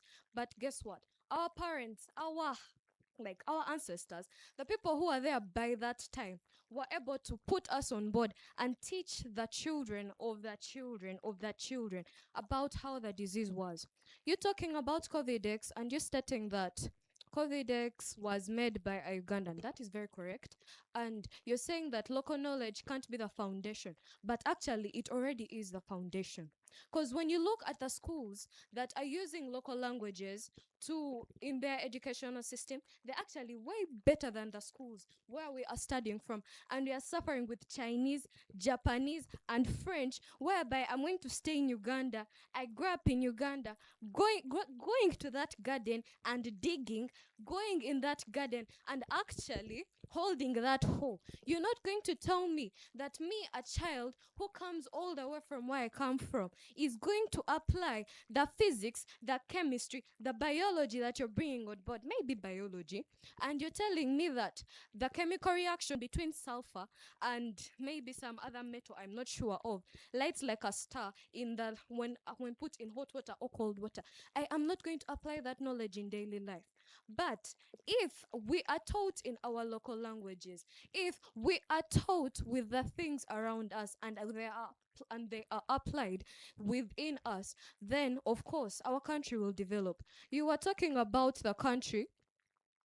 We are talking about it being hard for us to produce books that are in different languages, but actually it's very simple because we have very many people who know the language. The only thing that is bothering is them being educated on how to write the languages, and whereby you sweeping away you putting our local traditions under the mat. You're going to tell me if there is winter in Uganda for us to continue reading Snow White and the Seven Dwarfs?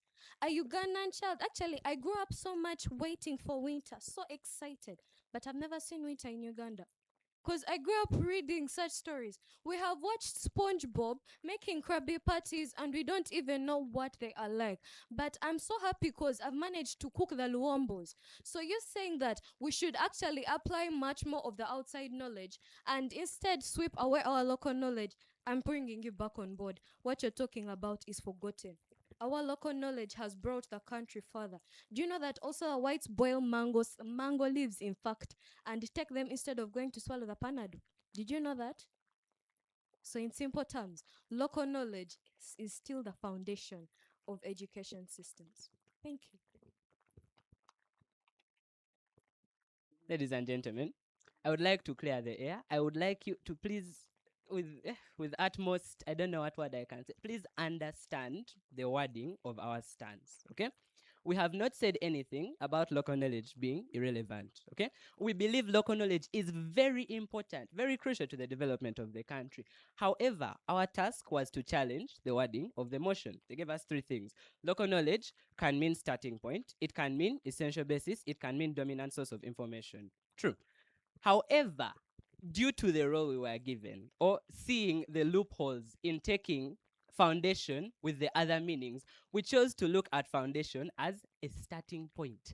We are not saying local knowledge should be swept under the mat. We are saying local knowledge is so important, so vital that it should be the starting point. You know, when you're drawing a line and you have to start with a dot, local knowledge should be that dot. You cannot draw the line without the dot. In addition to that, she said something about local knowledge contributing to pandemic prevention. I would like to address this as an unfounded claim with no clear research, because the truth is, according to the research we made, local knowledge has in fact contributed to the spread of pandemics. I would like to take you to Bundibujo. The natives in Bundibujo believe that when someone gets Ebola, it is a curse from the ancestors. It is misfortune brought, you did something wrong. And so they don't understand the science behind how it is spread and what they should do to prevent it from being spread. And because they don't know, they continue interacting with each other. They continue interacting with each other to enable the spread of the disease. Therefore, local knowledge has contributed negatively in some aspects, but still, regardless of those aspects, we believe it is a very important foundational start point. And that is everything we have said here today. Thank you.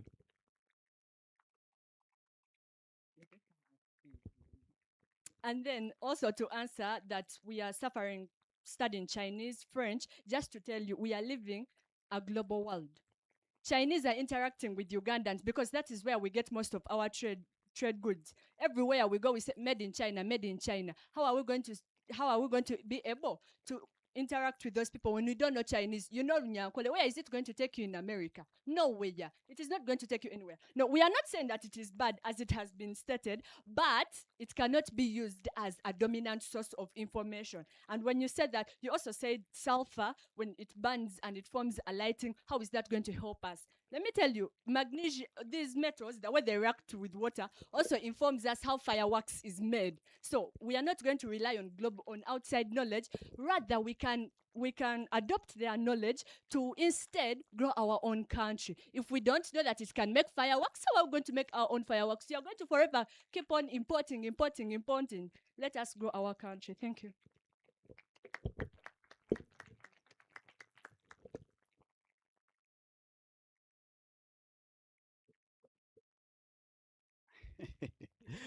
Things may never get sorted here at once, but I want us to appreciate that now some of us are starting to get like the real bit of debate.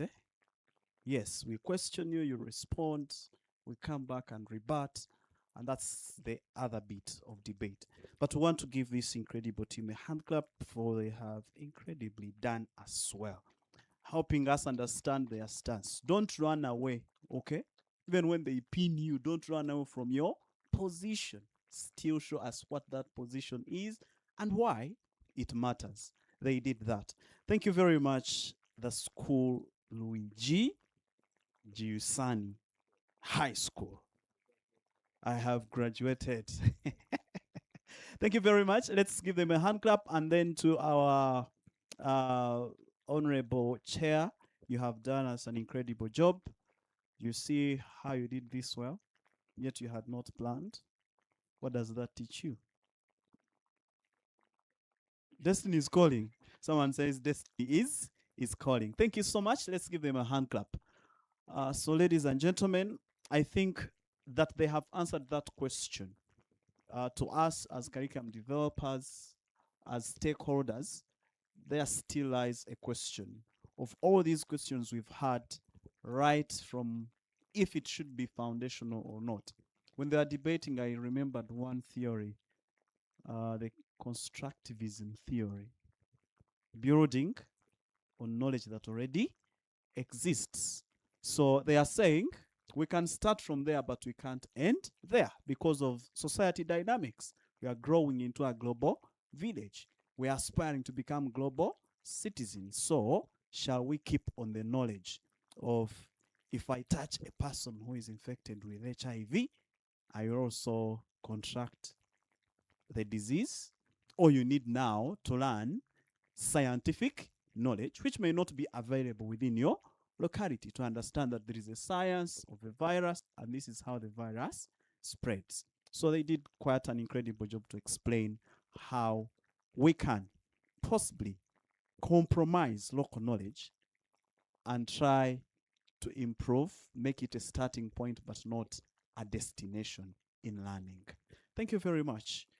Okay, I want to say that we are closing this, and he who laughs last usually laughs best. So I request for more patience as we have our students from Green Hill Academy handling like a summary of this discussion. They're supposed to help us get a position on how do we strike a balance. These guys were totally showing us how we need to. So these guys are going to be in the middle there, trying to help us understand how we strike a balance between integrating local knowledge and global knowledge. So we have a curriculum that helps us to be culturally grounded, but also great global citizens who can compete not just here in Uganda, but elsewhere in the world.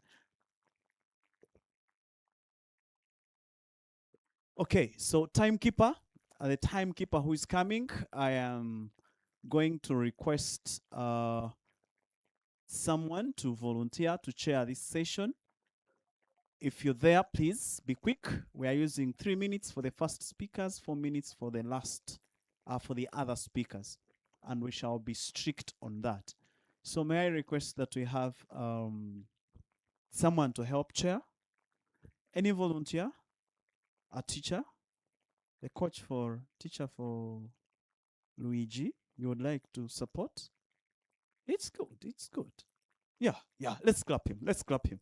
See, we like such flexibility, and for us, when we were still schooling, sitting next to a teacher was like a miracle. You'd go and update your CV having sat next to a teacher during such an event. But the curriculum has brought teachers closer to their learners because that's what they're supposed to do. And someone is going to support in timekeeping. You're there? Very good. Let's clap her. You will assume that seat. Actually, just come straight, show us the time signals, and then this conversation will start. You're welcome, Green Hill Academy. Good afternoon, everyone. Yes, my name is Mulunji Esther, and I am going to be the timekeeper of this last session.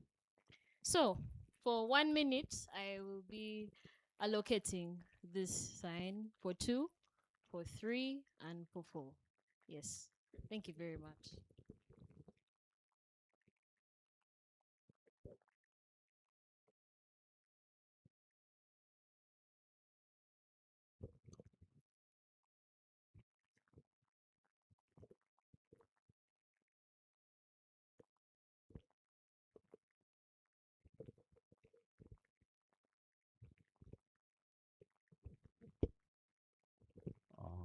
Good afternoon, everyone.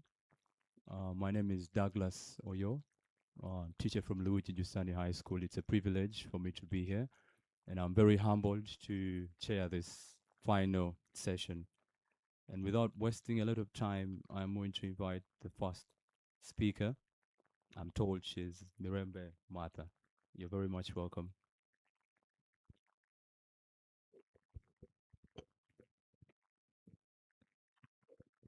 Okay, so good morning, everyone. I hope everyone isn't.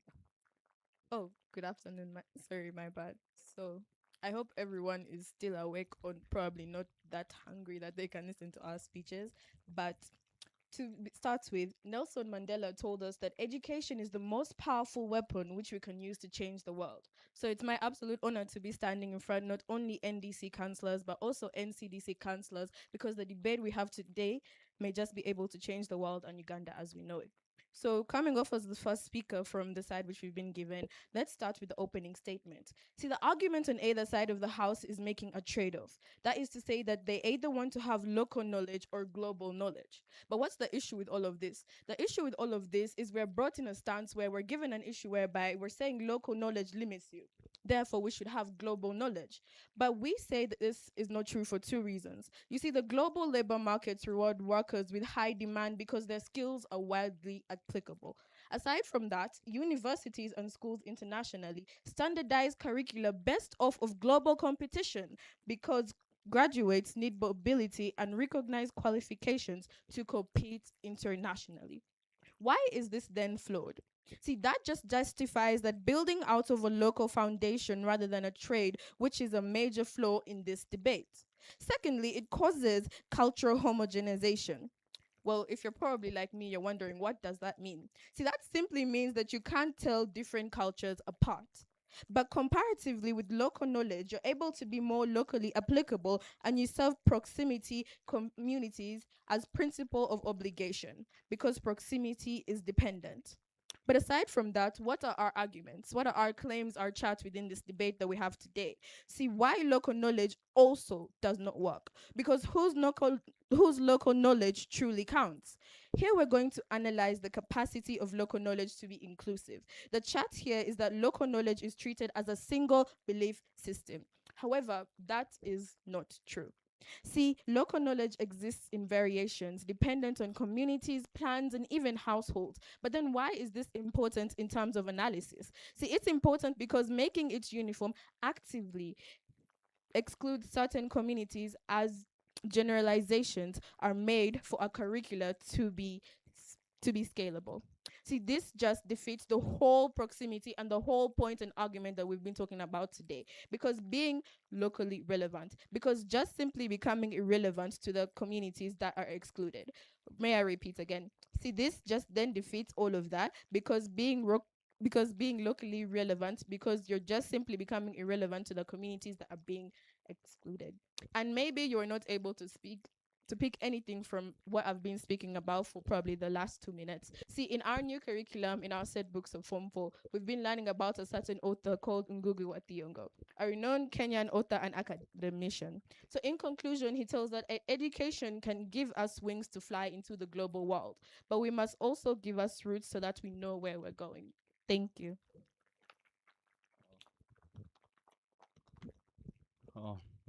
Thank you so much, Martha. And she poses quite some pertinent questions. Whose local knowledge actually counts? And local knowledge vis-a-vis global competition. So it's something food for thought for us to think about as we listen to the rest of the presentations. And without wasting a lot of time, let me invite the second speaker, who is Elijah.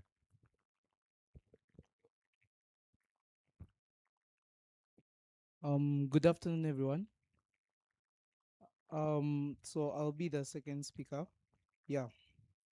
So based off what Martha has told us, right? She has come and like basically characterized what the problem is with using local knowledge and then also using global knowledge, right? That's to say that local knowledge is just basically it's very broad and diverse. So now that means that it's going to be very hard for you to be able to strike a balance between um n- the multiple cultures that exist like within like this world and status quo, right? But then also she says that hey, local knowledge is still like very proximal because like everyone has a culture, everyone has a tradition, everyone has like what they believe in, right? And that means that when you believe in local knowledge or when you make a curriculum based off local knowledge, it's going to be like very proximate to you, right? And then also she comes and then says a lot about global knowledge, right? She says that it's very applicable, right? That is to say that no matter where you go or where you are, there's always going to be some part of global knowledge that's there, right? You're no matter how much you know about your ancestors, they're not the one that made like let's say this PA system, they're not the one that made the camera, right? All of that is global knowledge that you need to like use in your day-to-day life because that's just how it is, right? So based off that, right, if you were to make a curriculum, right, based off those two like knowledges or like education systems, right? The problem would then be that you'd have to find a way to balance the two without like making a trade-off between one or the other, right? That is to say that you'd lose out on certain benefits and come with like certain harms if you'd like pick one over the other, right? So how will the balance look like, right? I think generally what this balance should look like is that hey, when you're like doing like studies and whatnot, because global knowledge is just genuinely it's mostly theoretical that's then applied in like like basic life, right? You do the studies of like global knowledge, right? That is to say you go and then learn about magnetism, the sciences that like are going to help you at the end of the day, right? But then most importantly, you still do the sciences on like the local knowledge that exists within like status quo, right? That means that hey, you go and like do like studies on like what the Baganda believe in, what the Musoga believe in, what they use or how they apply the knowledge that they gathered through all of their years of like living, right? And then you're supposed to find a way to strike a balance, or you're supposed to create an like a curriculum that then implies all of those knowledges and then uses like all of that knowledge to like just generally create a more inclusive and like a more beneficial curriculum to everyone, right? A very simple example, right? Let's say let's climate, right? People in the old days or like people different cultures had different ways of like let's say predicting climate, right? That is to say that when they are farming for like produce and whatnot to like create food, they had different ways to like predict the way climate would be, the way climate would come, whether it was going to rain, whether it was going to be droughts, different ways of doing that, right? And then also currently in modern times, we have different ways, we have different machines that help us do that, right? So the problem is that there are certain loopholes that exist within the machines that cannot be overcome through the use of like global knowledge, right? That is simply to say that if there's a machine that like let's say predicts like rainfall, not 100% of the time it's going to predict rainfall, right? Not 100% of the time what it predicts is going to be true, right? But then comparatively, when it comes to local knowledge, right, there's also the idea that not 100% of the time whatever local knowledge you're going to use to like predict the weather or what's going to happen is going to be 100% true. Where does the balance come in, right? The balance comes in a way that whatever local knowledge you're going to use, since it's very applicable, whatever local knowledge you're going to use to predict like the weather and whatnot can help solve the loopholes that exist within the mechanics that you're already using to predict the weather, right? Why is that important? That then benefits agriculture because hey, you're going to be able to easily and more applicably predict the weather. Yeah, helping benefit agriculture. Okay. Can we please appreciate Elijah for the presentation? My take home from his presentation is basically it's not one over the other. It's basically a case of balance over trade-off. So he poses a very genuine question to curriculum developers, and he founds his argument on striking a balance without choosing one over the other. So I think it's well elaborated. Thank you so much for that. I'm going to invite the third speaker to take up the floor. You're very much welcome.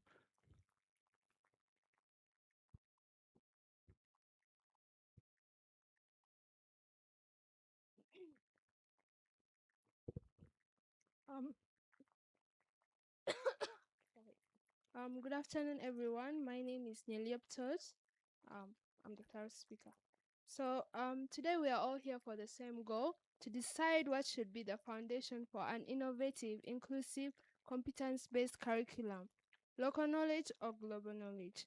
St. Peter's comes here and tells us that when learners are just taught work that they do not apply to their environment, they do not have the critical thinking to solve the increasing problems in their communities, which means that they just become a nuisance in their environments and their societies. This tells us that local or indigenous knowledge should be preserved and used to solve problems that are in our communities. They also tell us about how cultural values and like humility and respect that are taught in local knowledge can be used to maintain global sustainability.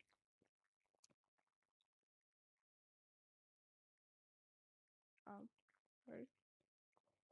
So Luigi Luigi comes and tells us that making local knowledge the foundation of the Ugandan education system can risk exclusiveness in global technology, global science knowledge, international perspectives, mathematics, AI, among other things,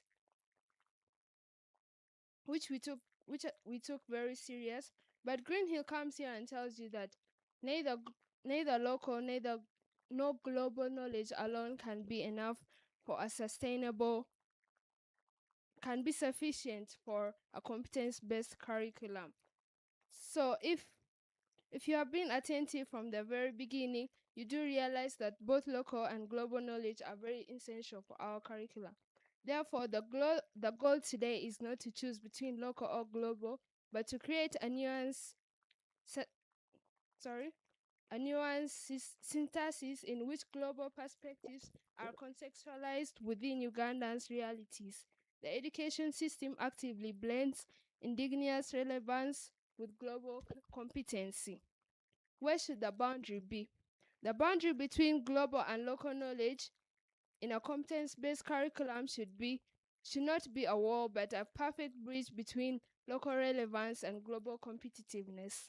Local knowledge should provide the foundation, giving learners identity, belonging, and practical understanding of their own communities. Global knowledge should then widen that foundation, introducing ideas, technologies, values, and perspectives that enable Ugandan learners to compete and contribute internationally. The boundaries should be set by relevance, teach the global through the local, and use the global to strengthen the local. In that way, Uganda curriculum can produce learners who are globally competent without becoming culturally disconnected. All right.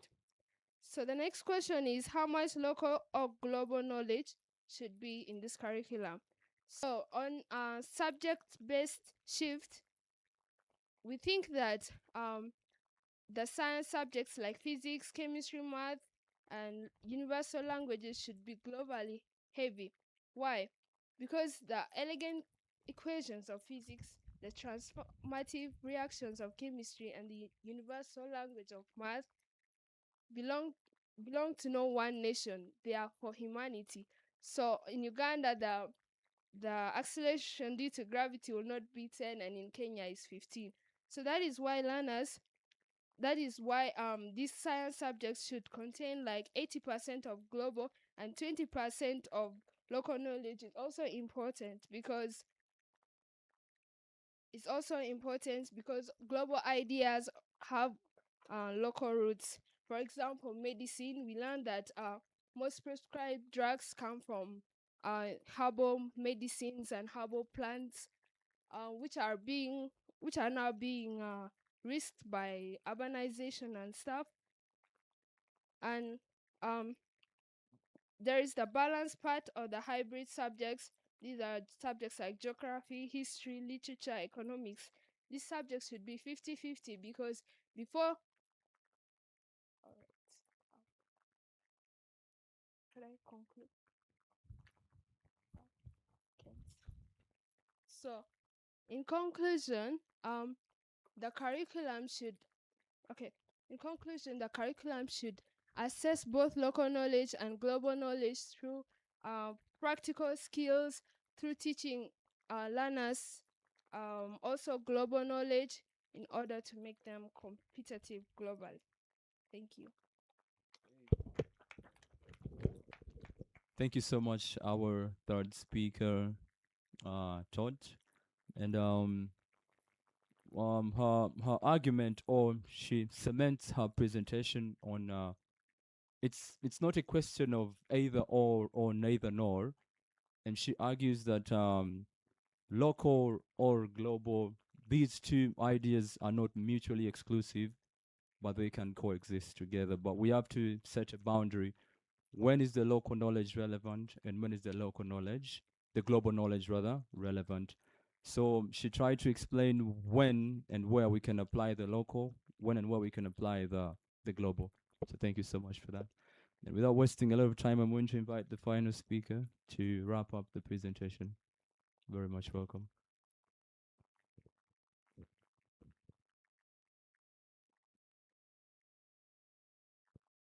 Good afternoon, everyone. My name is Helena Namotevichizito, and I'm from Green Hill Academy. I will be the fourth speaker, and this task labeled me the curriculum architect to design the final model for the curriculum and give 3 principles for curriculum developers. All right. There have been several discussions within this event, and Elijah, Martha, and Todd summarize them. What Elijah and Martha tell you is that they give reasons why we shouldn't have a trade-off. Todd just gives you benefits in reference to the exact discussion. So if you wanted to know how this debate happened or how these discussions happened, these were the people to listen to. But what truly is going to define our curriculum? Let's just frame where exactly this discussion lies. Uganda's flaws naturally discriminate learners through structural inadequacies, and this is quite unfortunate. But the more unfortunate bit is that the education system that we have aids and increases this discrimination by posing much more barriers to success. So let's interrogate what the cause of the debate is. It was never the balance between the two types of knowledge. It was simply that the links between global and local knowledge were vague when assessment was done. And I'm going to use this chance. Why? Because chance only knocks once. So therefore, I have to use it and define what my ideal curriculum would be. There are 3 principles here. Number 1, non-discrimination. Secondly, competency assessment. And then thirdly, relativity. What do I mean by these 3 things? First of all, non-discrimination. Accessibility to information should be general for every single person. That is to say, as much as the competency-based curriculum is entirely dependent on online learning, that should not be the case, because structurally within Uganda, we can't hide the fact that there are people who can't access these services. Therefore, we need to make it much less discriminative by making it much less reliable on online information. But then even secondly, success criteria within specific subjects ought to be like more lenient. Why? Because given that it's structurally true that not everybody is able to access this information, it means that success criteria need to be more lenient in order to cater for everyone. We shouldn't be doing natural selection in a curriculum that has already deceived other people. Secondly, with competency assessment, let's talk about the teacher-student ratio within Uganda. It's extremely huge, and we can't lie to each other that it's not. Therefore, it becomes extremely hard for them to do things like continuous assessment, AOIs, and know every student when I'm teaching 120 students. What we recommend within this curriculum is competency assessment, where competency methods are changed based off of a learner's capability. This allows teachers to still do the traditional thing of marking every single person, but they're able to simply engage with various students' opinions. It just makes teachers as well much more flexible to how students learn. And then thirdly, relativity. What we think should happen is that there should be variations to how these things are taught. That is to say, you're not going to go to Karamoja, somebody who has never seen a phone, and teach them about semiconductors. You need to teach them the things that are relevant to them before you start telling them about a world they've never even seen before. What do we recommend? We simply recommend that the curriculum, therefore, engages Uganda's status quo and current issues before trying to fix it. Thank you very much. Can we give it up for Helen one more time? Thank you so much, the Green Hill Academy, for that amazing presentation. And the recommendations are truly very practical. Well, the last speaker dissects among very many issues like accessibility, the competence-based assessment on ability, and variations in teaching. When you go to different places throughout the country, the approach is going to be determined by the nature of the students that you are faced with. So thank you so much for the various recommendations, and I'm going to open the floor to questions, right? Okay, if there is any question, any interjection, any supplement, this is the time for you.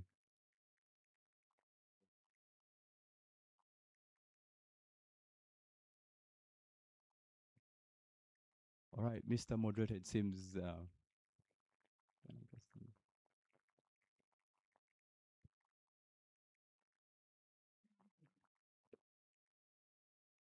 Hello.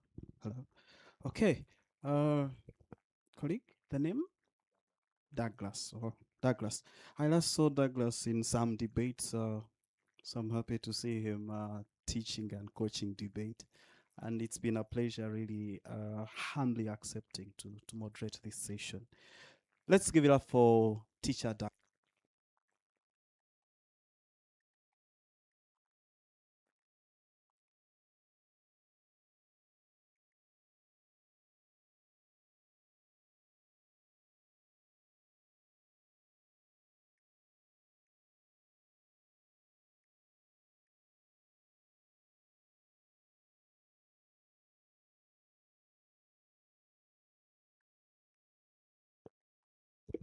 Hello. Okay. See, I had to consult to be able to have a solution. Otherwise, if I had kept my local knowledge, would not come out of this. So thank you so much, Teacher Douglas, for supporting this conversation. Let's also give a very huge round of applause to Green Hill Academy.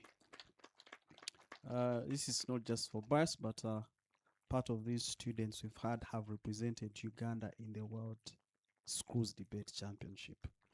Just to mention, the last speaker here, Helena, is on the national team, and we want to thank schools that give students such an opportunity. Green Hill Academy, we appreciate. Thank you so much for helping us. I think the takeaway is, I will just ask, if we had to take things and we had to strike a balance, right from the first question on relevance, the joint team helped us understand that local knowledge in all spheres, agriculture, politics, history, is relevant and is important, for instance, in enhancing the three domains of psychomotor, affective, and what? And a cognitive, all right? The second part, they help us understand why this knowledge needs to be improved in some times so we are able to fit. And maybe where things are not clean, should we continue with FGM? No, we can flexibly see how and what kind of content to include in the curriculum that does not necessarily undermine things like basic human rights. So as we integrate this content, it needs some bit of sieving and innovative or creative ways to make it more appropriate for both learners but also the teachers. But also, we had a very critical conversation on inclusion. I think I was challenged because largely when you talk about inclusion, people will be like, hey, does this school only have staircases if it's a storied building?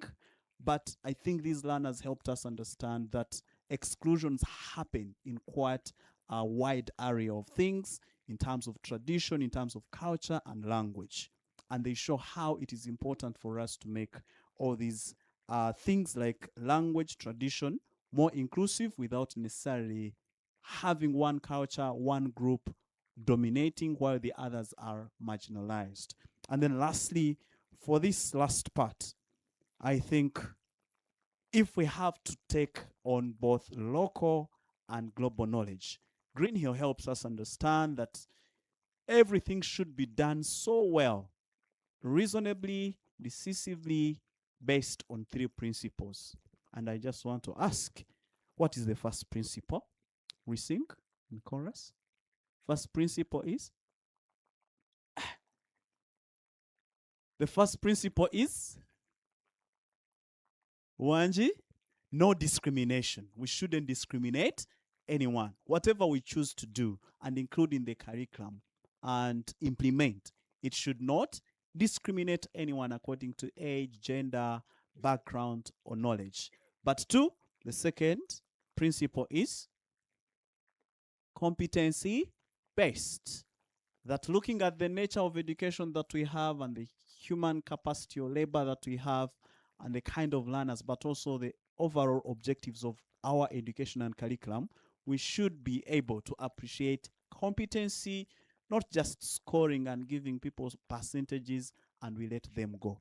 And then the last one is on relativity. How relative is the curriculum?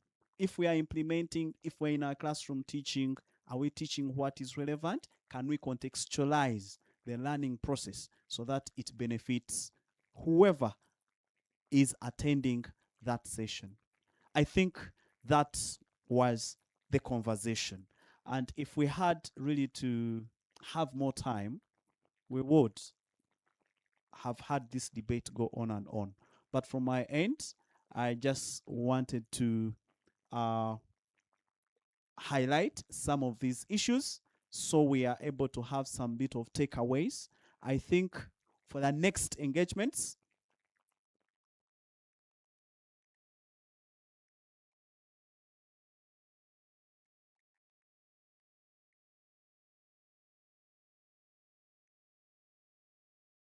okay, so as we conclude, there is a challenge for all the schools. So as Green Hill will be going back, the challenge is we are going to design the curriculum foundation together. So the challenge is about building or designing the curriculum foundation together. So they will have 5 minutes, all the schools, therefore, the joint team will also now join. They'll go back to their respective schools and have 4 schools. And the challenge is you'll have 5 minutes to agree on a statement. Completing. So in your statement, you complete as follows. An innovative and inclusive competency-based curriculum should, ellipsis.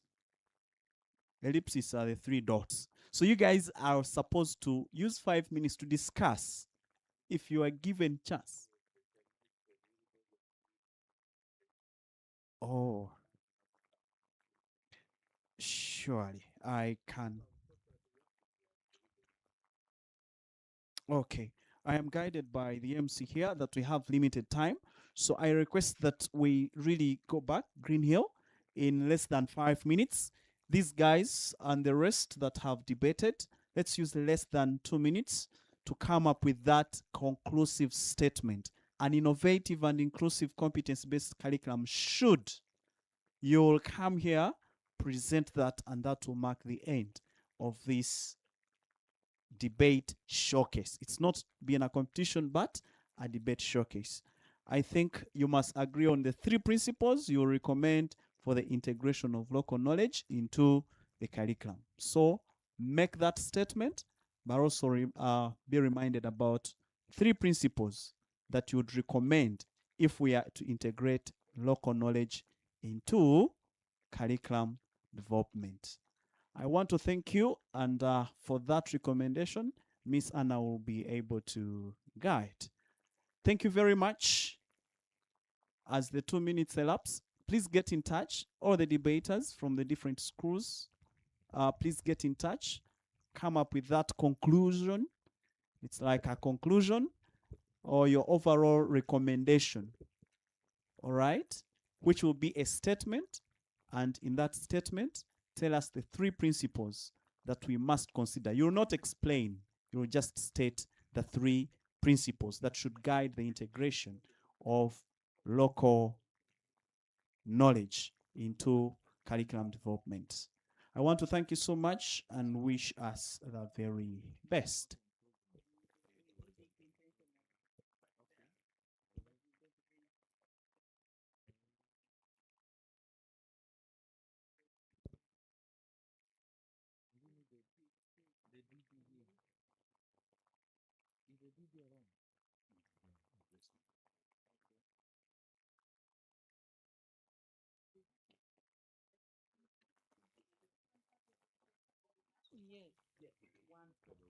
So all the debaters from the 4 schools, please meet, okay?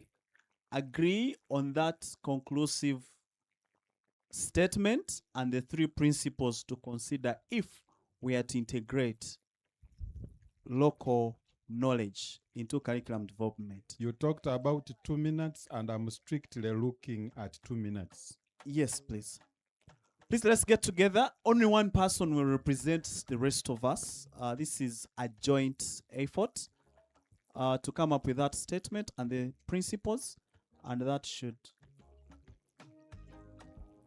The 3 principles should be embedded in the statement. So it's just making a conclusive statement. Let's just do that. Use your summary writing skills now. Apply your summary writing skills to do that, and we have a representative do it. Thank you. So as they summarize, I have this question, because I think there are many language teachers here. I always hear this: clap him, clap for him. Language teachers, help me understand that today. What is the right way to state it? Clap him or clap her. Clap him. Thank you.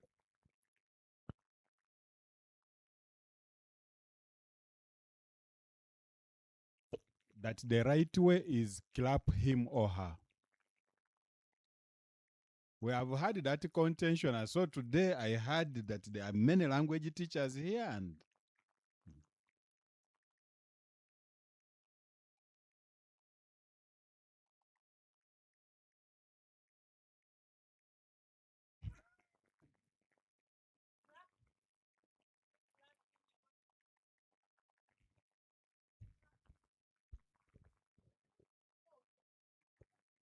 so you are pushing it forward again. I wanted to understand it today.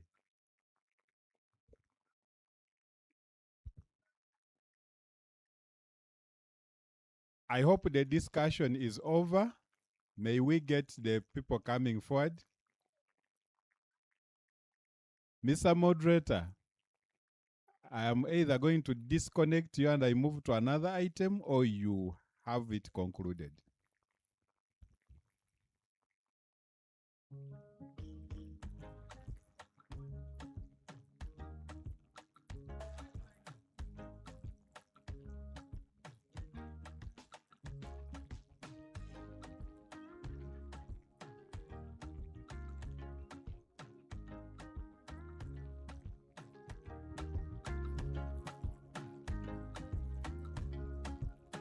Or we allow them to continue discussing even as they move back out to schools.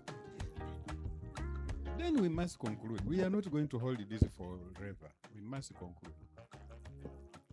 Yes, we were supposed to stop at 1:30, so we must stop.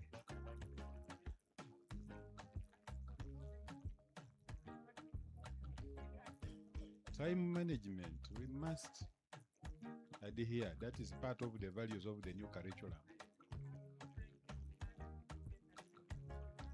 That is why we extended some more minutes, but we cannot extend to hours.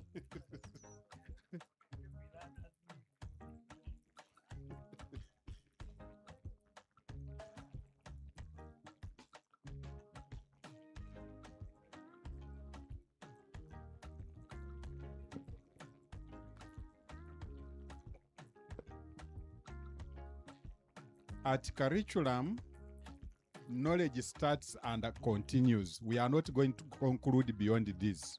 So can you give me the person coming to present? We are not going to allow the debate to continue.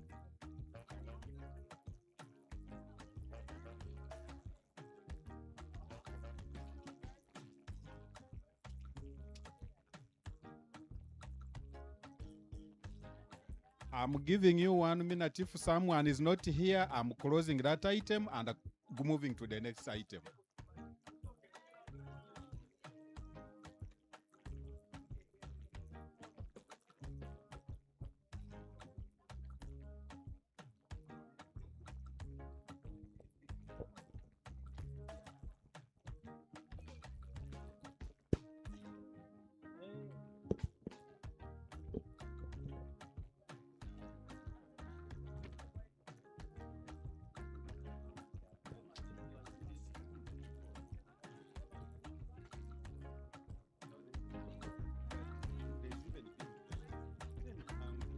Yes, good afternoon once again, ladies and gentlemen. So the debaters are saying that an innovative and inclusive competence-based curriculum should be social, relevant, and practical. Thank you very much. Thank you very much. Let's clap for him again. That is the conclusion I always want. Not someone who says lastly, then gives 5 more minutes, then say, as I come to the end. So that is the correct conclusion. Thank you so much. And the one he concluded. So we have come to the end of the debate. And I don't know whether the moderators have anything to say before we move to the next item.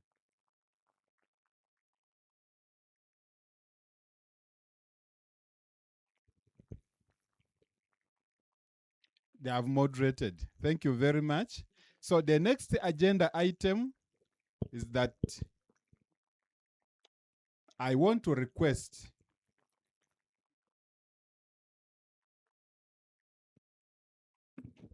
Thank you very much, MC. We are grateful today for this moment we've had, where we've had intellectual discussions, conversations about the curriculum, focusing on local language, local knowledge integration into the curriculum design and development. Our intellectual journey has been, is local knowledge relevant? Can it drive innovation? Is it inclusive? What might we lose if we dwelt on local knowledge as the foundation? And how should we balance everything?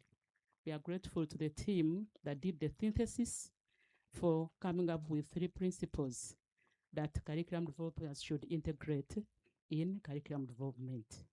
We are grateful. Thank you so much for being a wonderful team. Thank you, moderator, Mr. Mugisha, for the wonderful job that you've done. Thank you for being great support to us for this day's occasions. Thank you very MC. much. We are grateful. We are left with just 3 agenda items and we come to the conclusion of this activity.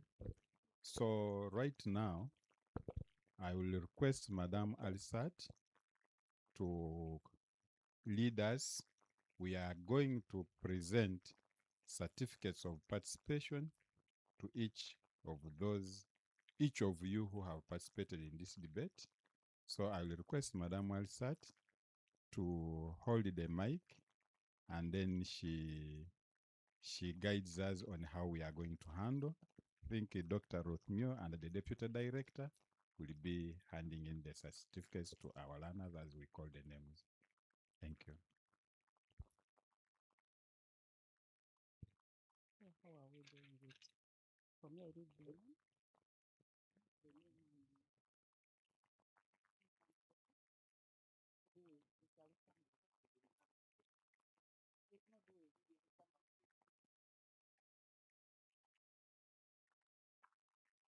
The photographer.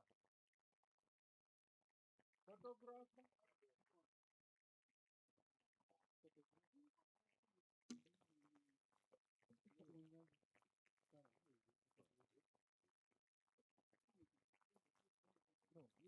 No, you mentioned it now. Yeah.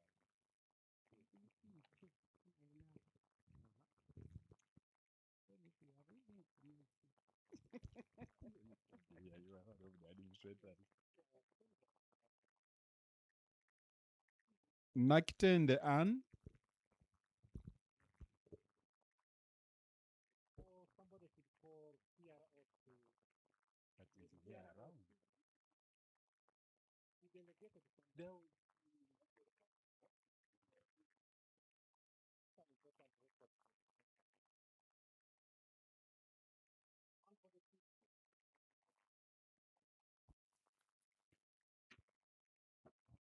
PRO's department, we want the photographer here.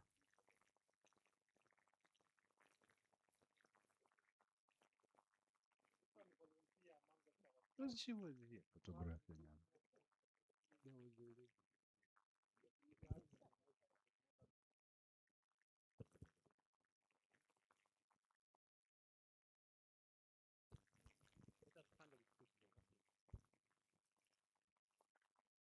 Naktende Annie.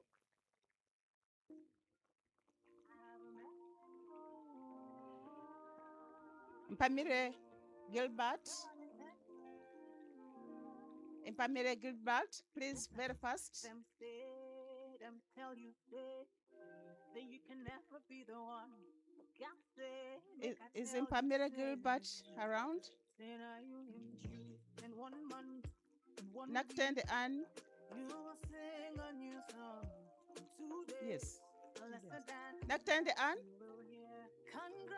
Why did it come back? Oh, she took the one which is not hers. Okay. Kagumba Eddie. Kagumba Eddie. Dawit Nathan. I don't know whether it is Nathan or Nathan. Dawit. Has he left? Achola Klein. Faith.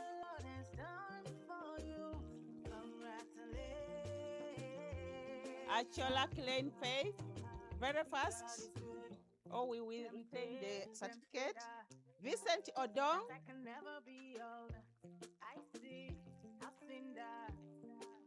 Is Vincent Odong around? Doesn't exist? You have to interpret. Musomoki Abari.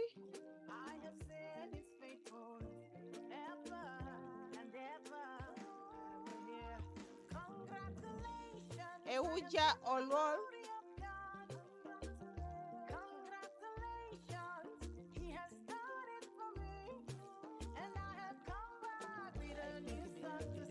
Didn't come. Yes. Christopher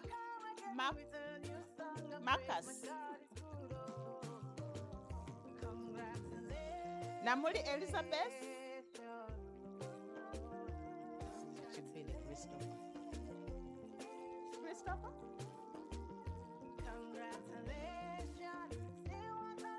Namuli Elizabeth.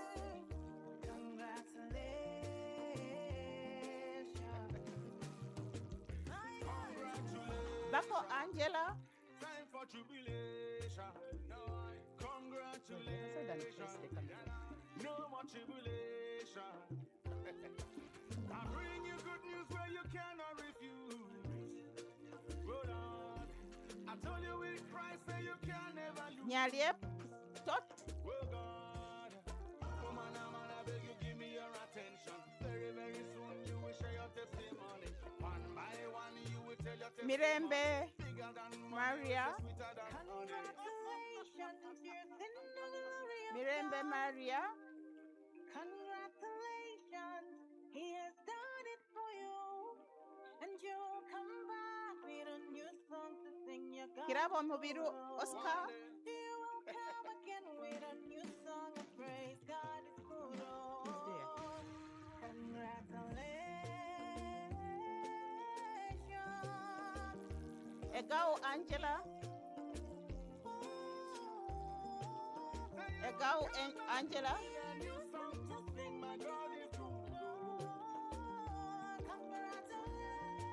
Kabuya Elizabeth.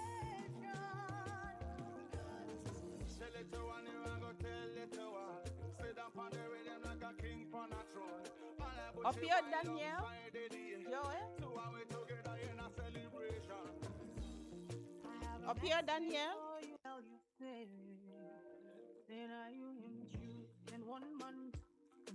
Aveja Salme.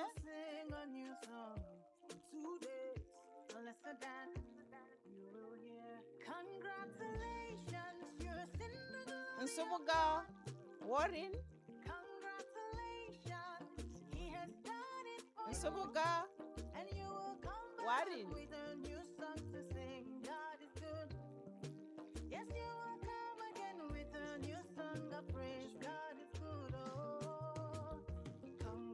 Nansubuga Betty. Nansubuga Betty. The teacher.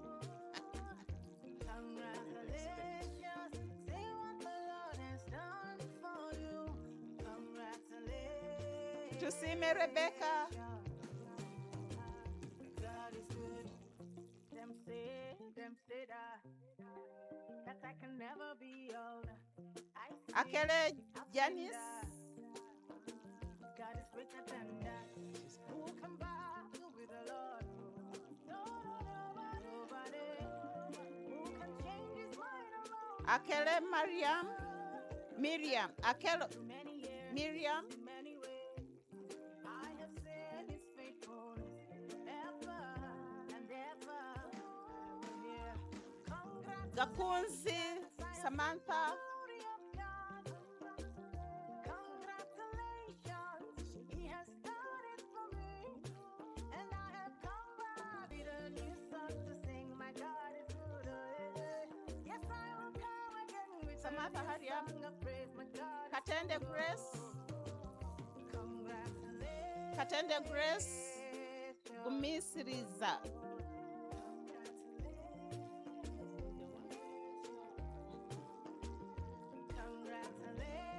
Namara Sandra.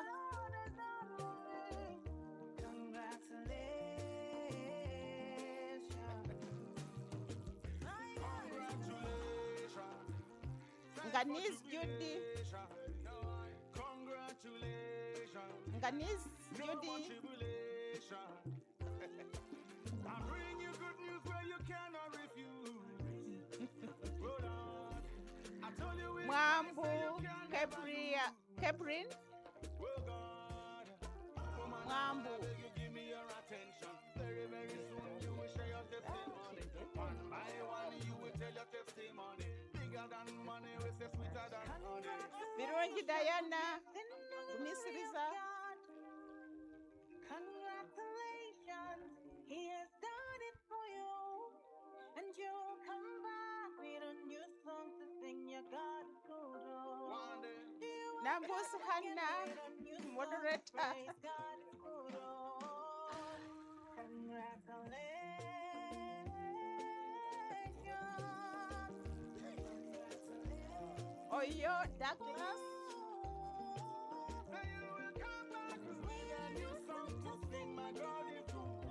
Oyo Douglas.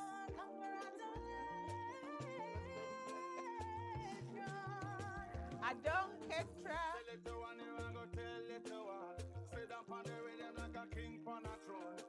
Okwal. Denny. Okwal.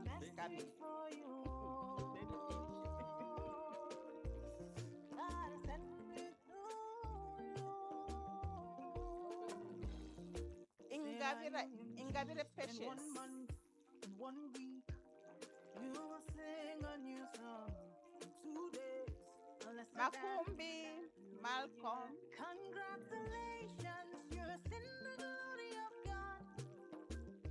Congratulations, he has done it for you, and you will come back with Okwi a new Emmanuel. song to sing. God is good. Yes, you will come again with a new song of praise. God is good. Oh, Teacher Edwin.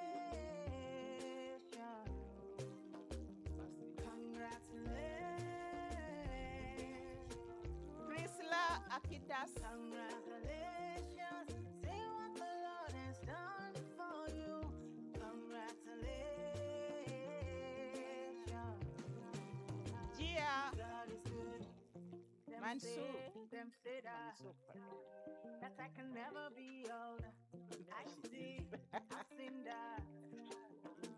God is greater than that. Who can buy? Otim Emmanuel.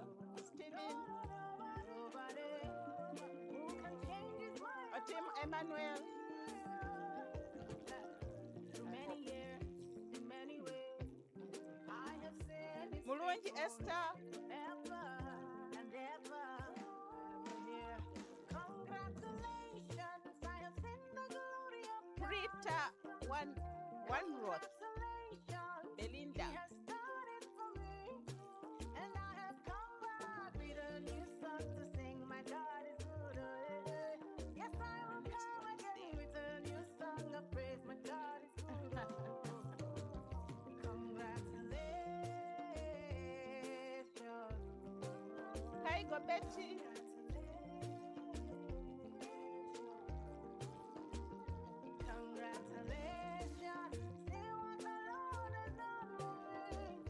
I know Kisha, Scholastica.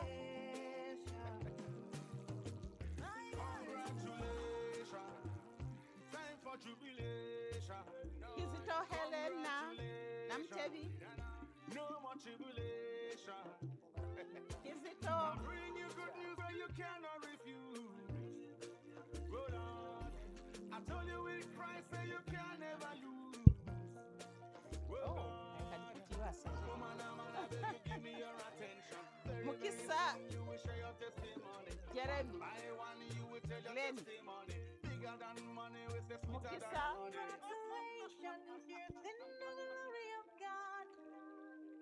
honey. Yebuyinza.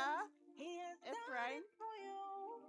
And you come back with a new song to sing. Your God is good. Oh. You will come again with a new song of praise. Martha. God is good. Mirembe. Oh. Sylvia. Congratulations. Mirembe. Martha. Sylvia.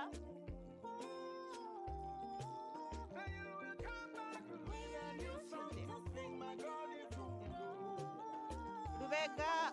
Conrad.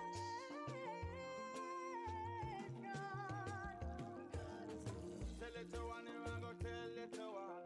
Sit down on the rhythm like a king on a throne. All I put you Mukisha. alongside it. Go ahead. So are we together in a celebration? I have a message for you. God sent me to you. Asaba Karen. In 1 month and 1 week, you will sing a new song. 2 days, lesser than you will hear. Congratulations, you're in the glory of God. Congratulations, He has done it for you. And you will come back with a new song to sing. Anyone who has missed out? Yes, you will come again with a new song of praise. God is good. Oh, congratulations. Do we have Opio Daniel? Congratulations. Egao Angela? See what the Lord has done for you. Egao Angela?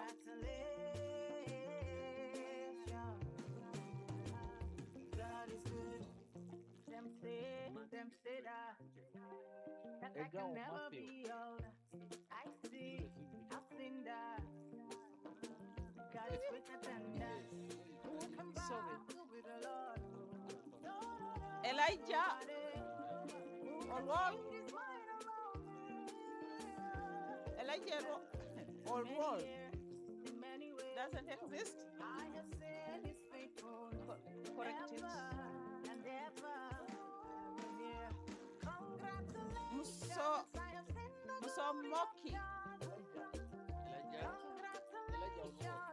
He has done it for me. You are slow in responding. Do we have Musomoki? Abad? Yes, I will come again with a new song of praise. My The God names were not written. Or I've not pronounced them. Musomoki. Is that your name? But what is the Congratulations. See what the Lord has done. Vincent Odong?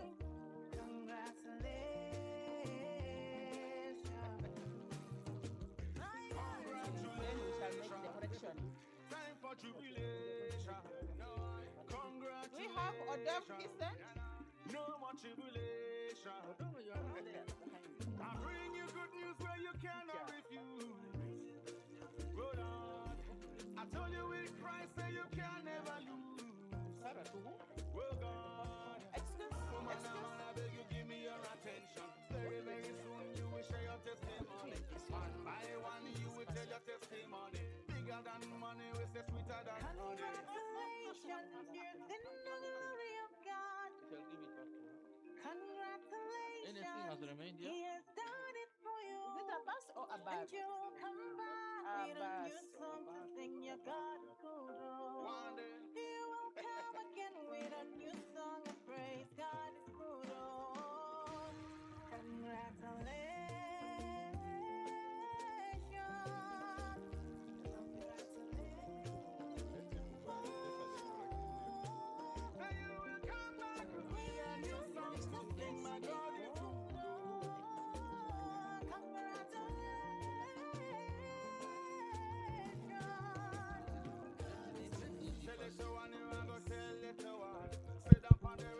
Members, apologies, our meeting has taken longer than what we expected, but either way, it was a very fruitful day. So mine is largely a message of thanks. I would like to thank the organizers of today's pre-conference event. The team led by the person I'm standing with, Dr. Joseph Rothmiho. I would like to thank the team which coordinated the debate. I would like to thank members of NCDC who have been here for the entire day. I would like to thank as well the teachers who have guided and have guided today, all the students who participated in the debate. I would like to thank everybody, members of the press who have attended, and please make sure you cover these stories in the papers. It's one thing to come here and cover the event, but make sure that these stories are run in the media. So thank you everyone who has contributed to the success of today's activity. I gave a long speech in the morning. I'm not going to give another one, but I call upon you, as I did in the morning, to register and attend the minor conference, which is will be taking place on Thursday 20th and Friday 21st at Peak Resort and Convention Center. Fortunately, you have to register before we admit you to attend the conference. So thank you, and I wish you journey mercies as you return to your schools. National Curriculum Development Center is your home. We are here to serve you. And as I told you in the morning, National Curriculum Development Center can't exist unless there is a student. So the student, you are at the center of whatever we do in the education sector. I wish you all the best, and please wish us all the best as we commence the journey of hosting the international conference. May God bless you for God and my country. And with those words, I declare this meeting closed. Thank you. So I think there are some more.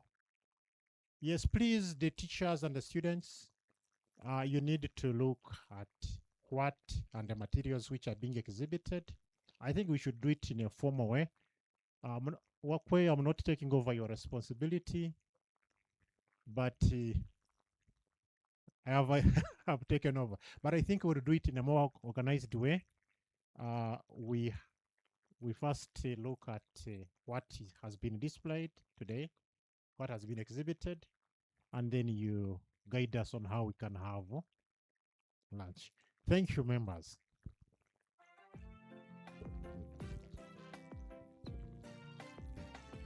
Thank you very much, the Deputy Director and the Chairperson of the Steering Committee. Thank you very much, the Chairperson and the Committee for the organization of the pre-conference.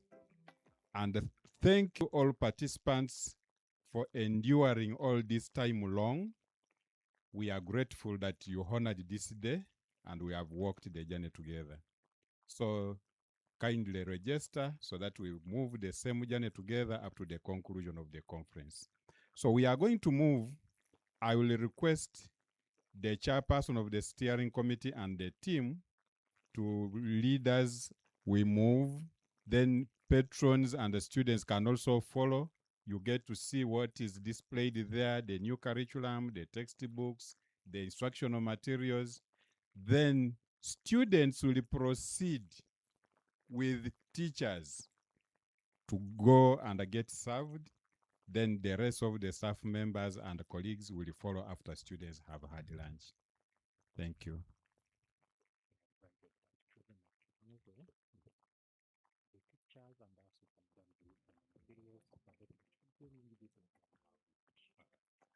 Okay, students can move. You first move and be having lunch as the rest of us observe the materials.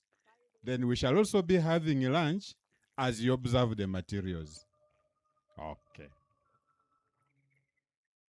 May I request a student volunteer to pray for lunch? Mashariki tuwezeshe kuishi kwa amani, tutimize na malengo yetu. Jumuiya yetu sote tuilinde, tuwajibike, tuimarike. Umoja wetu ni nguzo yetu, idumu jumuiya yetu. Oh Uganda, may God uphold thee. We lay our future in thy hand. United, free for liberty, together we'll always stand. Father, in the name of Jesus, we honor you for today. Father, we know when you start, you accomplish what you have started. We are grateful, Lord, that we started well and we have come to the end of this pre-conference debate by your guidance. Thank you, Holy Spirit, for enabling us. Father, as we embark on our journeys back to our respective places, we pray that you lead us by your Holy Spirit. Father God, protect each one of us. Protect our students, our learners, and their teachers, and our guests, King of Glory. Father, be the guide in everything they do. We pray for our learners, for increased wisdom, knowledge, and understanding to continue to do greatly in their endeavors in the academic journey.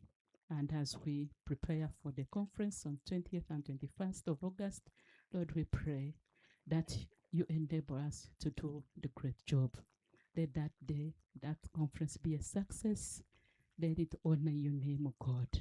Let NCDC, my Father, be lifted to the map globally in curriculum development. Father God, we dedicate everything to you. In your hands, O King of Glory, we rest our lives, our destinies, that you continue to take full charge. We honor you, Lord, and glorify you. In Jesus' name we have prayed.